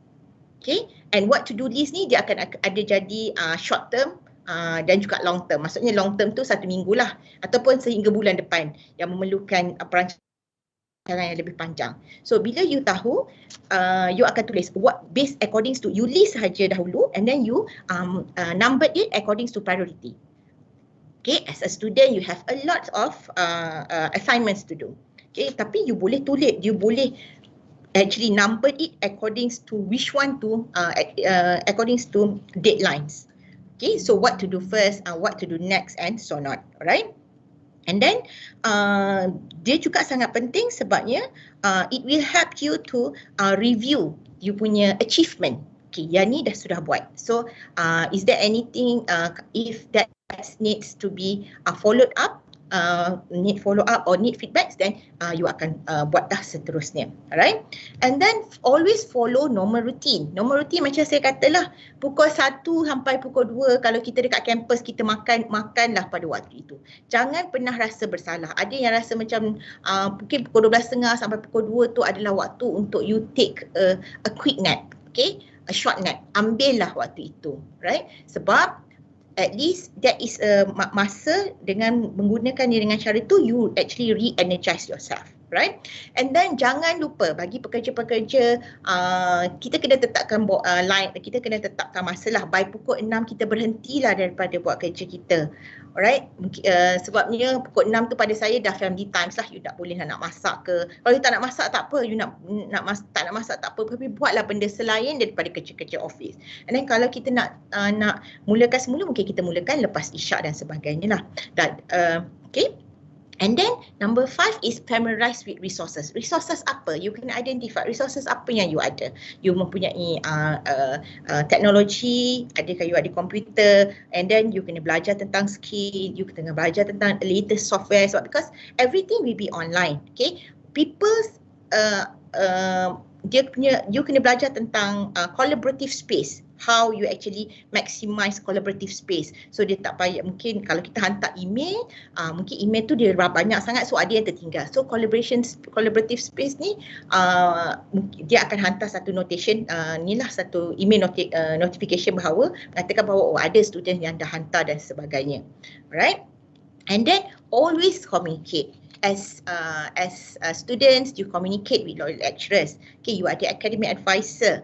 Okay, and then you have a friends. If you feel uncomfortable with how your friends punya responsibilities ataupun response towards assignment, you kena bagi tahu. Okay, and then sama juga, you kena bagi tahu pada lecturer you. Similarly for us as workers, okay, we always communicate. We have to communicate. Okay, sebab communications ni dia lain dengan, saya rasa kadang-kadang ada perkara yang kita tak boleh nak email lah. Okay, dia adalah lebih bagus untuk call. So, make a phone calls, right? Okay. Okay, yang tu adalah tips pasal macam mana kita nak urus masa kita waktu bekerja dan so on. Okay, and then this is just a leisure tips lah on how we can actually manage our daily life. Okay, first we make sure that we connect to others. Okay, connect to others ni kadang-kadang kita rasa WhatsApp tu dah mencukupi, alright? Tapi tapi sebenarnya manusia ni kalau kita nak communicate, kita kena communicate tengok muka orang. Why? Because because dia punya facial expressions tu memberikan satu energi lain kepada kita, energi yang positif kepada kita. Kita akan tahu sama ada orang tu marah, baik tengok muka dia, sama ada orang tu sedih, baik tengok muka dia. Okay, and it actually dan juga macam mana kita memberikan feedback balik kepada mereka, kepada rakan kita tadilah, right? Dan bila kita bercakap ni, kita tak semestinya bercakap tentang assignment, kita tak semestinya bercakap pasal kerja. Okay, kita juga boleh ambil masa untuk bercakap selain daripada perkara itu. Ada banyak perkara yang boleh kita ceritakan atau kita kongsikan. Contohnya kongsi resepi ke, okay, kongsi apa yang kita nak beli ke. Maklumlah sekarang ni musim-musim duduk rumah, so ada yang nak beli kamera, you just want to know how you can actually improve you punya online teaching. Ada mungkin you nak sembang pasal tips nak beli kamera yang macam mana dan sebagainya. Feel free to talk, okay? Dan mungkin juga dia juga improve, okay? Sebab improve our self-esteem and kita akan rasa belongings juga. Because kalau kita tak tengok muka orang, kalau kita tak connect dengan orang, cuba kita bayangkan seperti mana yang saya mention daripada awal tadilah, semua orang melalui MCO dengan cara yang berbeza.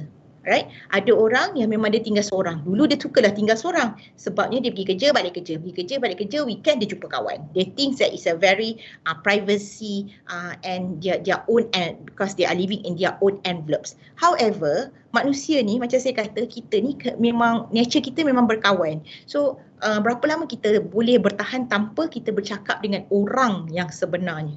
Susah tu, right? Kalau kita duduk kat rumah pun macam kita pun rasa macam kita perlukan untuk sembang dengan rakan kita, sebab selain daripada ahli rumah kita ni, sebenarnya kita ada kawan sebenarnya untuk kita bercerita. Bukan bererti yang kita tidak gembira dengan kehidupan kita di rumah, tak. Kita gembira, tetapi kita cuma perlukan perkongsian dengan orang luar. Right? Yang mungkin seumur dengan kita, cara pemikirannya sama atau sekadar bertukar-tukar pendapat. Right? Okay, and then you develop a routine. Okay, develop a routine ni dia balik semula kepada normal routine tadi. You develop a routine, a same routine. Tapi rutin tu mungkin rutin yang you dah design lah. So, hari kerja macam ni, hari cuti macam ni dan sebagainya. Why? Because it means that you are aware and you have a self-control on your life. Right? Okay, and then yang seterusnya, to practice healthy lifestyle. Okay, bila kita bercakap tentang healthy lifestyle ni, dia bukannya, bila kita sihat ni, bukan sihat cakap fizikal. Dia merupakan, bila kita juga bercakap tentang sihat psikososial. Okay, kalau healthy lifestyle ni selalu orang kaitkan dengan diet lah, right? Dan biasanya ada yang kata macam, ada dua, kalau kita baca kan, ada dua populasi ataupun ada dua grup. Satu grup yang telah berjaya menurunkan berat badan, atau satu lagi grup yang tidak berjaya menurunkan berat badan. Saya tak sukalah perkataan menambah berat badan tu. Kurang berjaya mengurangkan berat badan. Bukan kurang. Satu yang berjaya kan, satu yang kurang berjaya, right? Sebabnya yang berjaya ni, okay, kalau kita tengok sekarang dekat Facebook, dia ada, bila kita duduk dekat rumah ni, kita ada sebenarnya ada masa tau. Macam saya lah, saya rasa masa saya, sebab saya tak perlu travel, or else saya kena travel 1 or 2 hours a day. So waktu tu kita pun tengok lah Facebook, ada grup yang khas nama dia intermittent fasting. Kita sebenarnya tak tahu kita buat intermittent fasting ni. Oh begini, oh boleh puasa 16. So kita pun puasa. So kita tahulah oh pukul berapa kita boleh makan, bila kita boleh makan. Sebab kalau saya personally, kalau kita travel kalau hari-hari kita sekolah ni ataupun hari-hari kita di kampus ni, pukul 6 baru habis kelas. Okay, ada yang pukul 7 baru habis kelas. Lecturer pun sama juga. So bila kita makan, kita akan makan malam. Okay, jadi sukarlah untuk kita buat kita punya IF ke apa, right? Tapi bila kita duduk rumah, kita sebenarnya boleh pergi boleh buat IF, okay, kita boleh bersenam, dia pagi boleh pergi dan sebagainya. Tapi ada grup yang satu lagi ni sebab dia rasa excited sangat duduk rumah ni, macam-macam boleh. Kalau you tengok dekat dalam Facebook tu ada satu grup, sama dia masak apa tak jadi kot masa mula-mula tahun lepas. Masak apa tak jadi hari ni. Okay, masak apa tak jadi hari ni tu kalau you tanya saya rasa sangat merupakan satu medium yang saya rasa bila saya baca saya confirm gelak-gelak.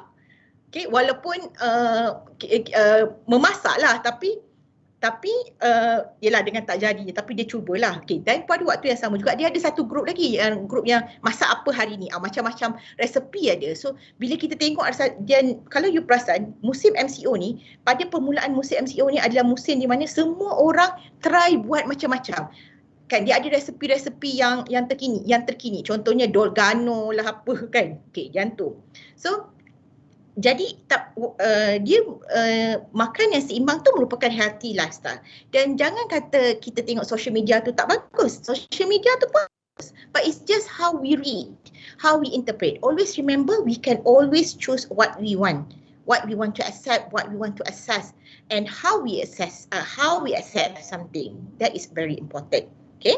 And then daripada masa yang sama, kita juga kena ambil masa untuk, because saya kata healthy ni bukan setakat sihat fizikal, dia merupakan sihat juga, mental health ni juga perlu sihat.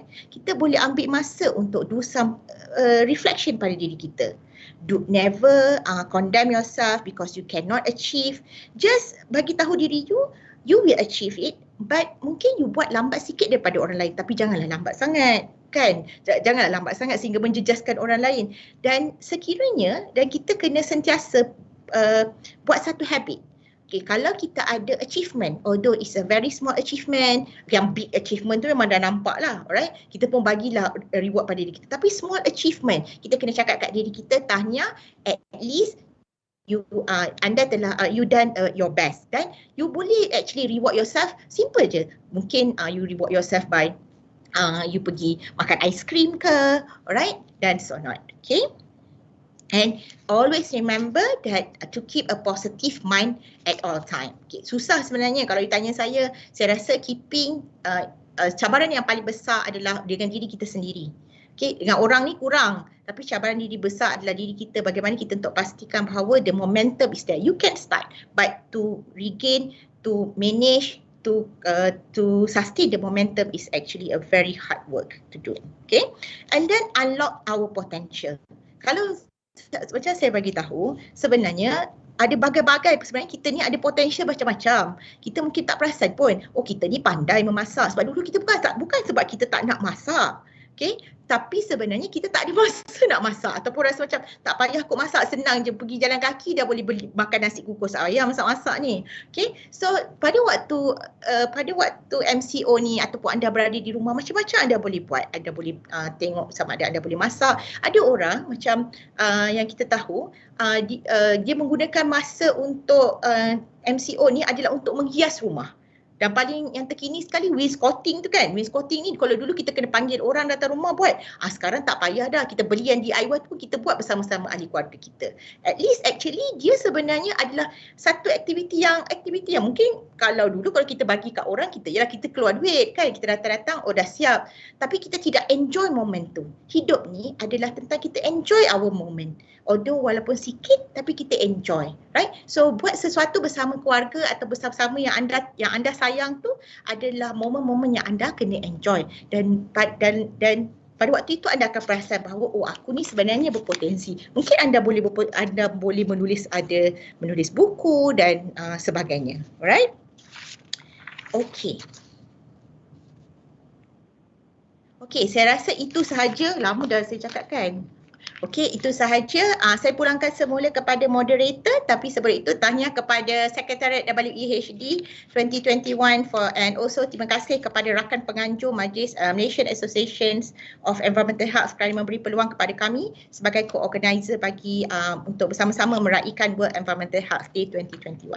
Assalamualaikum. Saya boleh ambil bolehlah kita buka kepada soalan sekiranya ada. Baik, terima kasih teknologis Dr. Nur Azma Amin atas perkongsian yang sangat bermanfaat sebentar tadi.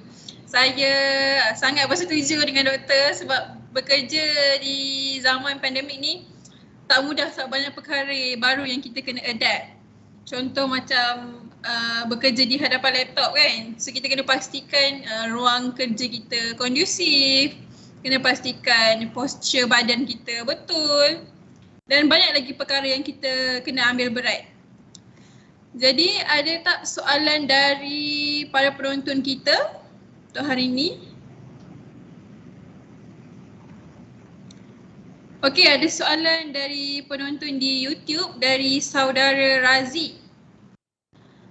What happen if our family does not understand that we are having online class but then they still interrupt us? What should I do about it?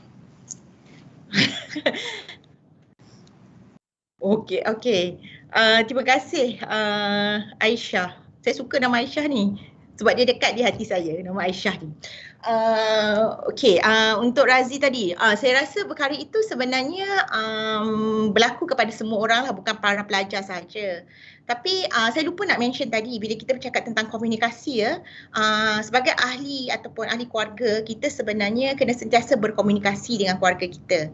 Okey, kita kena beritahu mereka apa yang kita boleh buat. Cadangan saya adalah kita kena memberikan, kita tidak boleh assume bahawa orang faham kita ni belajar ni, kita ada kelas. Okey, sebab parents ni, yelah kalau saya sebagai parents pun apa daripada pukul 2.40 sampai pukul 3 saya ada kelas, tapi umur 7 tahun ni saya ada kelas sejam siang budak umur 7 tahun. Okey, tapi apa yang jadi kita kena communicate. Kita mungkin nak kena cakap heart to heart kot dengan mak ayah kita. Hari ni kita punya jadual kerja adalah daripada pukul pagi, ada kelas pukul berapa sampai pukul berapa. Okey, nanti rehat pukul berapa, petang sampai pukul berapa. Because kita kena faham satu benda, sebagai parents, kita ni sebagai anak tahu, perspektif pelajar adalah sebagai anak. Kita rasa macam mak ayah kita tak faham kita.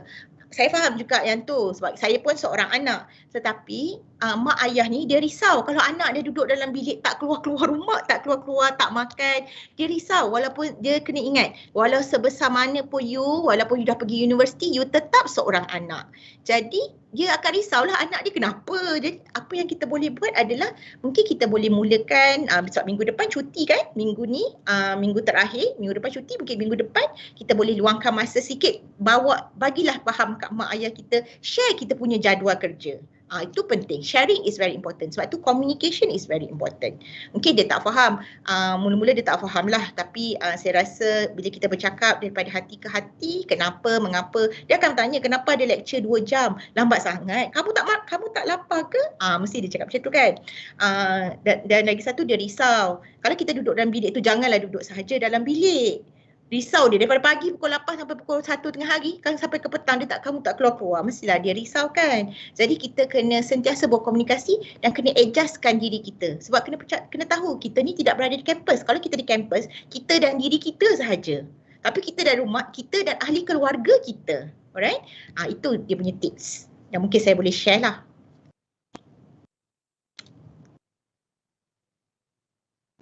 Okey, terima kasih atas jawapan itu tadi. Rasanya macam dah tak ada soalan dari para peserta. Saya tengok sekejap.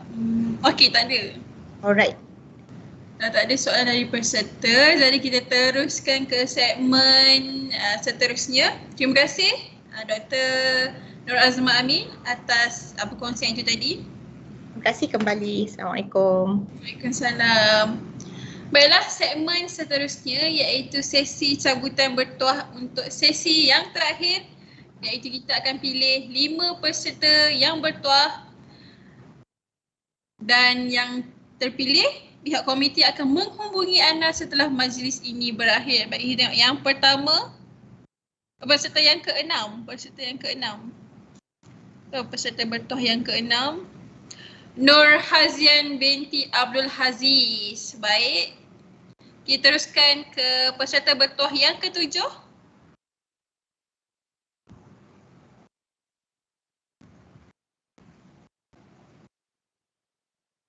Tahniah kepada Wan Sarah Haifa binti Wan Din. Baik, kita teruskan dengan peserta yang ke-8.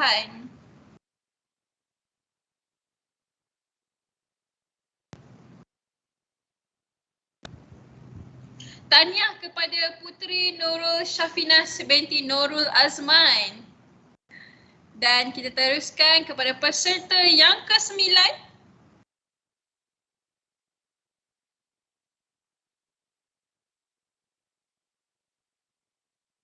Tahniah kepada Nur Salsabila binti Khalid.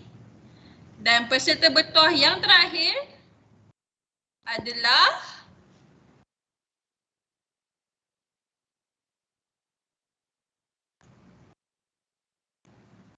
Nur Instirah binti Muhammad Razi. Tahniah diucapkan kepada 10 peserta yang bertuah. Okey, pihak komiti akan menghubungi anda setelah majlis ini berakhir dan kita telah pun sampai ke penghujung majlis. Oleh itu, sebelum majlis kita berakhir, dijemput yang berbahaya Profesor Dr. Rukman, Puan Agustina, Dr. Marjana dan juga teknologis Dr. Nur Azma Amin untuk membuka kamera serta semua hadirin untuk kita sama-sama menyertai sesi bergambar.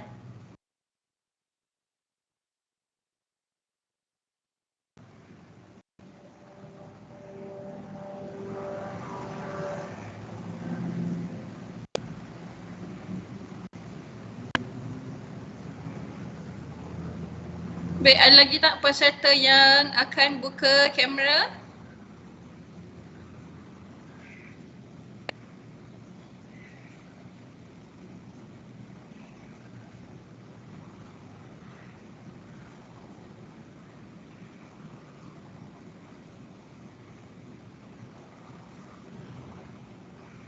Okey. Pihak komiti dah sedia untuk ambil gambar? Dah sedia untuk ambil gambar? Okey. Okey, ready? 1, 2, 3. Okey, sekali lagi. 1, 2, 3. Okey, terakhir. 1, 2, 3. Baik, terima kasih kepada semua hadirin yang telah membuka kamera dan juga terima kasih juga kepada panel-panel kita yang sudi mengambil gambar bersama. Terima kasih diucapkan kepada panel-panel jemputan kita pada hari ini iaitu yang berbahagia Profesor Dr. Rukman bin Awang Hamad, Timbalan Dekan Research and Internationalization Faculty of Medicine and Health Science dari Universiti Putra Malaysia. Puan Agustina Fitri binti Kasmarudin, Pegawai Kawalan Alam Sekitar dari Solid Waste and Public Cleansing Management Corporation. Dr. Marjana Hussein, Senior Lecturer UniKL Medical Science Technology. Dan juga panel kita yang keempat, Teknologis Dr. Nur Azma Amin, Timbalan Dekan Akademik dan Teknologi UniKL Medical Science Technology. Saya mewakili pihak penganjur ingin memohon maaf atas tersalah kata dan sedikit masalah teknikal sepanjang kami mengendalikan majlis pada hari ini. Jutaan terima kasih juga saya ucapkan kepada pihak hadirin yang sudi menyertai majlis seminar World Environmental Health Day 2021 kita pada hari ini. Tak lupa juga terima kasih diucapkan kepada Malaysian Association Environmental Health kerana memberi kepercayaan kepada pihak UniKL untuk mengendalikan majlis seminar World Environmental Health Day 2021. Semoga kita dapat bekerjasama lagi di masa akan datang dalam meneruskan usaha mendidik dan memberi kesedaran kepada kepada rakyat Malaysia tentang kepentingan kesihatan persekitaran dan impaknya dalam kehidupan seharian. Sekian dari saya, Siti Nur Aisyah, moderator anda pada hari ini. Dan sesungguhnya yang baik itu datang daripada Allah dan yang buruk itu adalah kekurangan diri saya sendiri. Sekian, wabillahi taufiq wal hidayah. Wassalamualaikum warahmatullahi wabarakatuh. Terima kasih. Semoga berjumpa lagi di masa-masa akan datang, insya-Allah.